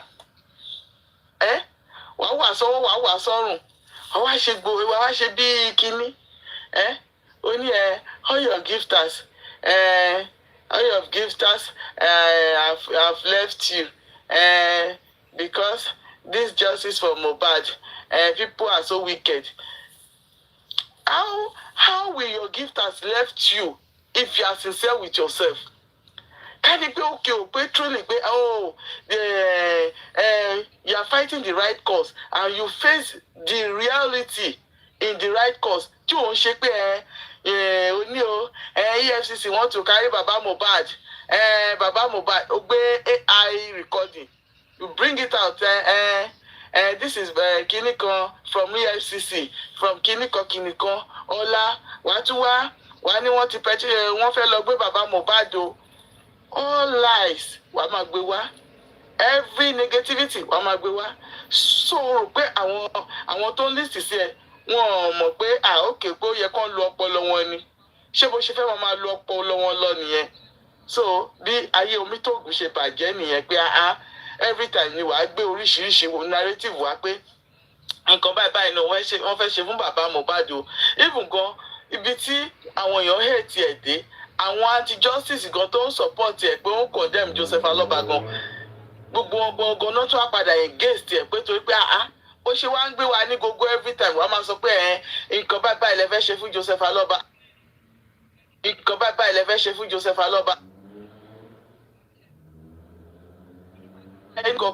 So why?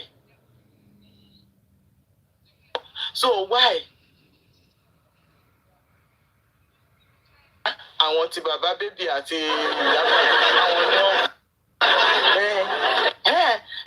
Joseph Aloba gbogbo at the end of the day nǹkan gbogbo ẹ̀ dìde nǹkan gbogbo ẹ̀ dáadáa lẹ̀ ń ṣe torí roses tẹ fẹ́ gbà Yomi náà gan ó roses tẹ fẹ́ gbà Yomi náà gan ó ṣé ọtí lélẹ́yìn mo ní torí ọdún abẹ́ẹ̀ àwọn olè gan àwọn olè gan.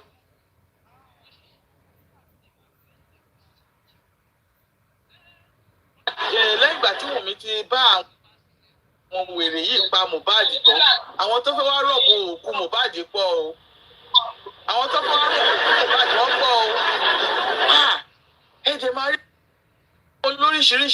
oríṣiríṣi èmi ní kẹ́ ṣe tiẹ̀ èmi mo lè gbé yín débẹ̀ èmi mo máa fún yín ní justice kíní kan ẹ wò ẹni tó sọ pé òun lè gbé wọn débẹ̀ the new lead kíní kan if you can ṣe kíní kan last nǹkan ta lè lè kẹ́ ẹ gbà mí. Olúwa yìí ó dẹ̀ ga o. So at the end of the day báyìí sí wọ́n ti tap wọ́n ti di oní 2 roses 3 roses àwọn tó kù lélẹ̀. jẹ́ kójú tì mí ẹ má jẹ́ kójú tì mí ẹjọ́ ẹ̀yin láṣọ mi wọ́n wá di Bambi Ala on social media, on TikTok. Àwọn tó ti ní Ebola lélẹ̀. Ṣé Ebola ni ṣá? Ṣé Ebola lélẹ̀ àbí coronavirus? Èwo ló níbẹ̀? Àbí Boko Haram? Àti ẹ̀mọ́ ilé ìta fẹ́ pè wọ́n. Ó ga o. So, blessed memory, ìyá Boko Haram.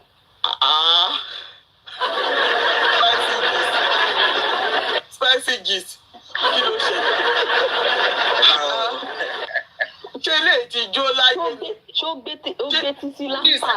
Kí watery. Ó wà lókè. Wọ́n ti wà lókè. Okay. Kí ló ṣẹlẹ̀? Ṣé wọ́n jù sínú náà ni? Ó gbẹ̀kẹ̀ sí láńtà ni. Olúwa ló gbé mi lékè ọmọdọ́mọ làbá ń ṣe ọmọ làbá sì lélẹ́yìí. Spicy gist. Ẹ ṣọ́ pé kò ṣe pé ìgbà tó lọ jí nǹkan oní nǹkan. Tí wọ́n wá interrogate tó kọ̀ tí ò jẹ́wọ́ ní wàá lo ọ̀tayàn tó wá lẹ̀ mọ́ ní ẹ̀bá tì yìí. Ilé no. Ilé ò lè jẹ́ ordinary. No. I will never accept. I can never take this. Eléyìí tí mò ń wò yìí, ayọ̀ gbígbóná. Pressing ayọ̀ gbígbóná, òun ni wọ́n lẹ̀ mọ́ bíbẹ̀ tó dẹ̀ ṣe fàì. So bó ṣe wá heal up, gbogbo bẹ̀ wá dúdú ẹ mọ̀ pé ojú àpá ni kò lè jojú ara. Ó ga o. Bẹ́ẹ̀ni. Èyà sorry o. Ṣé Yomi gan lè ní nǹkan àtìlẹ̀ dá mọ̀ mọ́? Mi ṣọ́ọ̀ṣẹ̀ ó náà mo understand ya. Kò lè jẹ́ Yomi náà. Ẹ jẹ́ bá wa wá bossman dà ìjọ. Ṣé bọ́ọ̀sì àtìlélẹ̀? Ẹ ṣàbá wa wá bossman níbo ni bossman? Àtìlẹ̀ dá mọ̀ mọ́. Abébí lọ̀ṣẹ́ ti kúrò láìfù ni.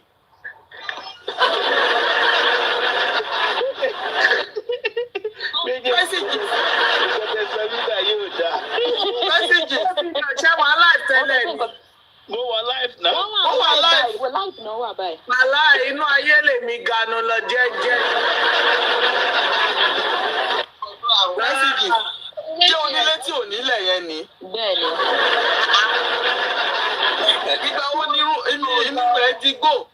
Ó ti di gbó àìwọ̀, inú ẹ̀ ti di gbó àìwọ̀, ṣùgbọ́n máa ń dọ́rí ni. Wọ́n bá sanwó skul. Ṣùgbọ́n máa ń dọ́rí ni. Ọmọ náà ó lọ ṣì. Wọ́n wo gan mọ̀. Ẹ wo, ojú ẹ̀ wá dàbí ojú kírímínà. Kírímínà náà ni ṣé kò ṣe kírímínà ni? Ó ń ronú. Kírímínà ni. Ó ń ronú. Kò sí àkáǹtì yẹn ni ó ti róòlù ní comment section ẹ jẹ́ bá wa fi sí o. Ẹ̀yin náà ẹni fi rú ẹ̀ gbá o. Ẹni fi rú ẹ̀ gbá o. Ọlọ́run á máa bùkún àpò yìí. Èyí tó ṣe kẹta wọn nínú hòtẹ́ẹ̀lì. Pẹ̀lú ọmọ àti kí ló kọ gáà yẹn tó ṣe ti ya Prince Labi.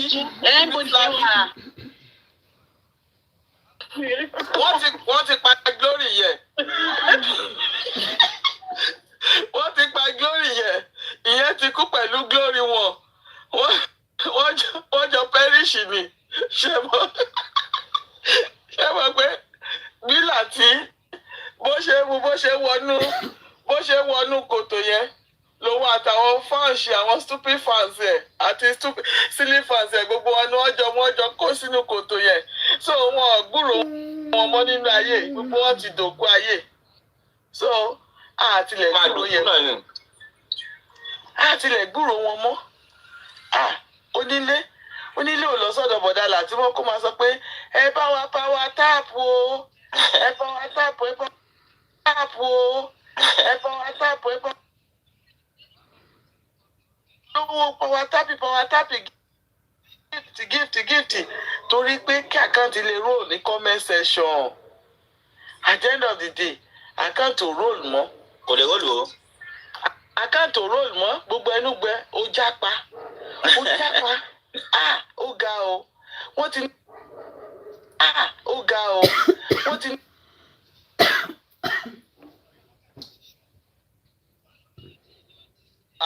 at least díẹ̀ já sí lọ́wọ́ èèyàn kan gbé 1 million fún lára àwọn tí bàbá Liam ó fi launch àwọn orin tírírín tó máa ń kọ yẹn àwọn orin fracas tó máa ń kọ yẹn. ayé gbogbo wọn ní dáa. èèyàn kan fún ní 1 million kò lè dárúkọ ẹnìyẹn 1 million ló bá ṣèjẹ ló bá ní wọ́n fún wa ní 1 million 1 million ẹ̀sìpátà náà ó di èèyàn méjì tó fún wa ní owó so ó di 1.1 million Làgàtà ìwọ náà wàá bá mi launch ẹ̀ ṣó yẹ kó máa bẹ àwọn fáǹsì ẹ̀ àwọn sponsor ẹ̀ ṣó yẹ kó máa bẹ wọn kó tún launch fún ẹni ṣó lè kó tún launch fún ẹni ṣó lè bẹ wọn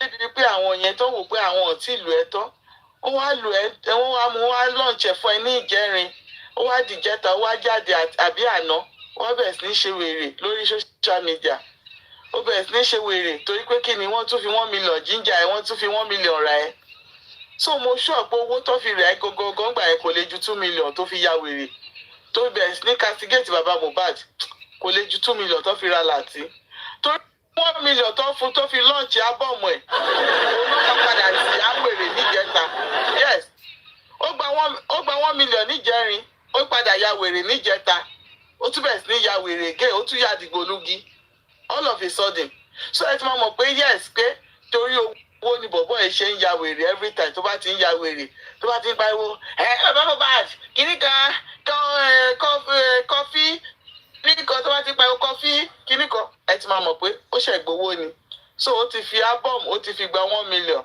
ó ní wọ́n gbé 1 million fún mi kò lè dárúkọ ẹni tó gbé 1 million fún bọ̀ ó lè dárúkọ ẹni tó fún ní 100,000 Láti tiẹ̀ ti ta pa òbí ìbò bẹ́ẹ̀ Láti. wọn náà lè jiyàn. ẹ wo ẹ̀yin èèyàn mi ẹ jẹ́ wo bí a máa lè rọrùn sùn tí bàá rọrùn sùn máa padà wá again.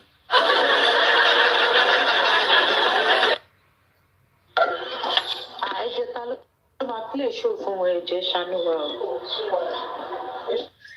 Mr. Baby, 2-in-1, Mr. Baby.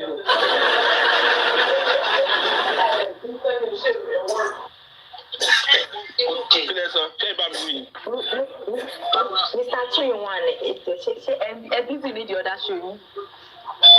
Gbogbo ẹ̀ ló mú bọ̀ fún mi. 1 minute. Ọmọ dúró dé. Sexy ni ṣe fẹ́ sọ̀rọ̀ ni Mr. Watari ṣe fẹ́ sọ̀rọ̀. Bẹ́ẹ̀ni ma. Ṣé ẹ mọ̀ ó yẹ ká máa dúpẹ́ fọ́lọ́run báyìí ní lásìkò táwa ó yẹ ká máa sọ pé Ọlọ́run ò ṣe o bàbá ò ṣe àwọn bíbú yìí wà láì. Báyìí kò ṣe pé Ọlọ́run ò kì í ṣèyàn ni ó yẹ k'Ọlọ́run pàtì gbogbo wọn jẹ́ báyìí ni. Ó yẹ k'Ọlọ́run bá jẹ́ k'Ọlọ́run jẹ́ bí èèyàn ni bí Ọlọ́run máa ṣe bí ọ̀wà èèyàn máa ṣe ń ṣe bí Ọlọ́run pàtó wọn jẹ́ lẹ́ẹ̀kan náà báyìí ni kò ẹ́ gbogbo wọn wà láyé mọ́ báyìí jẹ́ lẹ́ẹ̀kan náà báyìí ni kò ẹ́ gbogbo wọn wà láyé mọ́ báyìí. wọ́n fẹ́ gbé bàbá ìsìn fẹ́ mọ̀ àwa tẹ́lẹ̀ àwa láàrún sùn àwa láàrún sùn ṣóyè bọ́ọ̀ sí báyìí sìn ẹ̀mí wọn ti fẹ́ bọ́ wọn kàn lè sọ pé ẹ̀mí wọn ti fẹ́ bọ́ ni tó kébi tẹ́lẹ̀ gbọ́wọ́ yìí gbà sìn àsáǹdẹ̀ báyìí sìn ni a máa lè ti jáde sọ̀rọ̀ sí kò sẹ́ni bọ̀dì tó jáde ní gbogbo wọn tó tákọ̀ ẹ̀ pé irọ́ o àwọn olóyè bukú filẹ̀ orí bukú ayé yẹn orí bukú ayé tó ṣe òun ìnáwó àwọn orí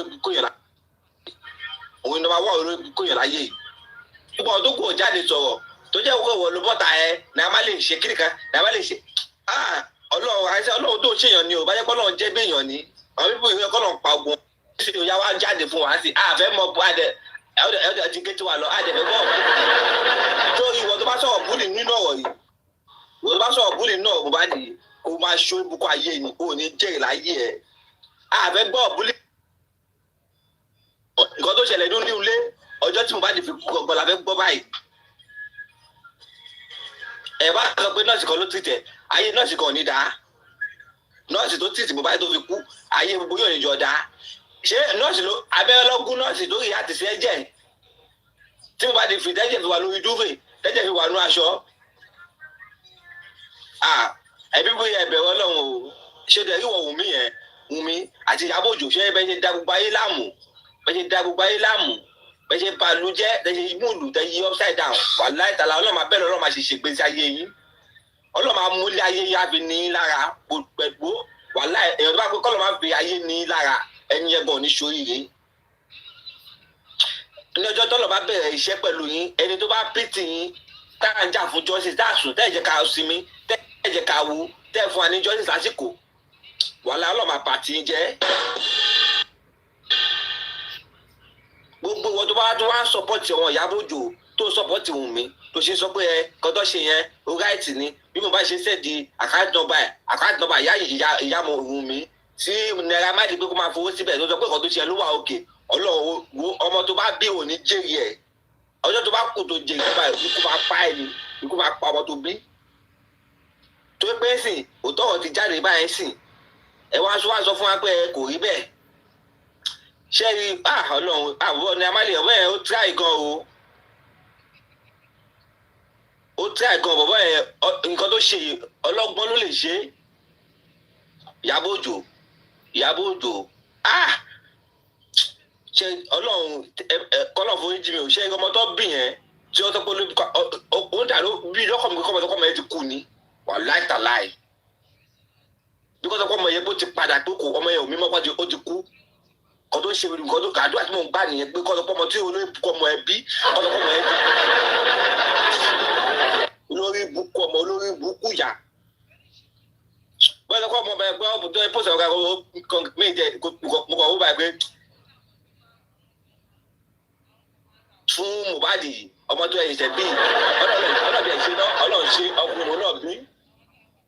ọkùnrin lòun náà bí Ọlọ́run dẹ̀ wọ́n pé Ọlọ́run máa yẹ kí ni Ọlọ́run máa da gbogbo alágbà tó máa fi witness ìjọ tó náà máa ṣẹ̀ sí ẹ báyìí tábà tó kọ́ pa ọmọ ẹ̀ àbọ̀mọ̀ ẹ̀ kú àfẹ́mọ̀kàn tó nà àbí táwọn náà máa dúró sí ilé ìbáṣẹ́ máa wò lélẹ̀ bóyá ibi tó fẹ́ gbọ́ ìgbà wàhálà ọmọ yìí kọ́lọ̀ fún jí mi o wàhálà ó dà ó ṣe kọ́mọ yìí padà ní kọ́mọ yẹn dẹ̀ kú padà kọ́lọ̀ fi ṣe flashing wàláì flashing lẹ̀ kọ́lọ̀ gbọ̀wọ́ yìí ṣe fún wọn flashing bí ọkọ̀ yẹn kọ́lọ̀ fi flash wọn pé kọ́ yìí wá kó padà sí ètì ni àwọn olórí ṣẹ́yìn ọ̀dọ́ bíi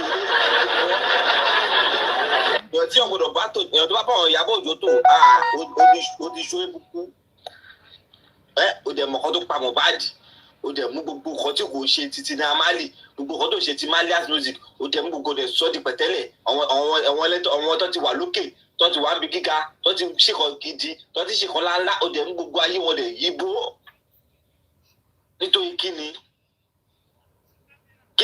tábàjẹ́ sọ pé kíni Naira Marley ṣe àmọ́ kíni Naira Marley bọ̀ kíni Mohbad ṣe fún Ìyábọ̀ Òjó kíni Mohbad ṣe fún ẹ tó ti sábà kan tó ṣe fún yìí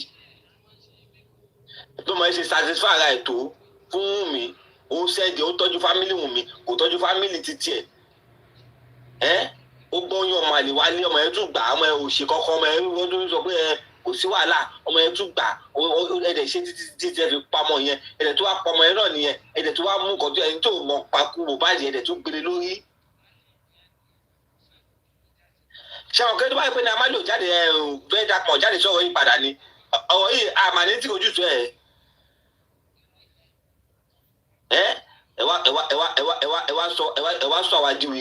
ẹ wá sọ wá di wèrè àní sùn àní wo lórí nǹkan tá à ń wá pé káyọ̀ fi lè yọmọ fún Joseph ọmọ yìí ẹ jẹ́ ká ní ìsinmi ẹ jẹ́ ká ní rest of mind yìí sì báyìí ṣe Ọlọ́run tí wàá ṣe tí ó ti kàn tí ní báyìí o ṣe Ìyábọ̀ Òjó yẹn wà á dé ayọ̀ àtàláfíà ló máa fi dé o nǹkan plane náà ní crash o wà á dé sí Nàìjíríà yìí pẹ̀lú gọ́lọ́n bọ́dún ọ̀kọ́jọ́ tó máa dé báyìí ẹ̀ ń sí ló fẹ́ wá ṣe wọ́n sì ń wọ ẹni wọ́n sì ń wọ ẹ pé gbogbo kó tó ṣe ṣáàṣì máa ṣe jọ níjọ́ lọ ṣe wedding ẹjọ́ tó tọ́lọ́ ẹ bí a ti bá tó bá jẹ́ pé bí a mọ̀ orí náà ni o gbàtọ́ ọmọ yìí ṣe olórí bukọ́ ọmọ òfò tó gbé lọ́pọ̀ tí ó ti bímọ ẹ̀ gbàtọ́ ṣe wedding ikú ẹ má pẹ̀lẹ́ bẹ́ẹ̀ máa ní ikú máa yọ síta pé bí ikú yẹn èèyàn lóyún bí oṣù méjì àbọ̀ oṣù mẹ́ta ikú yẹn máa flat máa nì ṣèbọ́dún ìrọ́ṣì ṣe wedding ṣé oyún ti di olóṣù mẹ́ta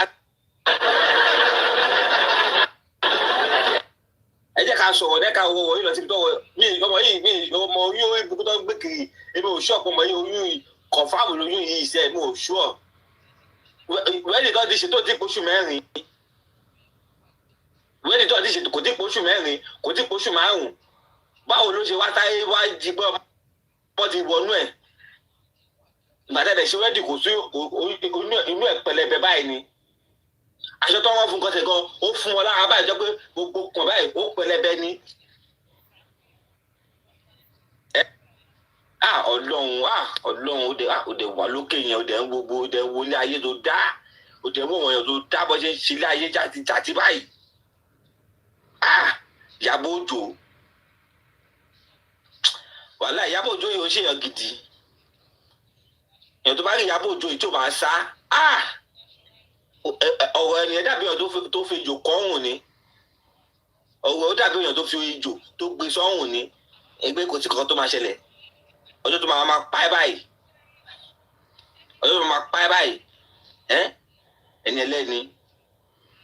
ẹlẹ́ni tó ṣe kọ́kọ́ fún ẹ kò wúbi sí ẹ ó gbọ́ ọmọ ẹ mọ́ra ó kó ọmọ ẹ mọ́ra ọmọ ẹ sílẹ̀ bó ṣe wù wọ́n wọ́n kọlẹ̀kúnlẹ̀ bó ṣe wù wọ́n kò lè amọ́ wọn kò ṣe kọ́kọ́ kọ́bẹ́ yẹn dẹ́ ṣẹlẹ̀ ó dẹ̀ pé lóyún fún ìgbà ní amáli ó gbọ́ ìkọ́ bá ìṣẹlẹ̀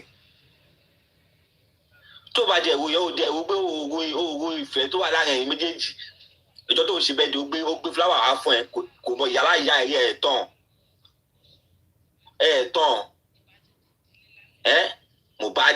Mohbad bẹ́ẹ̀ ọlọ́run máa tóbi kí ló dé tó fi rìn ìpàdé wọn lórí burúkú báyìí kí ló dé tí Mohbad fi rìn ìpàdé wọn lórí nǹkan ọlọ́run kí ló ṣẹlẹ̀ kí lọ́mọ Mohbad náà ṣe ọlọ́run tó fi rìn ìpàdé wọn lórí burúkú èèyàn báyìí ìyá tó ní olórí burúkú ìyá ló ní ìyàwó tó fẹ́ olórí burúkú ìyàwó ló fẹ́ àwọn ọ̀rẹ́ tó ní àwọn olórí burúkú ọ̀rẹ́ ló ní ọlọ́run ọlọ́run ẹ̀kú tọmọ yìí sọ náà ní nàpẹ́pọ̀ ṣé ọmọ yìí lọ náà Mohbad ṣìnà pátápátá wọ́n tàn kó lọ́dọ̀ ní a máa lè pé kó kó bẹ́ẹ̀ ọmọ plan work ni àwọn mi ọlọ́run ó dẹ̀ ń dùn mí ṣá ẹ̀wọ̀ ọlọ́run máa tóbi o ìwọ dẹ̀ ló dáyé ọlọ́run dẹ̀ ló dáyé ìwọ dẹ̀ ló dá wa tá a wà ní ayé yìí mi ọmọ tó tọ́jú ẹ gbogbo kan tó ṣe fún ó ń gbà mọ́ra ṣe àwọn tó kí Mohbad wá gentle ni àbí ilá máa pélé ṣe àwọn tó kí Mohbad gentle ní àbó Mohbad gọ̀ ni kò gọ̀ ìfẹ́ ni ṣe àwọn tó kọ́ lóògùn fún Mohbad ni ọ̀gá tó ń wà pẹ̀lú ẹ kò sẹ́ni bọ́ 50-50 kò sí ìyàtọ̀ bá ti bí ìyá ẹ̀ kó jáde pé 50-50 ló ń ṣe pẹ̀lú ọmọ tóun kó sábẹ́ ipò òun tó fún wọn pẹ̀lú ọ̀lẹ́ ìsìnkọ́ tó wù wọ́n nàmá ló sọ fún ọ pé ìjọba ìlú kò kọrin kò sọ pé ìjọba ìlú kò jáde kò sọ pé ìjọba ìlú kò sùn kò sọ pé ìjọba ìlú kò rìn ó dẹ̀ wà lọ́dọ̀ yàn bẹ́ẹ̀ yẹn tóun gbádùn láìfọ ẹ tóun gbowó ẹ lórí déédéé kò jẹ́ kankan wọ́n dẹ̀ sọ pé kò kú òun bẹ́ẹ̀ kò dẹ̀ kú òun bẹ́ẹ̀ o sẹ́ndowó sí ìyá aláwa pa ọ́ dípò sẹ́ndowó sí àyàwó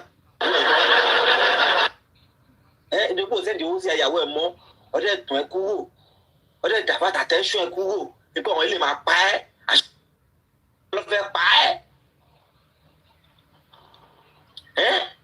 aṣọ ọ̀gọ̀gọ̀ lọ́fẹ́ pa ẹ́ ẹ̀yẹ́ kí tó ajá ṣe ìgbà tí Mohbad kú yẹn gbogbo orin tó ń tẹ́ẹ̀dì ńgbà yẹn orin ọ̀dọ̀ ní amálò ti kọ gbogbo orin yẹn gbogbo orin tó ń tẹ́ẹ̀dì yẹn nígbà yẹn orin yẹn ọ̀dọ̀ ọ̀dà ní amálò ló ti kọ gbogbo ẹ̀ ṣé if I dey play football I go bench Messi tó rè nígbà yẹn ọ̀dọ̀ ní amálò ló wà ìgbà tó kọ peace ọ̀dọ̀ ní amálò ló wà ìgbà tó kọ story my mama no teach me my papa carry me go school ọ̀dọ̀ ní amálò gbogbo ẹ̀ wà ẹ wò kọ́ tẹ ṣe fún Mohbad ṣẹlẹ̀ wá pé ilé ìjì ọmọ yín báyìí wàhálà ẹni tó bá jí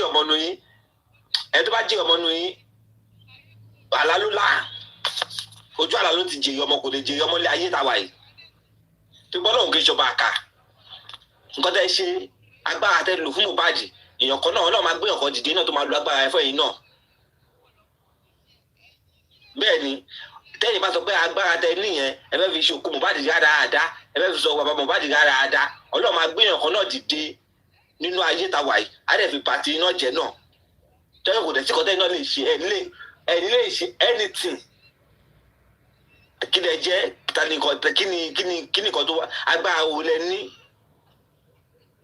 ẹ̀dẹ̀ mú gbogbo ilé ayé ẹ̀dẹ̀ sọ gbogbo nísìn oṣù tó ń bọ̀ yìí sìn oṣù tó ń bọ̀ tá a máa mú ní lọ́jọ́ Monday yìí sìn ni Mohbad máa pọ̀ ọdún 3 tẹ̀sí pa Mohbad tẹ̀dẹ̀ tọ́jú àṣírí sọ́wọ́ yín ní a máa lò sí nígbà tí Mohbad kú ní a máa lò búlì Mohbad kan ló tún fẹ́ lọ jà nílẹ̀ amálì ìjọba fẹ́ change manager náà dẹ̀ nìwọ ló mú manager wá fún ara pé oní manager kan Túndé lórúkọ ẹ̀ ó yá mu wá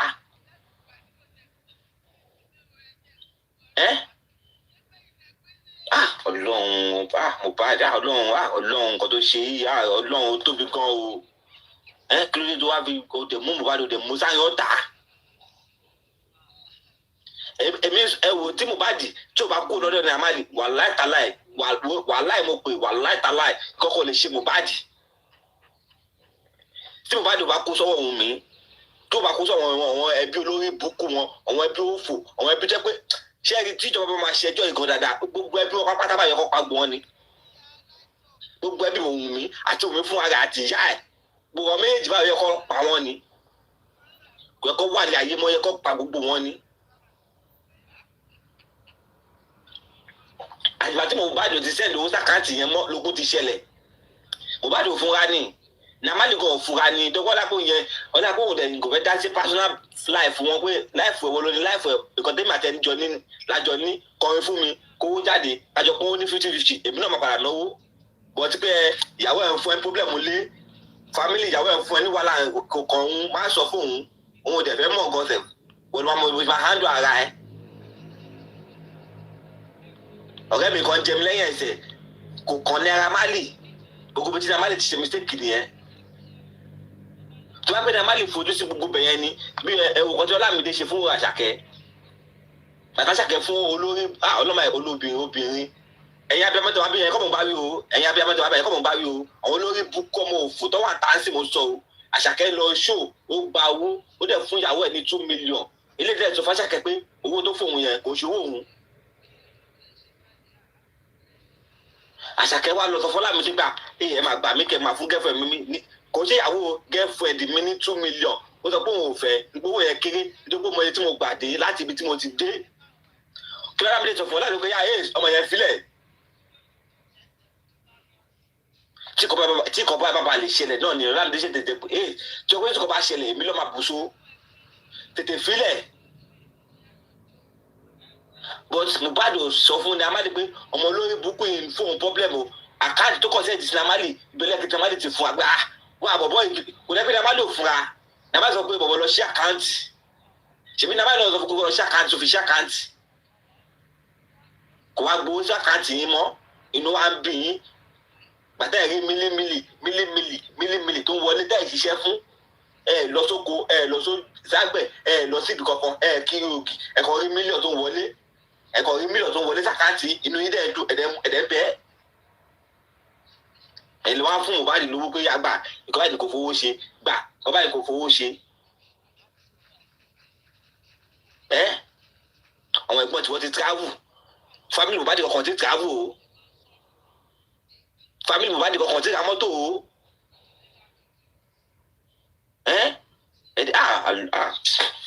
Ọlọ́run bíbú yìí kọ́tọ́ ṣe fún ọ̀bọ yóò dáa o kọ́tọ́ ṣe dábàá wọ́n lóògùn fún wọ́n lóògùn fún wọ́n ṣe kọ́tọ́ wá padà ṣe fún lẹ́yìn ògùn tó lù fún ṣé wàá dáa ẹ jẹ́ kí bàbá ẹ̀ jèrè ẹ jẹ́ kó jèrè ara ẹ̀ nínú ayé tó wá ó dẹ̀ ń ṣiṣẹ́ ó dẹ̀ ń rúwú ẹ̀lẹ́ ń mówó sọ́wọ́ ó wá sọ pé àti Mohbad sọ pé tóun bá kú kọ́ mú fámìlì tiwọ́ ó wá sọ pé Mohbad pé orí Mohbad ti yí Mohbad ti ya wèrè bàbá tó sọ pé Naira Marley ló gbé tó bá ti kú o kọ́ mú Naira Marley ẹ sọ pé nǹkan tó ráìtì nìyẹn bàbá tó wá sọ pé tiwọn náà wà ń bẹ̀ o tó sọ lẹ́ẹ̀mejì ló sọ títí ẹ o ẹ̀ẹ̀mejì ló sọ títí ẹ o ọjọ́ tó sọ ti Naira Marley náà ó sọ títí ẹ o ẹ tún sọ nínú group chat nínú WhatsApp chat ó tún sọ pé tó bá ti kú tẹ̀bá ti ṣe tipẹ́tipẹ́ ẹ lè mú lè jẹ́ wàá bọ̀tà sọ pé Mohbad ti ní mental problem ṣé ẹ gbọ́ Wùmí wà láìtàláì Wùmí owó ọgọ́jọ́ làwà gbogbo ayé tó bá lìfò láyé tó bá tẹ́nìbọ̀ tó bá fi ẹ̀lẹ̀ pé kò máa lọ ibikíbi tó bá wà ìníra ọmọdé bá ẹni ibikíbi tátẹ́gùn bá ti ń fẹ́ sí ẹ̀ tọ́ pé ìjọba kọ́kọ́ fi ẹ̀lẹ̀ pé kíníkan tó wá dẹ̀ fi ẹ̀lẹ̀ gbogbo ibikíbi tó bá wò kó sá lọ ó máa ṣe ní wàhálà àwọn ẹbí ẹ̀ gan máa fojú sunkún ẹ̀ láìpẹ́ ẹ̀wọ̀n olórí ibùkún ẹ̀ bó ṣe fà wá ẹ̀wọ̀n fà wá ń gbádùn wọ́n fà wá ń ṣe gbogbo àwádẹ́ wà bí àníṣùn ẹ̀yin kan ṣe tap ẹ̀ ń ṣe fún wa lówó ẹ̀ fún wa ṣáwa gbowó ń bí àwọn òdìdówó ń bí òótọ́ ò ní ká jẹ́ kó jáde ọmọ kú sínú ilé ṣẹ́jú gbọ́kọ̀ tó bàbá ti sọ bàbá sọ pé inú ilé lọ́mọ mi kú sí o tí kú ìta tó pọ̀ ọmọ mi ikú inú ilé ló kọ́kọ́ pa o ẹ wo newspaper tá tó ń gbójúlé bí punch tó jáde pé ọkẹ bàbá Mohbad sọ pé irọ́ ni Naira Marley pa màtí bàbá yìí gbìyànjú tó ká kí ó àtètè yàbọ̀tà pé òun àti punch lọ́wọ́ ọjọ́ rí àwọn orí kọjọ sọ pé kọ bàbá ló ṣẹlẹ̀ lẹ́yìn ìgbà tó ń gba Naira Marley sọ̀rọ̀ tán ṣé pàrọ̀ jẹ́ Mohbad ikú agbára ló kú o ikú agbára gidi ni àwọn tó wà ní ikú Mohbad yẹn alágbára ni wọ́n tọ́dẹ̀ fún ọ ní fọkànbalẹ̀ pé kò sí kankan tó máa ṣẹlẹ̀ ṣe gbogbo ilẹ̀ bímọ Ọlọ́run ṣe gbogbo ẹ̀ tẹ̀wá ń di ọ̀rọ̀ yìí tẹ̀wá against justice Ọlọ́run ṣe gbogbo ilẹ̀ bímọ ọkùnrin ẹ̀ bímọ obìnrin Ọlọ́run dẹ̀ ti wá ṣe ọmọ ẹ̀ ti dàgbà dáadáa wọ́n á padà lágbàkú wàláì abẹ́ àná dẹ̀ máa ṣe máa fi ṣe ẹ̀sìn rè tẹ́yìn náà dẹ̀ ní rí justice èèyàn tó pọ̀ mọ́ ẹ̀ máa lọ scot free ẹ̀rọ ló ìlú yìí àyẹ̀dẹ̀ èmi tí sọ láti pẹ̀tù pé Nàìjíríà ilé ìtawà yìí Nàìjíríà ilé ìṣèlú gidi o ẹ bẹ́ẹ̀ ká fọkàn sí lẹ́yìn kakọ́ máa gbàdúrà fọlọ́run kọ́lọ́ba wa kò dẹ̀ sí bọ́lọ̀ mọ̀ kò ṣọ́lọ́ máa wá fún bọ́lẹ̀ ní ṣọ́lọ́ máa bọ́lẹ̀ dàbí àkájà fún ara wa ká gbára lóko ẹwú ká wà tó pé oko ẹwú la ṣe wà ọkọ̀ sọ pé agbòmìnira ni oko ẹwú la wà oko ẹwú òun la ṣe wà Nàìjíríà oko ẹwú òtítọ́rọ̀ tí wàá dogun nílùú yìí àti sòtọ́rọ̀ báyìí sìn ó ti di poison ìjẹ́ kó wá jẹ́ poison ló wá ń dùnnú yìí ìjẹ́ kó jẹ́ òtọ́rọ̀ ìyẹn ti kan ìjẹ́ kó jẹ́ kíkan ló ń dùn lẹ́nu yìí ní Nàìjíríà yìí Ọlọ́run wà á ṣe bá máa wọlé sùn ọjọ́ kan tẹ́gbẹ̀ẹ́ bá wọlé sùn wọn àríkọ́ tó ń ṣe mo kó jẹ́rìí Ọlọ́run ẹ̀wù tó lọ fà ṣe rí yẹn sí inú sáré ni ò bá lò 150 years wàá bá rẹ inú sáré ìjọ kan ò bá máa fi ẹ̀jẹ̀ mọ kókó fi máa ṣe kíníkan wàá bá rẹ inú sáré ìjọ kan wàá kú àtọ Ọlọ́run nìkan tó lè sẹ́ni tó máa gbà ẹ́ ṣèwádìí tó wà láyé tó ń ṣe kíníkan kò sí kan tó máa ṣẹlẹ̀ tó gbó níyàn kan ọjọ́ tó bá ti dé inú sáré yẹn ọjọ́ tó bá ti rẹ́ níbọ̀dì mọ́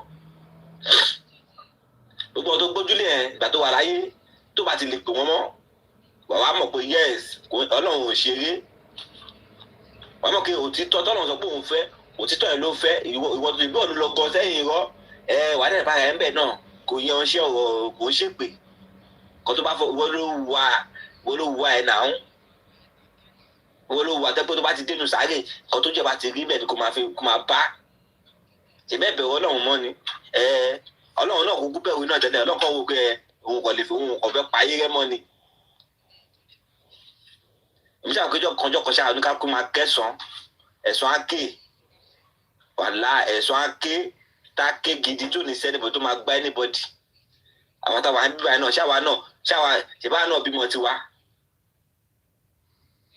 ìbá náà bímọ tiwa bọ́ọ̀lù ṣe fún yín lọ́mọ tí náà lóye fún wa àná lọ́mọ tiwa àdẹ́tọ̀ ọmọ wa ní ọ̀nà gidi pé bàbá ẹni kò ṣe o wàá tẹ̀lé ìwà èṣù lélẹ̀ yìí o ìwà èṣù lélẹ̀ yìí o tọ́lọ́run ní ilé kò tẹ̀lé o ṣẹ́yìn ò ṣe é fún ọmọ tí yín ni.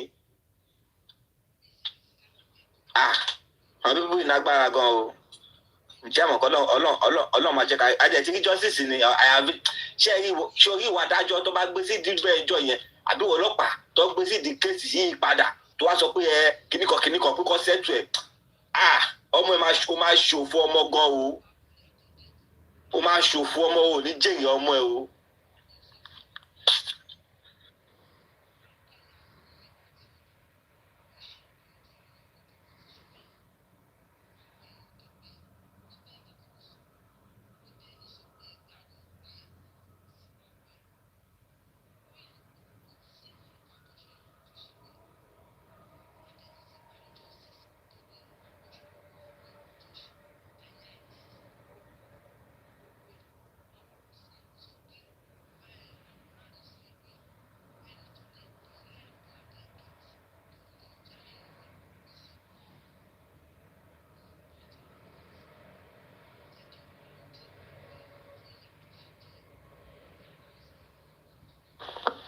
Daddy Abe Billions ẹ jẹ́ bá wa play nǹkankan ẹ jẹ́ bá wa power tap o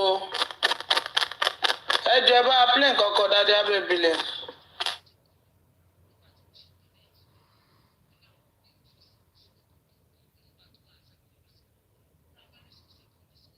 Busy báyìí o mo ń ṣe DJ mo ń ṣe gbogbo ẹ̀.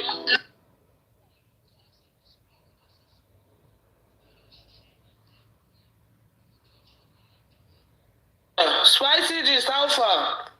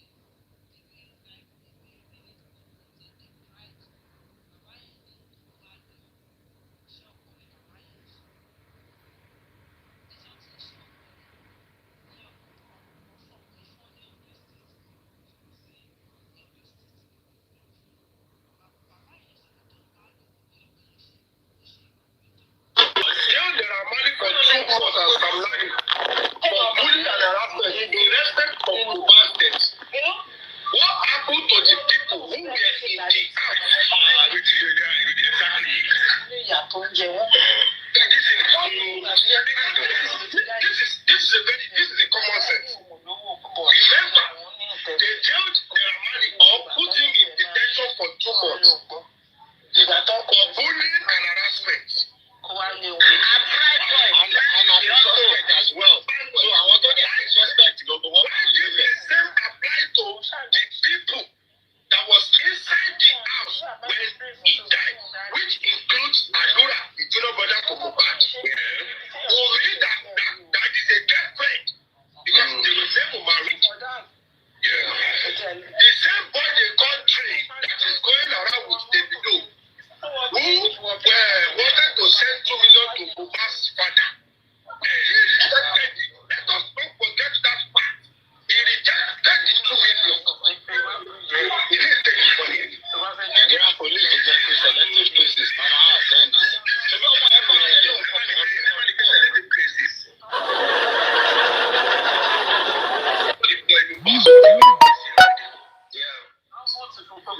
Because I'm shaking up a system could detain or jail their money for 2 months and some life for bullying and harassment in respect of Mohbad's death. What happened to the people who were in the house?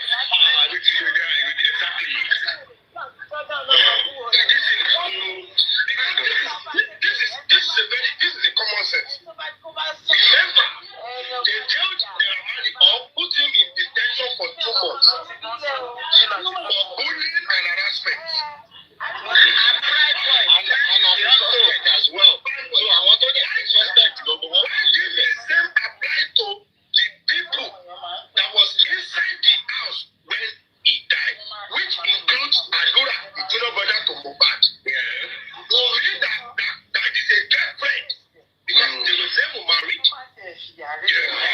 The same boy they call Trey that is going around with Davido, who wanted to send 2 million to Mohbad's father. He rejected it. Let us not forget that part. He rejected the 2 million. He didn't take it for him. Nigerian police rejected selective cases.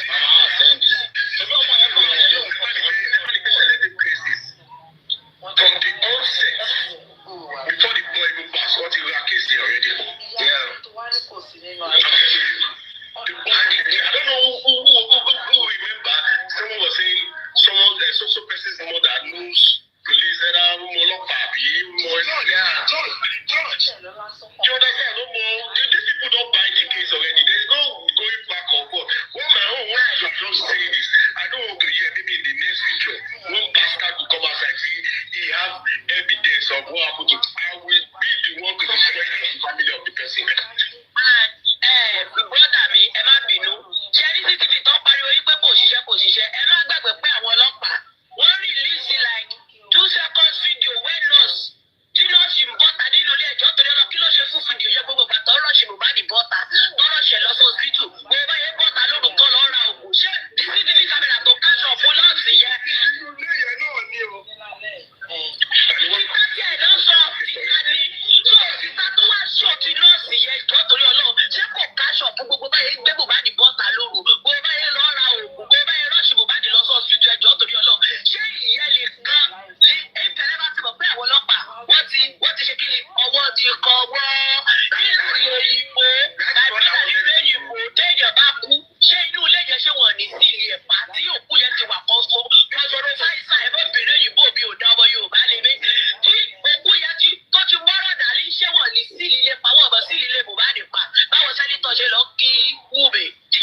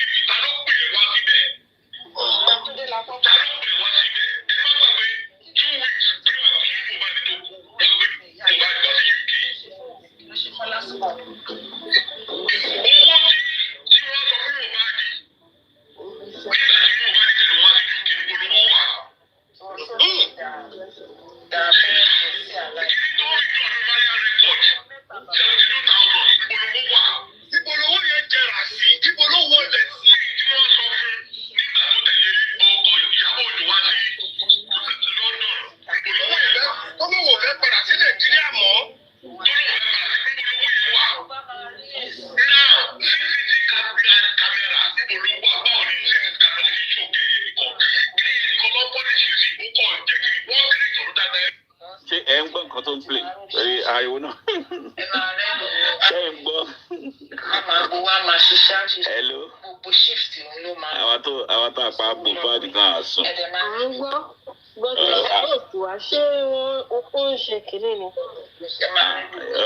Pọ́ọ̀sì náà wà, wọ́n ti múná débi kan.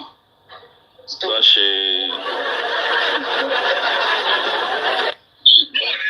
Ṣé sẹ́kìnì náà ṣe tó ni? Sẹ́kìnì àtẹ̀gbẹ́ èmi gbádùn ara mi lọ́ńtò.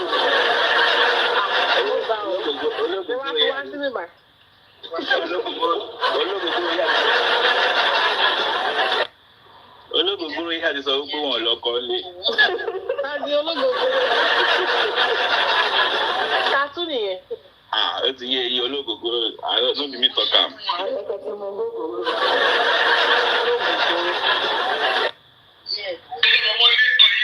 Mi ò mọ olóògùn.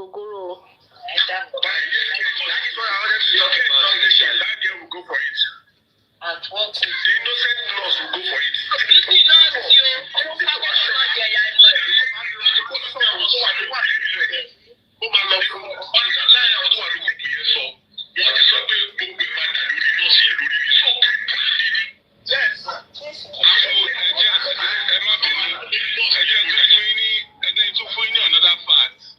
Driver sọ pé òun gba call pé kó lọ report sí station pé Mohbad ti pa ẹ́ as at early morning.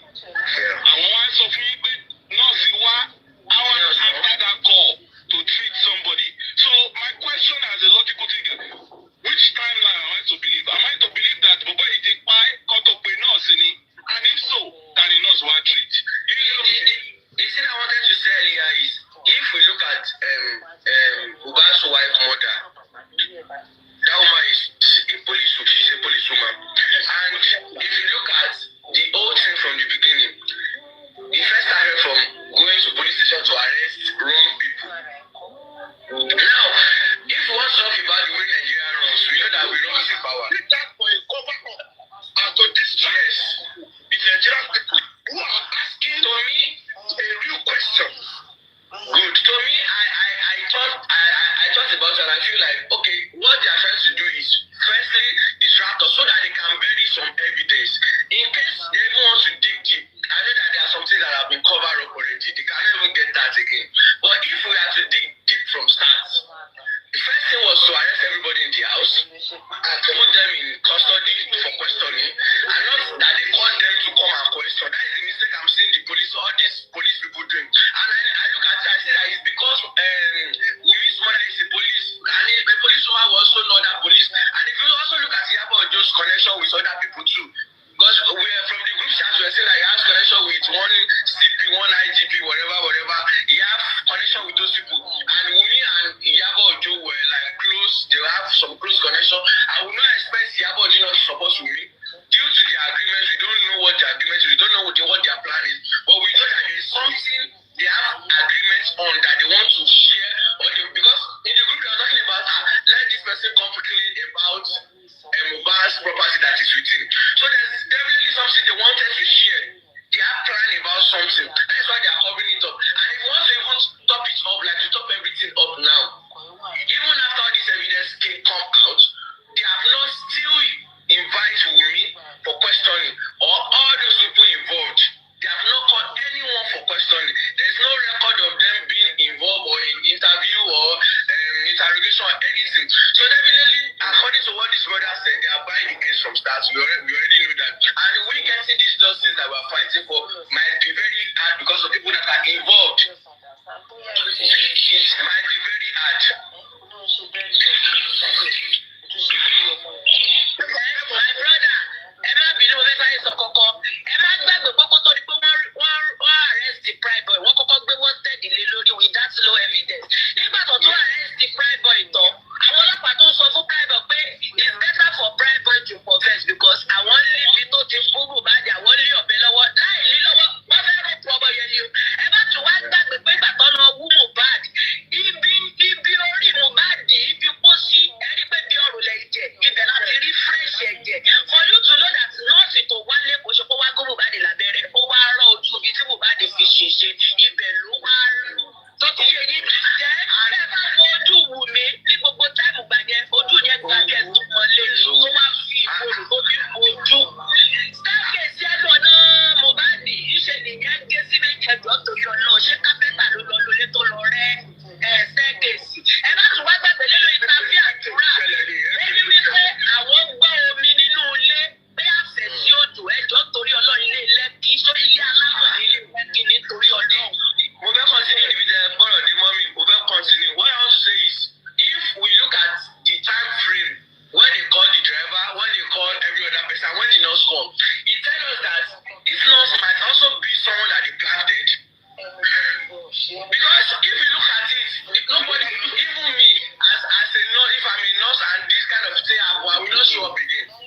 I will not show up. So definitely this nurse might be someone they planted. They can just tell the nurse, don't worry, just act along, and if everything settles down, we are going to take you out of there. Because if you are going to look at it, even the police is not supposed to put this nurse in custody, because there's no evidence that this nurse have anything to do. He said he gave bad injection, tetanus injection, and treatment for malaria. How does tetanus injection and treatment for malaria lead to someone's death? They are supposed to investigate the injection. Everybody was sure, even the police was sure that that was what she gave. So why is the girl in custody?